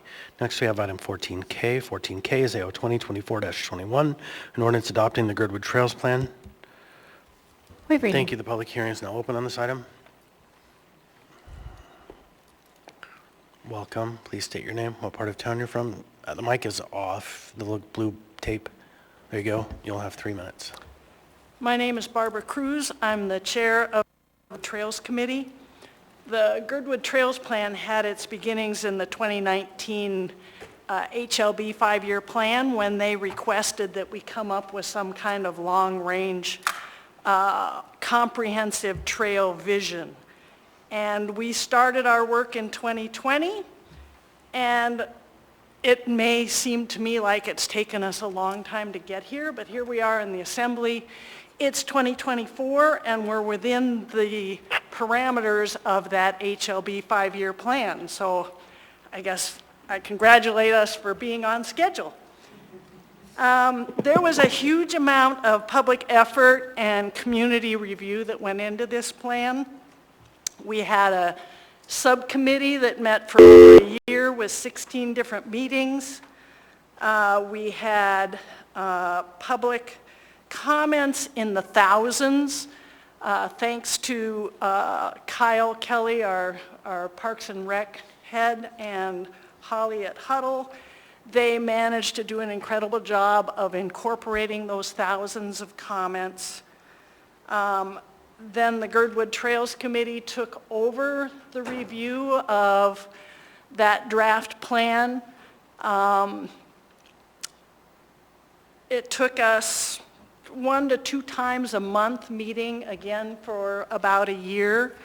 We went through the comments the edits that Holly and Kyle had done. It passed nearly unanimously. Some of those things, there were 14 trails in that plan, and in our discussions, 9 of those 14 trails passed unanimously. This is not to say we didn't have a lot of discussion, but in the end, that's where we ended up. We also had members then submit amendments to the plan. There were 45 amendments. Out of those 45 minutes, we spent 10 months discussing these again. We had upwards of 100 people involved in these meetings, which, if you think about the size of Girdwood, is a pretty impressive number of people interested. Out of those 45 amendments, 4 failed, 22 passed, and 18 were withdrawn. I feel like people in Girdwood are really passionate about their trails and living outside. They have a lot of strong opinions, but in the end, I feel like our planning process was inclusive and exhaustive, and I'm very proud of what we've done. Thank you. Thank you. All right, you can all come down if you want to wait down here. You don't have to wait at the back of the room. Welcome. Please state your name, what part of town you're from. You'll have 3 minutes. You might pull the mic down just a little bit. I'm speaking on behalf of Girdwood Board of Supervisors. Sure, so we'll go ahead and give you 5 minutes. I think I only need 3, but just. My name is Guy Wade, Girdwood, 246 Jewel Mine Road. As I said, my name is Guy Wade. I'm an elected member of the Girdwood Board of Supervisors and the current Parks and Rec Supervisor. Thank you for the opportunity to let me speak in support of Girdwood's Trail Plan AO 2024-21. To start with, I believe the plan is extremely well written and includes all the elements the Planning Department and the Assembly requires per code. As required, there are many valid reasons for the new plan. The 1995 Girdwood Area Plan is approximately 30 years old. The Girdwood Trail Plan identifies several new issues, needs, and possibilities that the 1995 plan does not address. For example, I've lived in Girdwood for 27 years and have seen a relatively recent increase in development. With a new residential and commercial development proposed in Girdwood, the Girdwood Trail Plan will serve as a guide to preserve existing trails, build new trail connections, and ensure the community trail connectivity is considered. Along with the new development, we will see and have seen an increase in the use of popular trailheads, Virgin Creek, for example. This plan identifies trailhead and parking improvements to better serve visitors who want to use trails in Girdwood Valley and reduce the impact on the residents. I should also mention the increase in summer and winter bicycle use. This plan provides a mechanism to reduce user conflicts on our trail system. I've listed a few of the elements that merit the Assembly consideration for approving this plan. The plan itself contains many other elements that support the need for this, and depending on who you ask, the answer will vary because there's such a diverse group that use these trails. This leads me to my final point. As has been stated before, the development of the plan is really a holistic approach to a community-supported document. As with any decision by committee, few, if any, get exactly what they want, but almost everyone got what they considered fair and equitable for the good of the valley. I would also like to speak to the final public engagement process that took place in November, starting in November 2021 and went through October 2022. During this time, 16 regular and special meetings were held that included involvement with many over 200 community members. These meetings went through each plan amendment and were regularly over 2 hours long. Public participation remained strong during the entire process, and this shows the passion that the residents in Girdwood have for their trail system and their willingness to compromise and work for a greater goal. So at this time, I'd like to again ask the Assembly to approve AO 2024-21. Thank you. Thank you.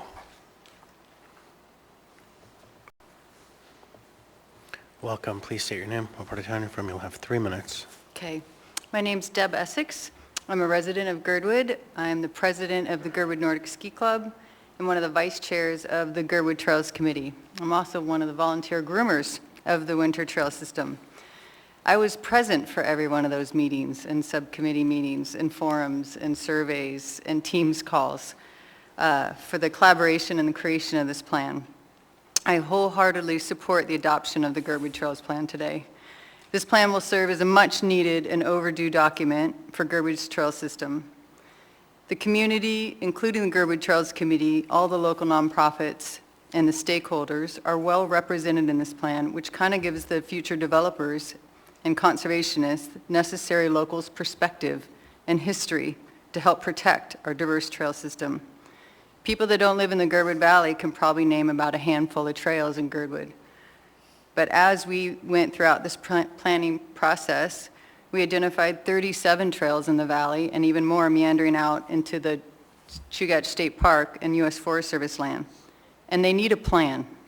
They need a plan for protection, for the priority of maintenance, the gaps in connectivity, and the really big one, trailheads and parking areas. The consensus found throughout this thorough process of creating this plan started by listening to the community and identifying our values. I really appreciate that first step, defining our values. It resonated with the popular Girdwood maxims that our driveway is our trailhead, or our other one, our backyard is our playground.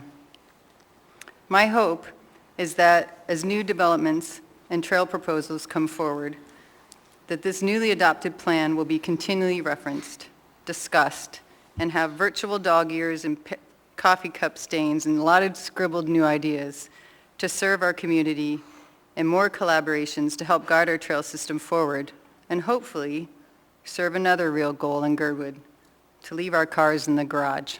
Thanks. Thank you. I look like we have a number of questions. I'm wondering if, since she's probably going to be here, we could save the questions for when the public hearing is over. And so, welcome. Please state your name, what part of town you're from. You'll have 3 minutes.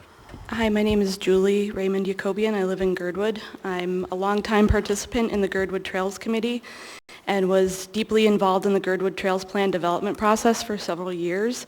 I'm here today to ask that you not adopt the Girdwood Trails Plan. The process of developing this trail plan was one of the most dysfunctional I have ever witnessed or had the misfortune of participating in. Much of the process of developing this plan was very distressing and included constantly reinvented processes meant to serve the desires of certain user groups and to exclude others. It included harassment of members of the public.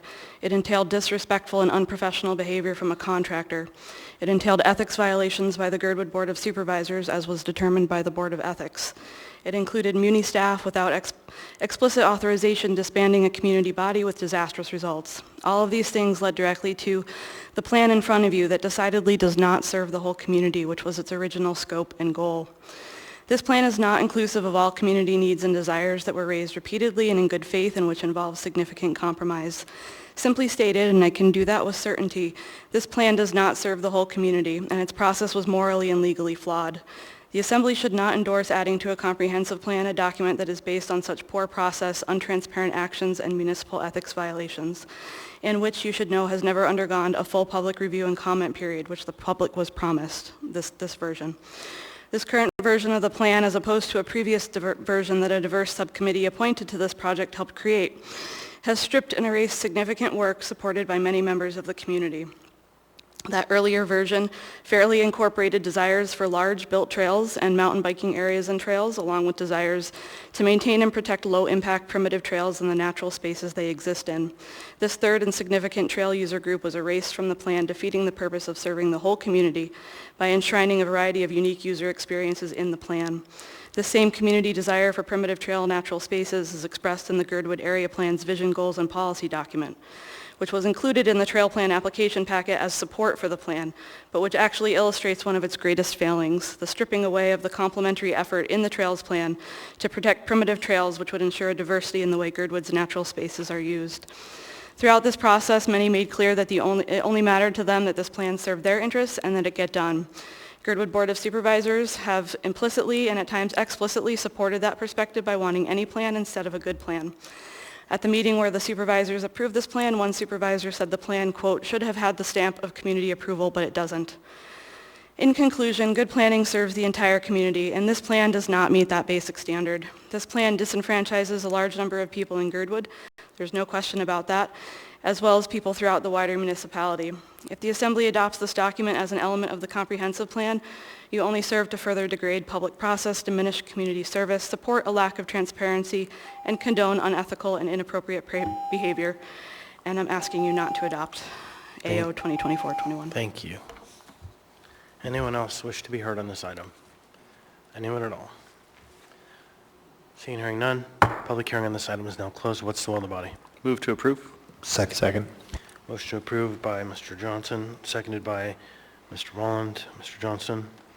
Yeah, thank you. I'm happy to support this. I do believe that this has gone through a robust public process. If you read through the comments, through the packet, there are hundreds, maybe thousands of comments in there. There was a considerable effort at stakeholder engagement and an incredible level of community involvement. I mean, frankly, well over 100 people represents a pretty sizable percentage of the Girdwood community. I know there was some tension in there. I know not everyone loves or supports this, but I mean, I think that is a given in any issue of this magnitude. But, you know, on its whole, I think it's fair to say that the process was followed, the plan is reasonable, it has been put before us, I think, as an important addition to the Girdwood area plan that's in the process of being updated. And I think generally as a body, we've recognized the importance trails play in our communities, right? That they help create a vibrant, healthy, and happy community. So I will say that I think the words that really resonate with me is to say that this was an inclusive and exhaustive process, and so I would urge your support. Thank you. Mr. Salt. Thanks. Member Johnson said it well. I also urge your support. You know, clearly the process that Girdwood went through was long and probably exacerbated at points in time. That's true of any process that seeks a lot of collaboration and consensus among the community. So I applaud you for that effort and for sticking with it and getting it done. And then also encourage you, like any good document, it's a living document, and it'll probably be outdated tomorrow, and will continue to get updated as Girdwood changes and grows for the future. Thank you. Ms. Alatel. Thank you. So I support the plan, but I have a question. I have a disconnect in the plan. On the new trails figure 9 chart, it talks about designated uses and managed uses, and a lot of the designated uses are bicycle, but the testimony I heard was around trails starting from our driveway. And so I'm curious how this plan contemplates bicycle and non-motorized transit, not just recreation, because I heard a desire for it, and there's some language in here that suggests that this will help deal with some congestion on the streets and other things, but I don't see it reflected in what trails are designated or would be best for that type of transit use to get around town. So I guess I think that that's maybe just a small miss, but could definitely be picked up, because I think it's consistent with what the trail document is saying, and what I heard was one of the intentions of the plan. So I guess I don't really have a question. I just want to point that out. I think it's important to include that, particularly as you're talking about multi-trail connectivity, what parts of your community that may not be designated trail might be designated connectors between trails, et cetera. Because I think what I'm hearing and what I've read in this very comprehensive document is you've thought long and hard about this, and you're trying to be as comprehensive as possible. And if I were coming to Girdwood, I am not an avid outdoor person. I usually am outside to get to somewhere else, which I enjoy the transit piece of that, but I would want to know where in Girdwood would I want to be riding my bike to get to point A to point B, so I'm not causing those conflicts. Thank you. Mr. Bond. Thank you, Mr. Chair. I think Member Zolotel brings up a really interesting point. Not to get too far afield, but something that I'm interested at looking at in code is how we can better define like our shared pathways. And when I look at figure 4, that kind of gives the trail class system from minimally developed on up to the fully developed, particularly those fully developed options.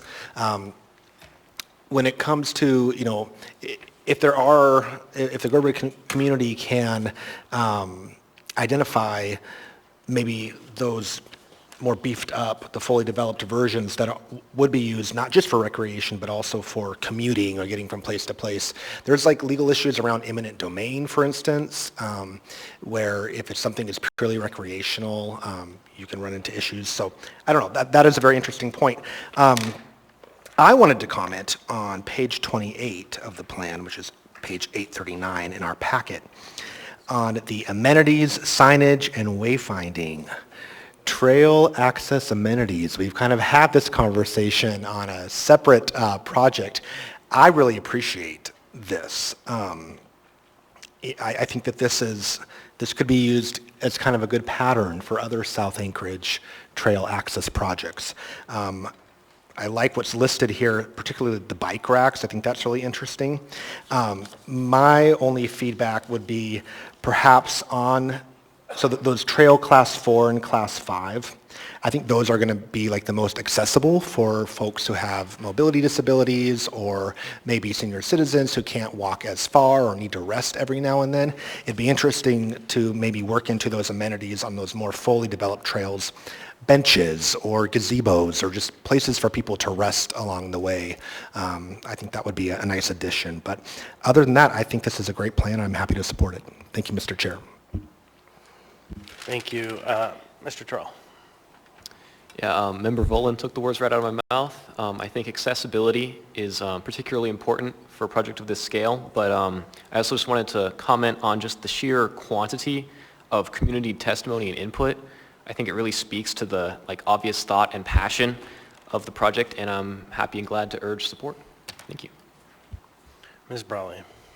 Yeah, thank you. I was just looking at the high-level construction of the plan, so I think it's very concise, and I appreciate that there's a goal around maintaining, because I know that's not always something that we plan for very well in this town, and then also sustaining. I think those are both very good goals. So certainly support the expansion of trails or new trails, kind of continuing to build that out, but also caring for what's there is important as well. So thank you again for all of your work and for the process. Ms. Bronga. It really certainly looked like a robust process, and I appreciated all the comments. The page I flipped to very quickly was to see if the hand tram was coming back, because that's one of my favorite things in Girdwood, and it sounds like it's going to be a bridge. That was my only disappointment. Yeah, I don't think that was a Girdwood decision. So I think that was the powers that be, beyond us even. Anyone else? Hearing and seeing none, members may proceed to vote.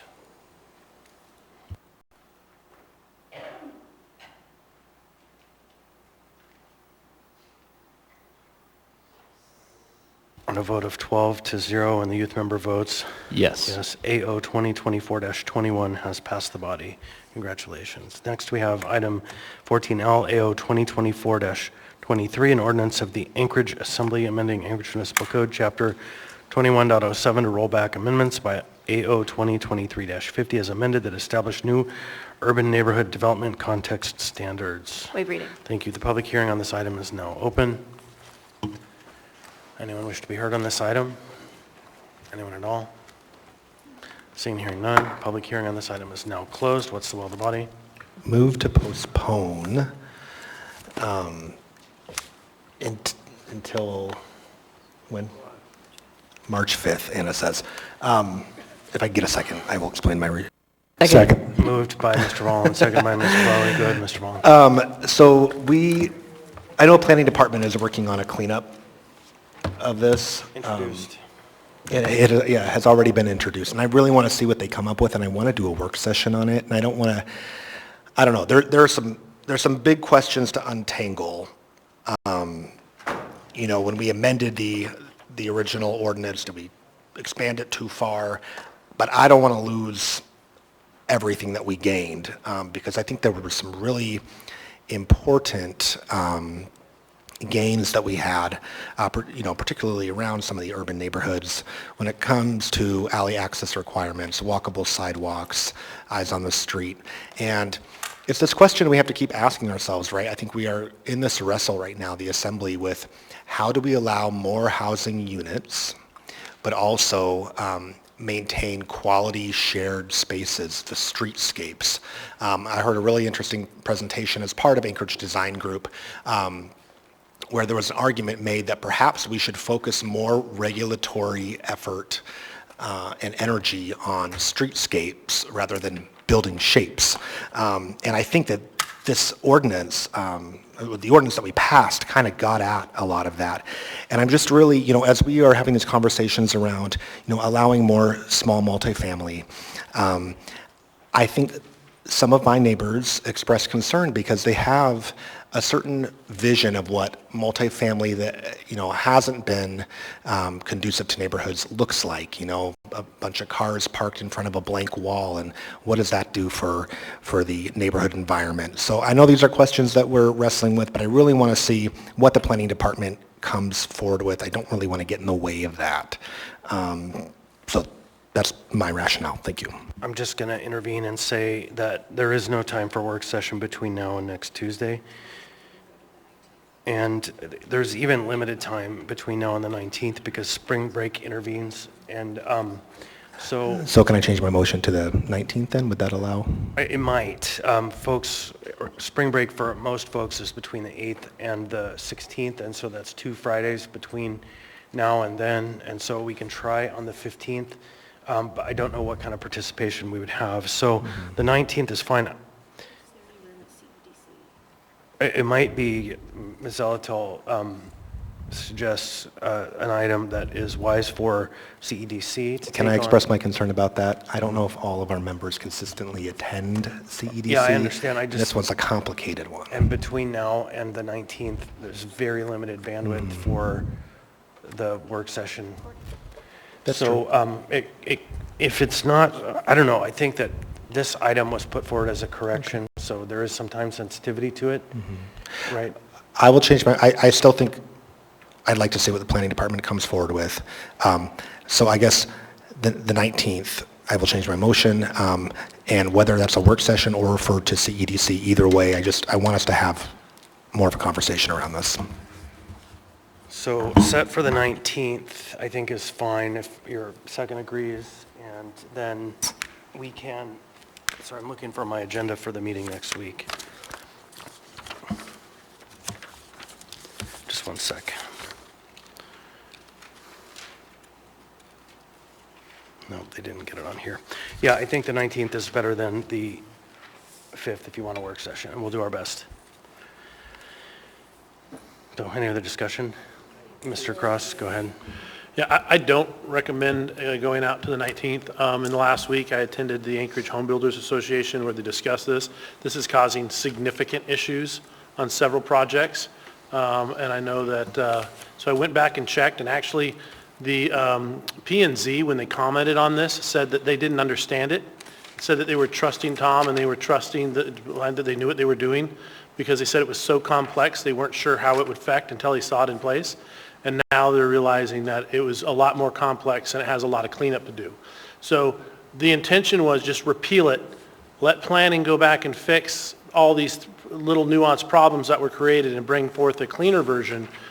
But the longer we poke at this and try to rebuild it, we take weeks and weeks. It's delaying when they're going into key constructions building season.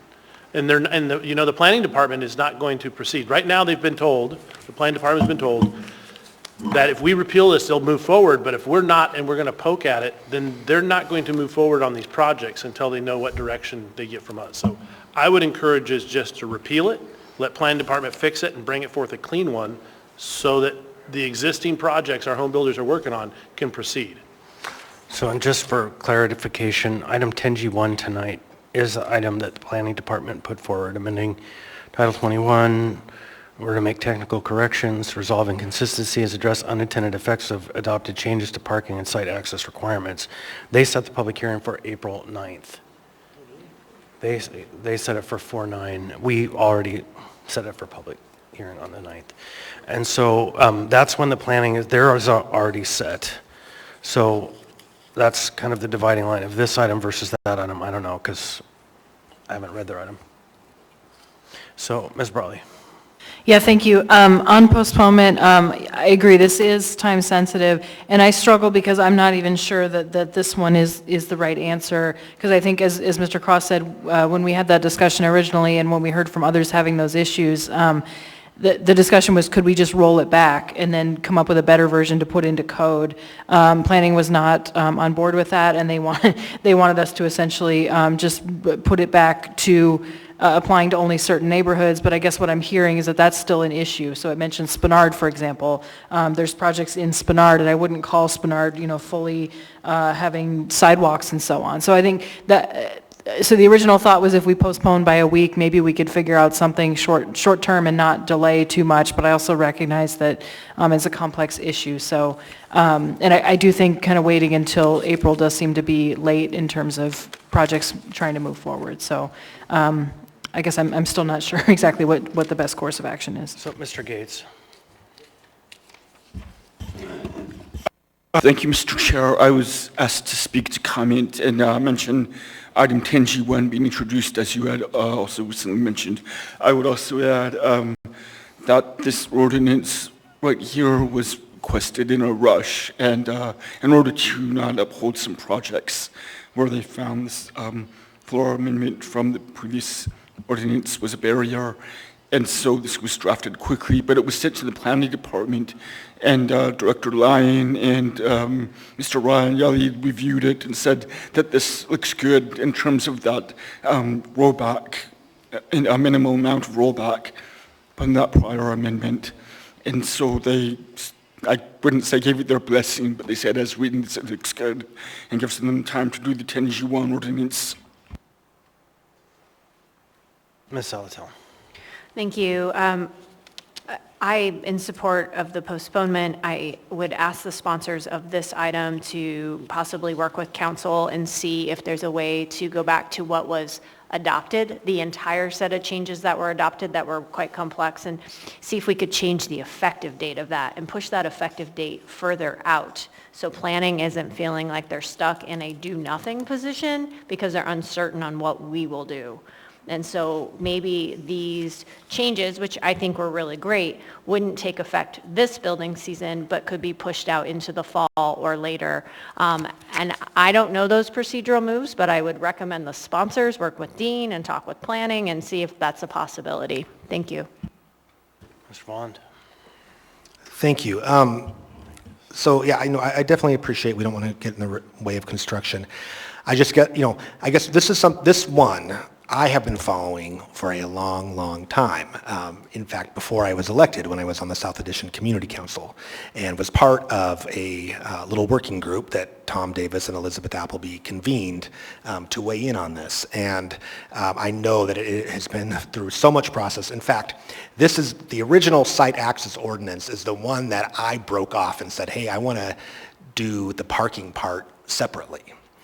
They had this whole sort of like complex menu of how you could do parking trade-offs in these traditional urban neighborhoods and edge urban neighborhoods and et cetera.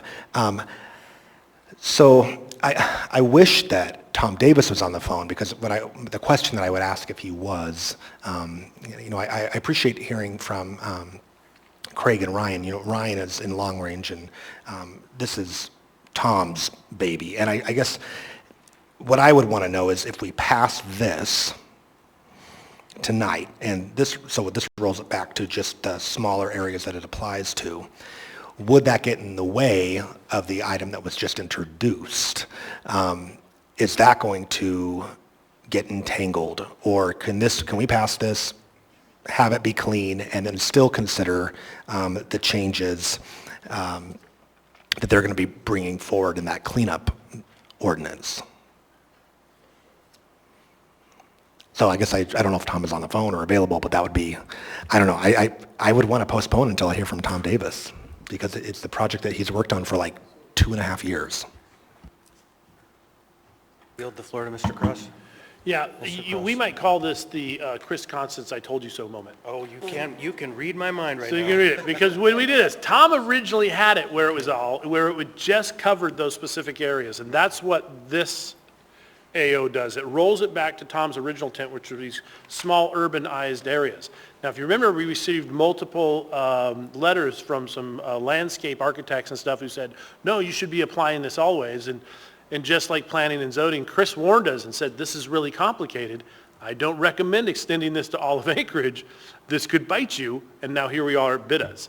So because it was extremely complicated, just like P&Z said. So to answer your question, I think this is what this amendment was to do. Roll it back to what Tom originally wanted, with just these small urban areas, mostly in Midtown and downtown, South Addition example, and don't apply it to the other areas, which unfortunately, it is causing housing construction and their plans to basically stop.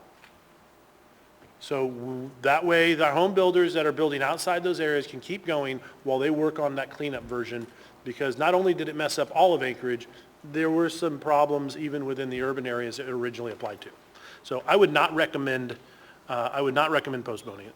I would recommend that we do what the planning department has suggested in Expeditious, is pass what they've given us, and then we'll look forward to the second part that they're going to bring us. Thank you. They did work with the team. I'm not sure where we're going, and Kevin, I want to thank you for saying I told you so, because I didn't want to say that. But what I wanted to say was there is a caution there that we sit in these seats and we want things to happen today, and we want to go as quickly as we can.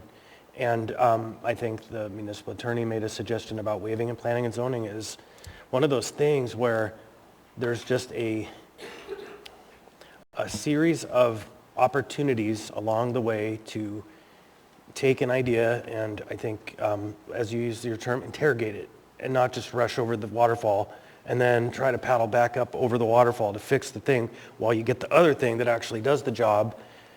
It's all a lot. And so I just want us to all think about that when we're working on these things. The question being, does this need to be a rush job, or can it go through the process, because the process is intended to catch the barbs, the mistakes that we might not grasp in the deeper levels. And so for my part, it's not so much I told you so, but it's like there are all these opportunities, and let's take them if we can. If we can't, I get it, and it's a decision of 7 members. So, and I think I am able to support this because it was crafted as the interim step to achieving the one that's already introduced.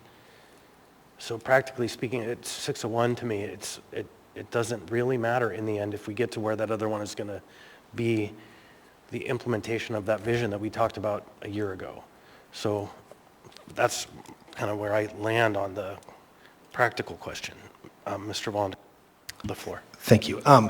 So I think what's confusing to me about that, though, is that we're saying that this is, from the planning department, but they're not, it doesn't say that they submitted it. I don't see them as like a co-sponsor. And they have a different item pertaining to the very same thing, and so that's where I'm kind of caught, But they set it for April.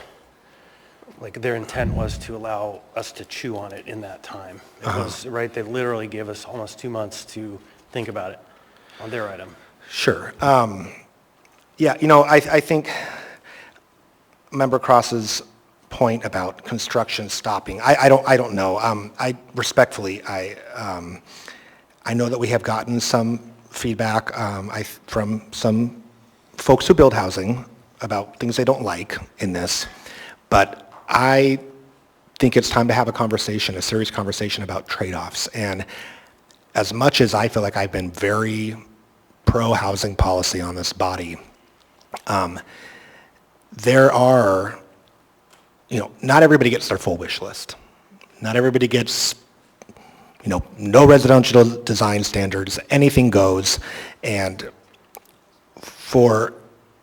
it is to my motion to postpone. I want to take more time and have that conversation that I'm talking about, which is those trade-offs.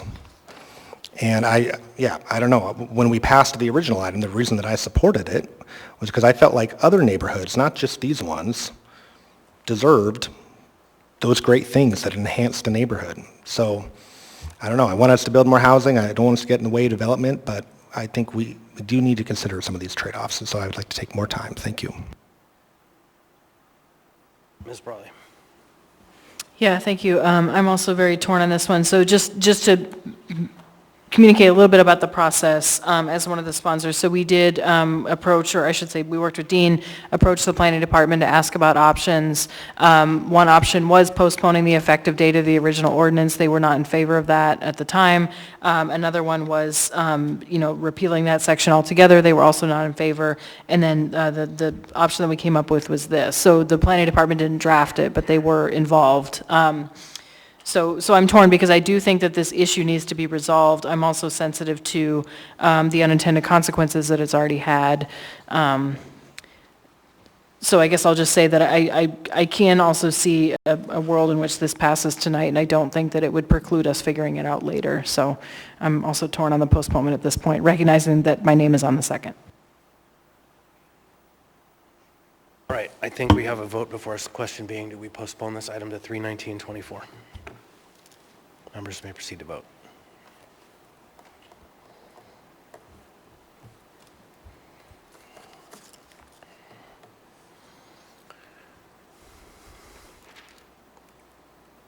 On a vote of 4 to 8, the motion to postpone has failed. To pass, the youth member votes? No. No.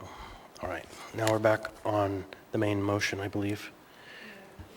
Move to approve. Sorry, Ms. Salatil, thank you. Motion to approve. Second. Seconded by Mr. Cross. Ms. Salatil.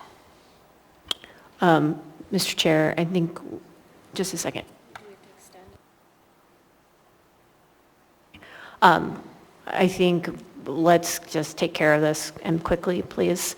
And then we can come back and take up the other planning item later and hopefully have that time in between for a work session. I think this is really frustrating, quite frankly. And I tend to agree with Mr. Voland that the bigger conversation needs to happen. I'm disappointed to hear from Ms. Brawley not what what she conveyed, not from her personally, that just changing the effective date wasn't sufficient. That seems to be a fine solution, while we could have come back and then taken up other amendments to the ordinance. It seems like undoing the assembly's work is the only preferred option by the planning department in this instance, and to me, that's frustrating, and I think that kind of underscores some of the questions that need to be resolved that Mr. Volans raised. Thank you. Ms. Volland. Thank you. You know, I want to point out a little bit of a conflict in what was sort of raised as an objection to postponement, speaking to the main item, but I want to point this out, you know, because we're going to vote on this. So we're pulling this back to just include the original neighborhoods that were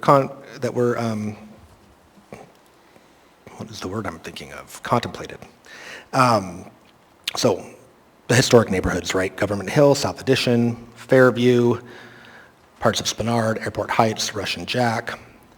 I think there's areas too out there in East Anchorage along Muldoon that are mapped. So those are areas to me where I want infill to happen that can fit the context of neighborhoods. And we have been working on that with other legislation. And so if we're saying that now all construction is going to stop, I mean, that just seems to be in conflict. And I don't know that I believe that infill in these areas is going to come to a grinding halt, if, you know, or other areas, if we want to consider sidewalks being at grade or some of the great stuff that was in the original ordinance. So I still don't know how well thought out this is. I think there's a lot of questions to unpack. Thank you. Ms. Brawley. Thank you. I think there is ample opportunity to improve this language. I do want to make one brief floor amendment. The clerk already has the language. It's simply adding a reference. So I'm looking at section 2, page 7, line 12, referring, and this is related to Planning and Zoning Commission review. So in addition to AMC section 2103210, it would also include and 2102090B2. To again establish that it's not requiring Planning and Zoning Commission review. Second. Motion to amend by Ms. Brawley, seconded by Ms. Salatil. Any discussion on the amendment? Hearing seeing none, members may proceed to vote.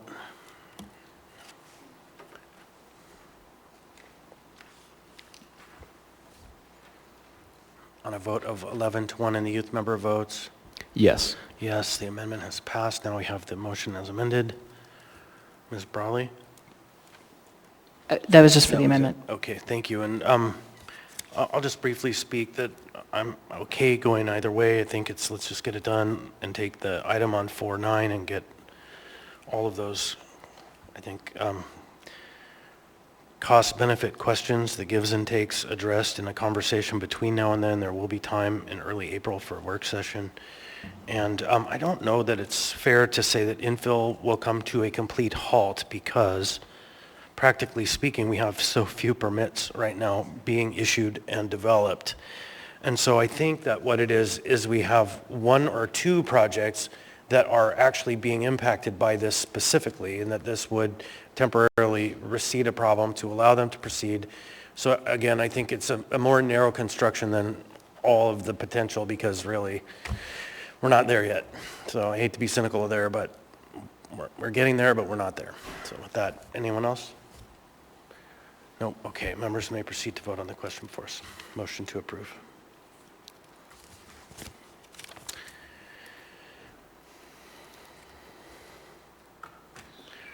On a vote of 11-1 in the youth member votes. Yes. Yes, AO 2024-23 as amended has passed the body. Next we have item 15A. Thank you, Mr. Terrell.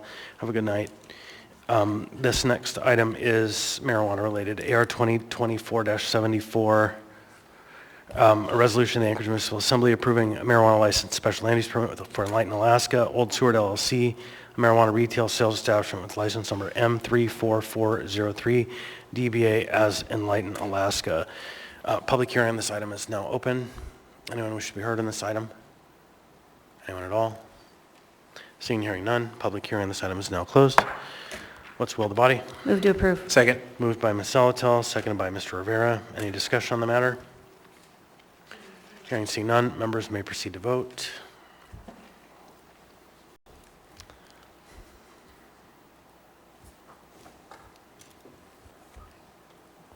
On a vote of 12 to 0, AR 2024-74 has passed the body. Now we are up to item 16 on our agenda, which is audience participation.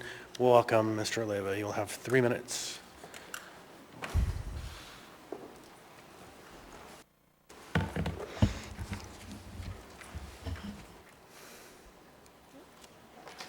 There you go.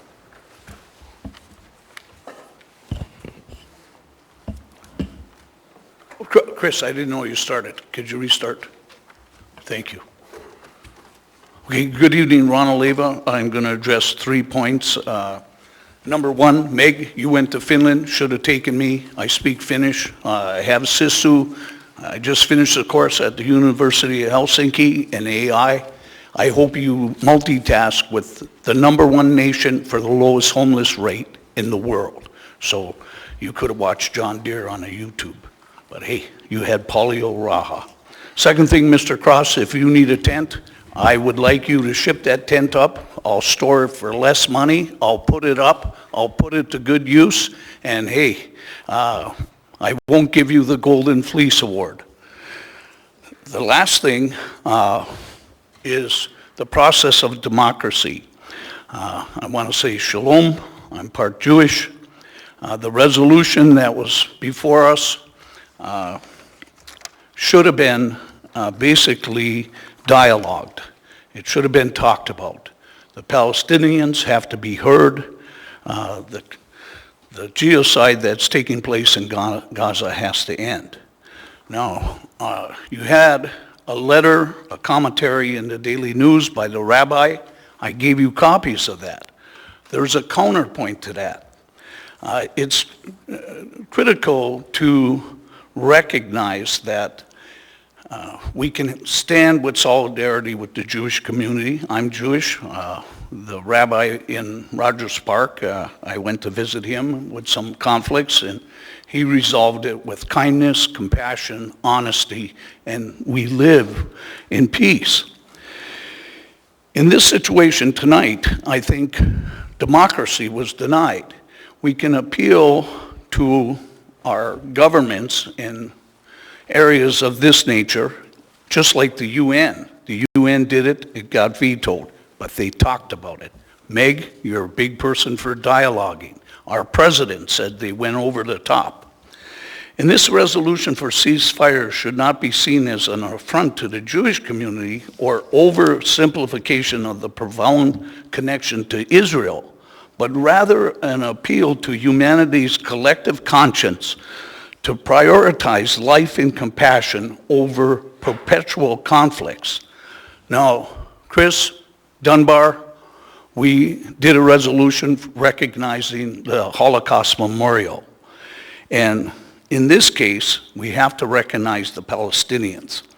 And we have to advocate for peaceful resolutions that seek to protect all civilians, irrespective of their ethnicity or their religion. Furthermore, in the pursuit of peace and the condemnation of violence should be framed in a way that unites rather than divides. Can I summarize? That it's essential to engage in open and inclusive dialogues that respect and validate the diverse perspectives within our community. Thank you, Ron. I think it was called cowardly, that's your what time, occurred Ron. tonight. That's your time. Is there any questions? Everyone who agrees with what I said, don't raise your hand. Thank you, Ron. Please, welcome. Please state your name, what part of town you're from. You'll have 3 minutes. Hi, my name is Brian Witzke. I go by Bree, she, her pronouns. I come tonight to have a quick overlap from all the fights that we have gone through with homelessness. I wish that the municipality will take a good long look at the abilities for our officers to be able to make judgment calls on charges when it comes to paraphernalia and drug-related issues. That way we can fight and combat the issue I still say it's the way the system is. If you have a loved one that is suffering from addiction, you can't force them into treatment, but our system is designed by the fundamentals of it that they can. That break that they may spend in jail may cost us tax dollars, but will save a life, and I cannot again speak to you that jail is better than death. When we're looking at this as an oncoming thing about bathrooms, the reason why many of the service stations that used to fulfill the needs of bathrooms have had to quit is because, let's be realistic, the liabilities of a dead body in their bathroom isn't good for business. So when we can bring back the tools for bring back the tools for APD to be able to arrest people on possession charges, even if it's paraphernalia of a substance being abused in our streets, then maybe we can then get the courts to follow through to actually start on a program of health and wealth and betterment of their lives through the only process that we have. So again, I urge you guys to allow certain changes to be kind of that pendulum swung back. We need to get the fundamentals back into the situation so that way we can combat the addiction that we have on our streets. We need to be able to reinforce the idea that if you're drunk in public, that there is not only just that you go to the drunk tank, but you may be looked at as far as needing to have that stripe put on an ID, that there maybe need to be follow-up through our justice system. We only have a justice system that works whenever we allow it to work. And I often wonder if that, a good portion of what we have is government overreach on the accountability aspect that the citizens do not stand up sometimes. Well, when the citizens stand up, then we need to make sure that we are looking at all aspects of it, if it's government overreach, if it's citizens participation, and in between. In this factor, from what I have come to understand about it, when we changed laws with a marijuana aspect, the pendulum swung a little too far, allowing a little bit too much gray area in some of the possession charges of paraphernalia and things like that. We need to bring that into a scalpel. If we do not look at this problem will continue, and there's no amount of money that the taxpayers are going to ever be able to pay to stop the fentanyl and the drugs that we have on our street and the alcoholism and on and on and on, and the death rates will continue to rise. I don't want to repeat it last year. Thank you for taking the time to hear me. Thank you. Welcome. Please state your name, what part of town you're from. You'll have 3 minutes. My name is Emily Zakaria, and I reside in Mountain View and Anchorage. And I understand that the resolution has been indefinitely postponed, and I appreciate that. However, I am here to talk about the Israel-Hamas ceasefire resolution, and I want to make sure that my voice is heard for possible future reference. So I have a rhetorical question, which is, what do we hope to accomplish with an Israel-Hamas ceasefire resolution? Because I can tell you, as a Jewish Alaskan who is active within the Jewish community here in Anchorage, what will happen. Firstly, Israel, like every other sovereign nation, has a right to defend themselves against terrorism and threats to their national security, and they have a right to self-determination. Basically, Israel has a right to exist as any other nation without being needlessly held to double standards not held for any other nation. With that in mind, a resolution like the ceasefire in a city in Alaska, which is literally halfway around the world and an 11-hour time difference from Israel, will not have sway on the hearts and minds of the leaders of Israel. Those leaders are doing what is necessary to keep their people safe. Do I, as a Jewish person, agree with every single decision that Israeli leadership makes? No, just like I don't agree with every decision leaders in my own country, state, and municipality make. But this is also an incredibly complicated issue, and we have to understand that we do not have all of the answers. If I had all the answers for this conflict, I would have a Nobel Peace Prize. I do not.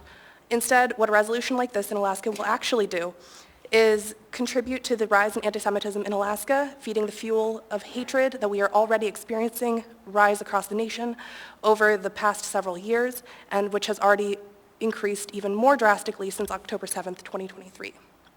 As someone who is Jewish and works within the Jewish community in Anchorage, supporters of this resolution are not advocating for peace as they seem to want to believe, but instead are placing a target on the backs of Jewish Alaskans and those who attend our schools and houses of worship. This resolution will realistically do nothing to influence Israeli politics, but it will put Jewish Alaskans in harm's way and fan the flames of bigotry here at home. If anti-Semitism in Alaska is your goal, then the ceasefire resolution accomplishes that, but nothing else. I'm Yisrael Chai. Welcome. Go ahead, Ms. Sprung. There was a question for you. I was going to ask a question, if you wouldn't mind. If you want to answer, yeah. I genuinely am interested, and it may be something we sit together some other time, but the resolution I assume you read is about stopping killing, there's nothing in there that says, and blame those Jewish people, and There is, so I don't know how those two relate, and I genuinely want to know. many people have a misconception that Jewish people are Israeli and Israeli people are, well, that all Israelis are Jewish. And due to that misconception, we already have seen a drastic rise in the Jewish in anti-Semitism in the Jewish community in Alaska. I work at Congregation Beth Shalom under Rabbi Abram Goodstein, and I have had to personally clean off swastikas off of our walls since October 7th, or on our back door. But people seem to equate Jews with Israel regardless of whether or not it is a fair equation to make. So. Thank you. Welcome. Please state your name, what part of town you're from. You'll have 3 minutes. Irene Queetnow, Sand Lake. My sorry, testimony tonight will be very personal. I have been asked on occasion how I can keep coming back and not give up. And I've been asked on occasion how I can be so calm when I'm here. And tonight I'm going to answer that question. And I'm going to use the lyrics of a song with some changes by an artist called Tyrion. With foes on my left and fears on my right, you think that I'm all by myself in this fight. But you do not know the infinite size of the God who is by my side. Under fire, but my Goliaths are standing in the shadow of the Almighty. I am not lying, just testifying. Why in the world would I worry away when I know that He holds my world in His hands? The difficulties I face don't make me afraid when I know that I'm standing right next to Him. I'm talking about a big God, a really, really big God. The only remedy for big odds is a big God. Ain't nobody gonna shake my faith. No, I'm not afraid. Throw my hands up in praise for the times that He has pulled me through. I'm counting on a big God, a really, really big God that you cannot stop. He is a big God. Anyone else? Hearing and seeing none, we'll now move to member comments. We'll start with Mr. Presverdia.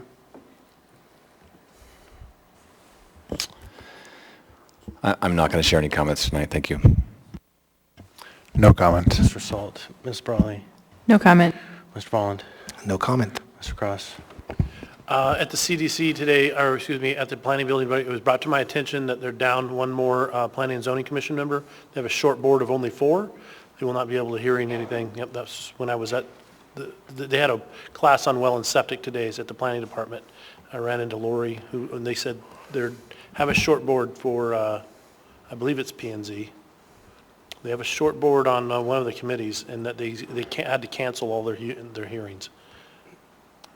But all right. We'll double check which one that is, but she said it's a pretty significant issue. We'll get details on it. Thank you. Thank you. Ms. Salato. No comment. Mr. Johnson.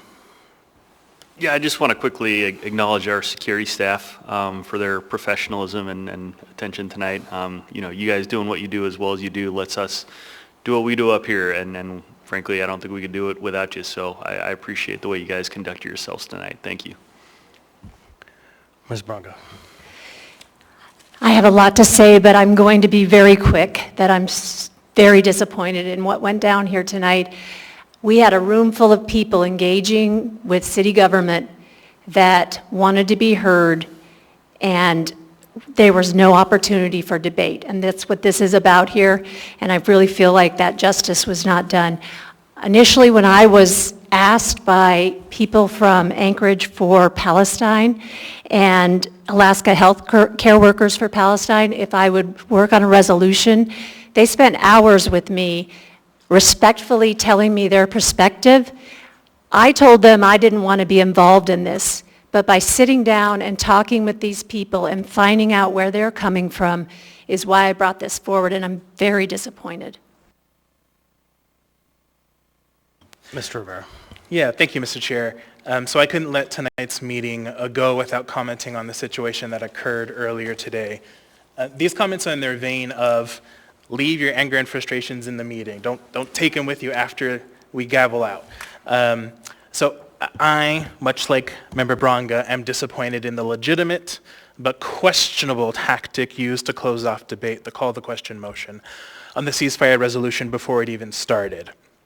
I think one can point to numerous articles and scholarly arguments about why this motion, the call the question motion, should be carefully used. And I do not believe that it was carefully used today. We've used this motion in the past to avoid us rehashing old debates. We did it at the last assembly meeting that I was chairing, and I think that was totally appropriate for us to do that. But today, it was used to ensure that we don't even have debate. I suspected the motion to postpone indefinitely. I saw that one coming, but did not prepare for the call to question to come right after.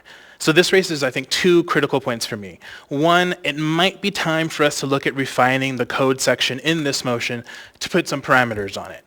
Protection of the minority to participate in debate is an important part of a functioning democracy. Second, I would have been totally fine if we voted on this item and a majority decided to vote against it, but that didn't happen today. So, because of that, because we didn't even get to debate and really vote on the merits of the resolution, I plan on bringing the ceasefire resolution before us at every meeting until we have a chance to debate the item and vote on it. And I promise that I will be more prepared to procedurally and within the parameters of Robert's Rules of Order to make a ruckus if debate is not allowed. And just one quick final note. It was obvious to me that most of the hundreds of forum emails that we got from folks over the weekend and through today, and they're still coming in, were instigated by a national organization. And if I were to bet, most of them, maybe some of them, but most of them are not from Anchorage or even Alaskan residents. Thank you. Mr. Martinez. Thank you, Chair. As we're coming out of Black History Month, I wanted to just put a voice to the role that we play in our community and the different hats we wear. The role of an assembly member is both challenging, interesting, but it's very important with respect to being that first role of legislative opportunity for constituents to have a voice in local government. And I've approached my work on this body with deliberate care of the values of our community, as a bridge builder community, as a welcoming community, and with a fidelity to democratic processes. Folks know I don't like gaslighting. You're my friend or not, I will call you out. And I've approached the local democratic process with a compassionate heart for the complexity of the emotions surrounding so many of the issues that face members of our community. And I also recognize that I don't want us wading into deep political issues beyond our jurisdiction. But I also know that we can, from within our jurisdiction, raise a voice based on the values of our community and have that discussion.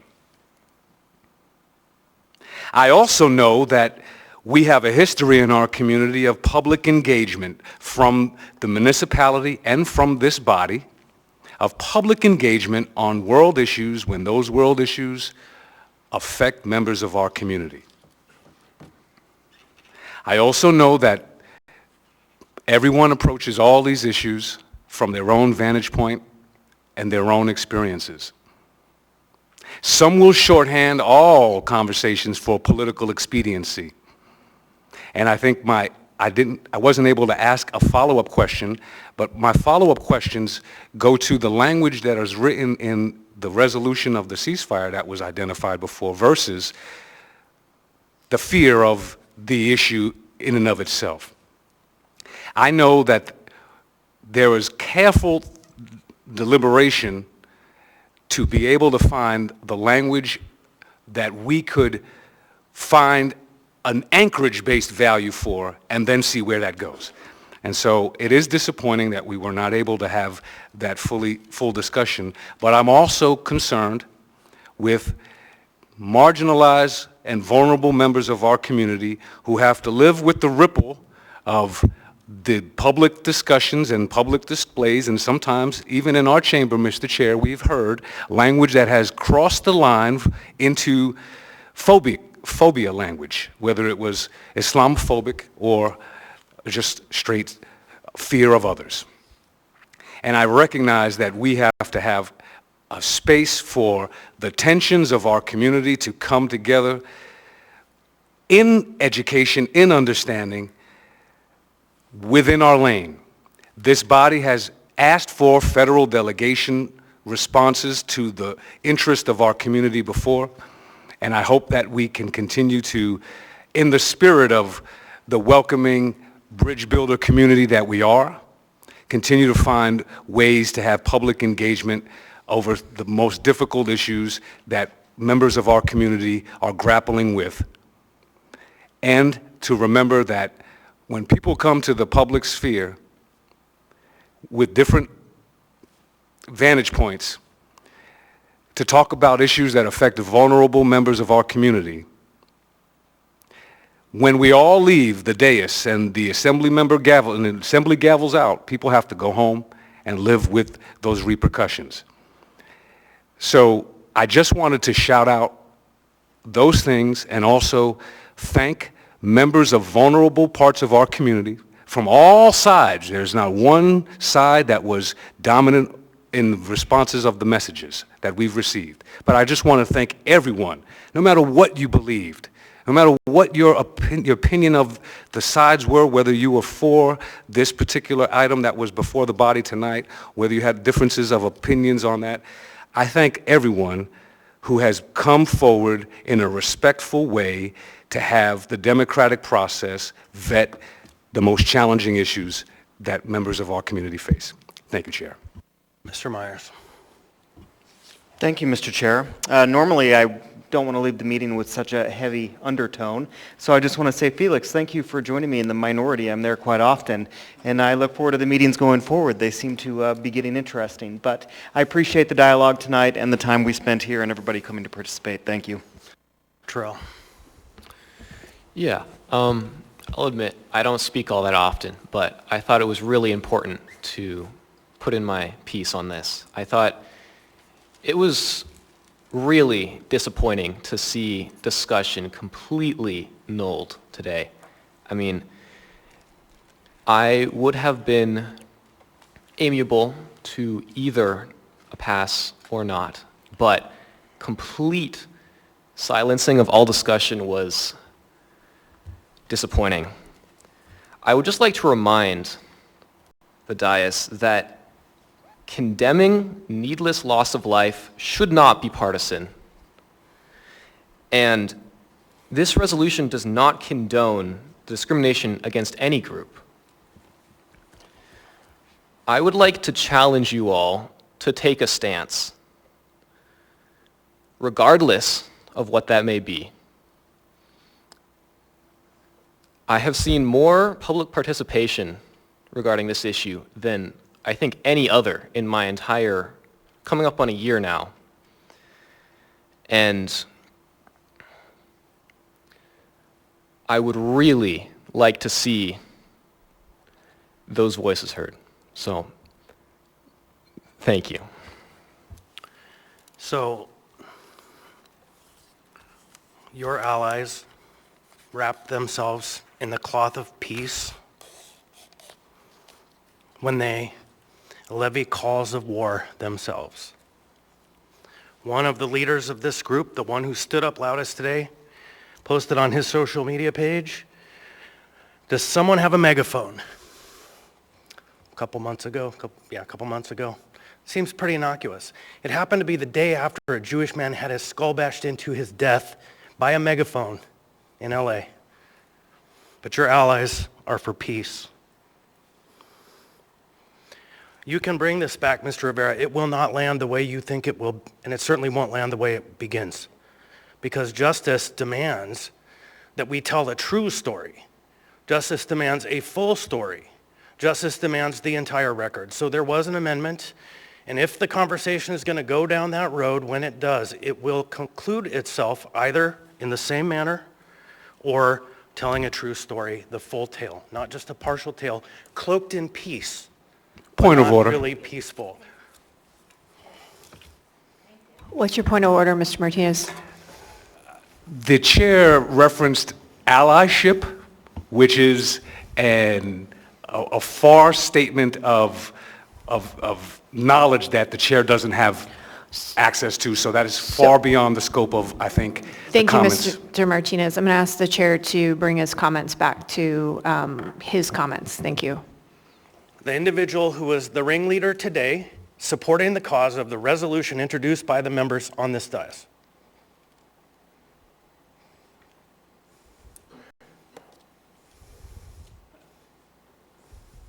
I think it's square. It is what it is. Well, just to follow up, are you suggesting that the person you've identified in the audience was the author of the resolution? No. Okay. Are you suggesting that the person in the audience that you've identified is the motivation behind the members who authored the resolution? Point of order, are we engaging in debate and having a back No, and forth? I'm identifying the word ringleader. Point of order. So, hold on, everyone, please. I understand this I'm is... going to rescind my comments and end them so we can end this debate. I'm just sharing with you where we're going to go, Mr. Rivera. With that, members, you have a good night. We are adjourned.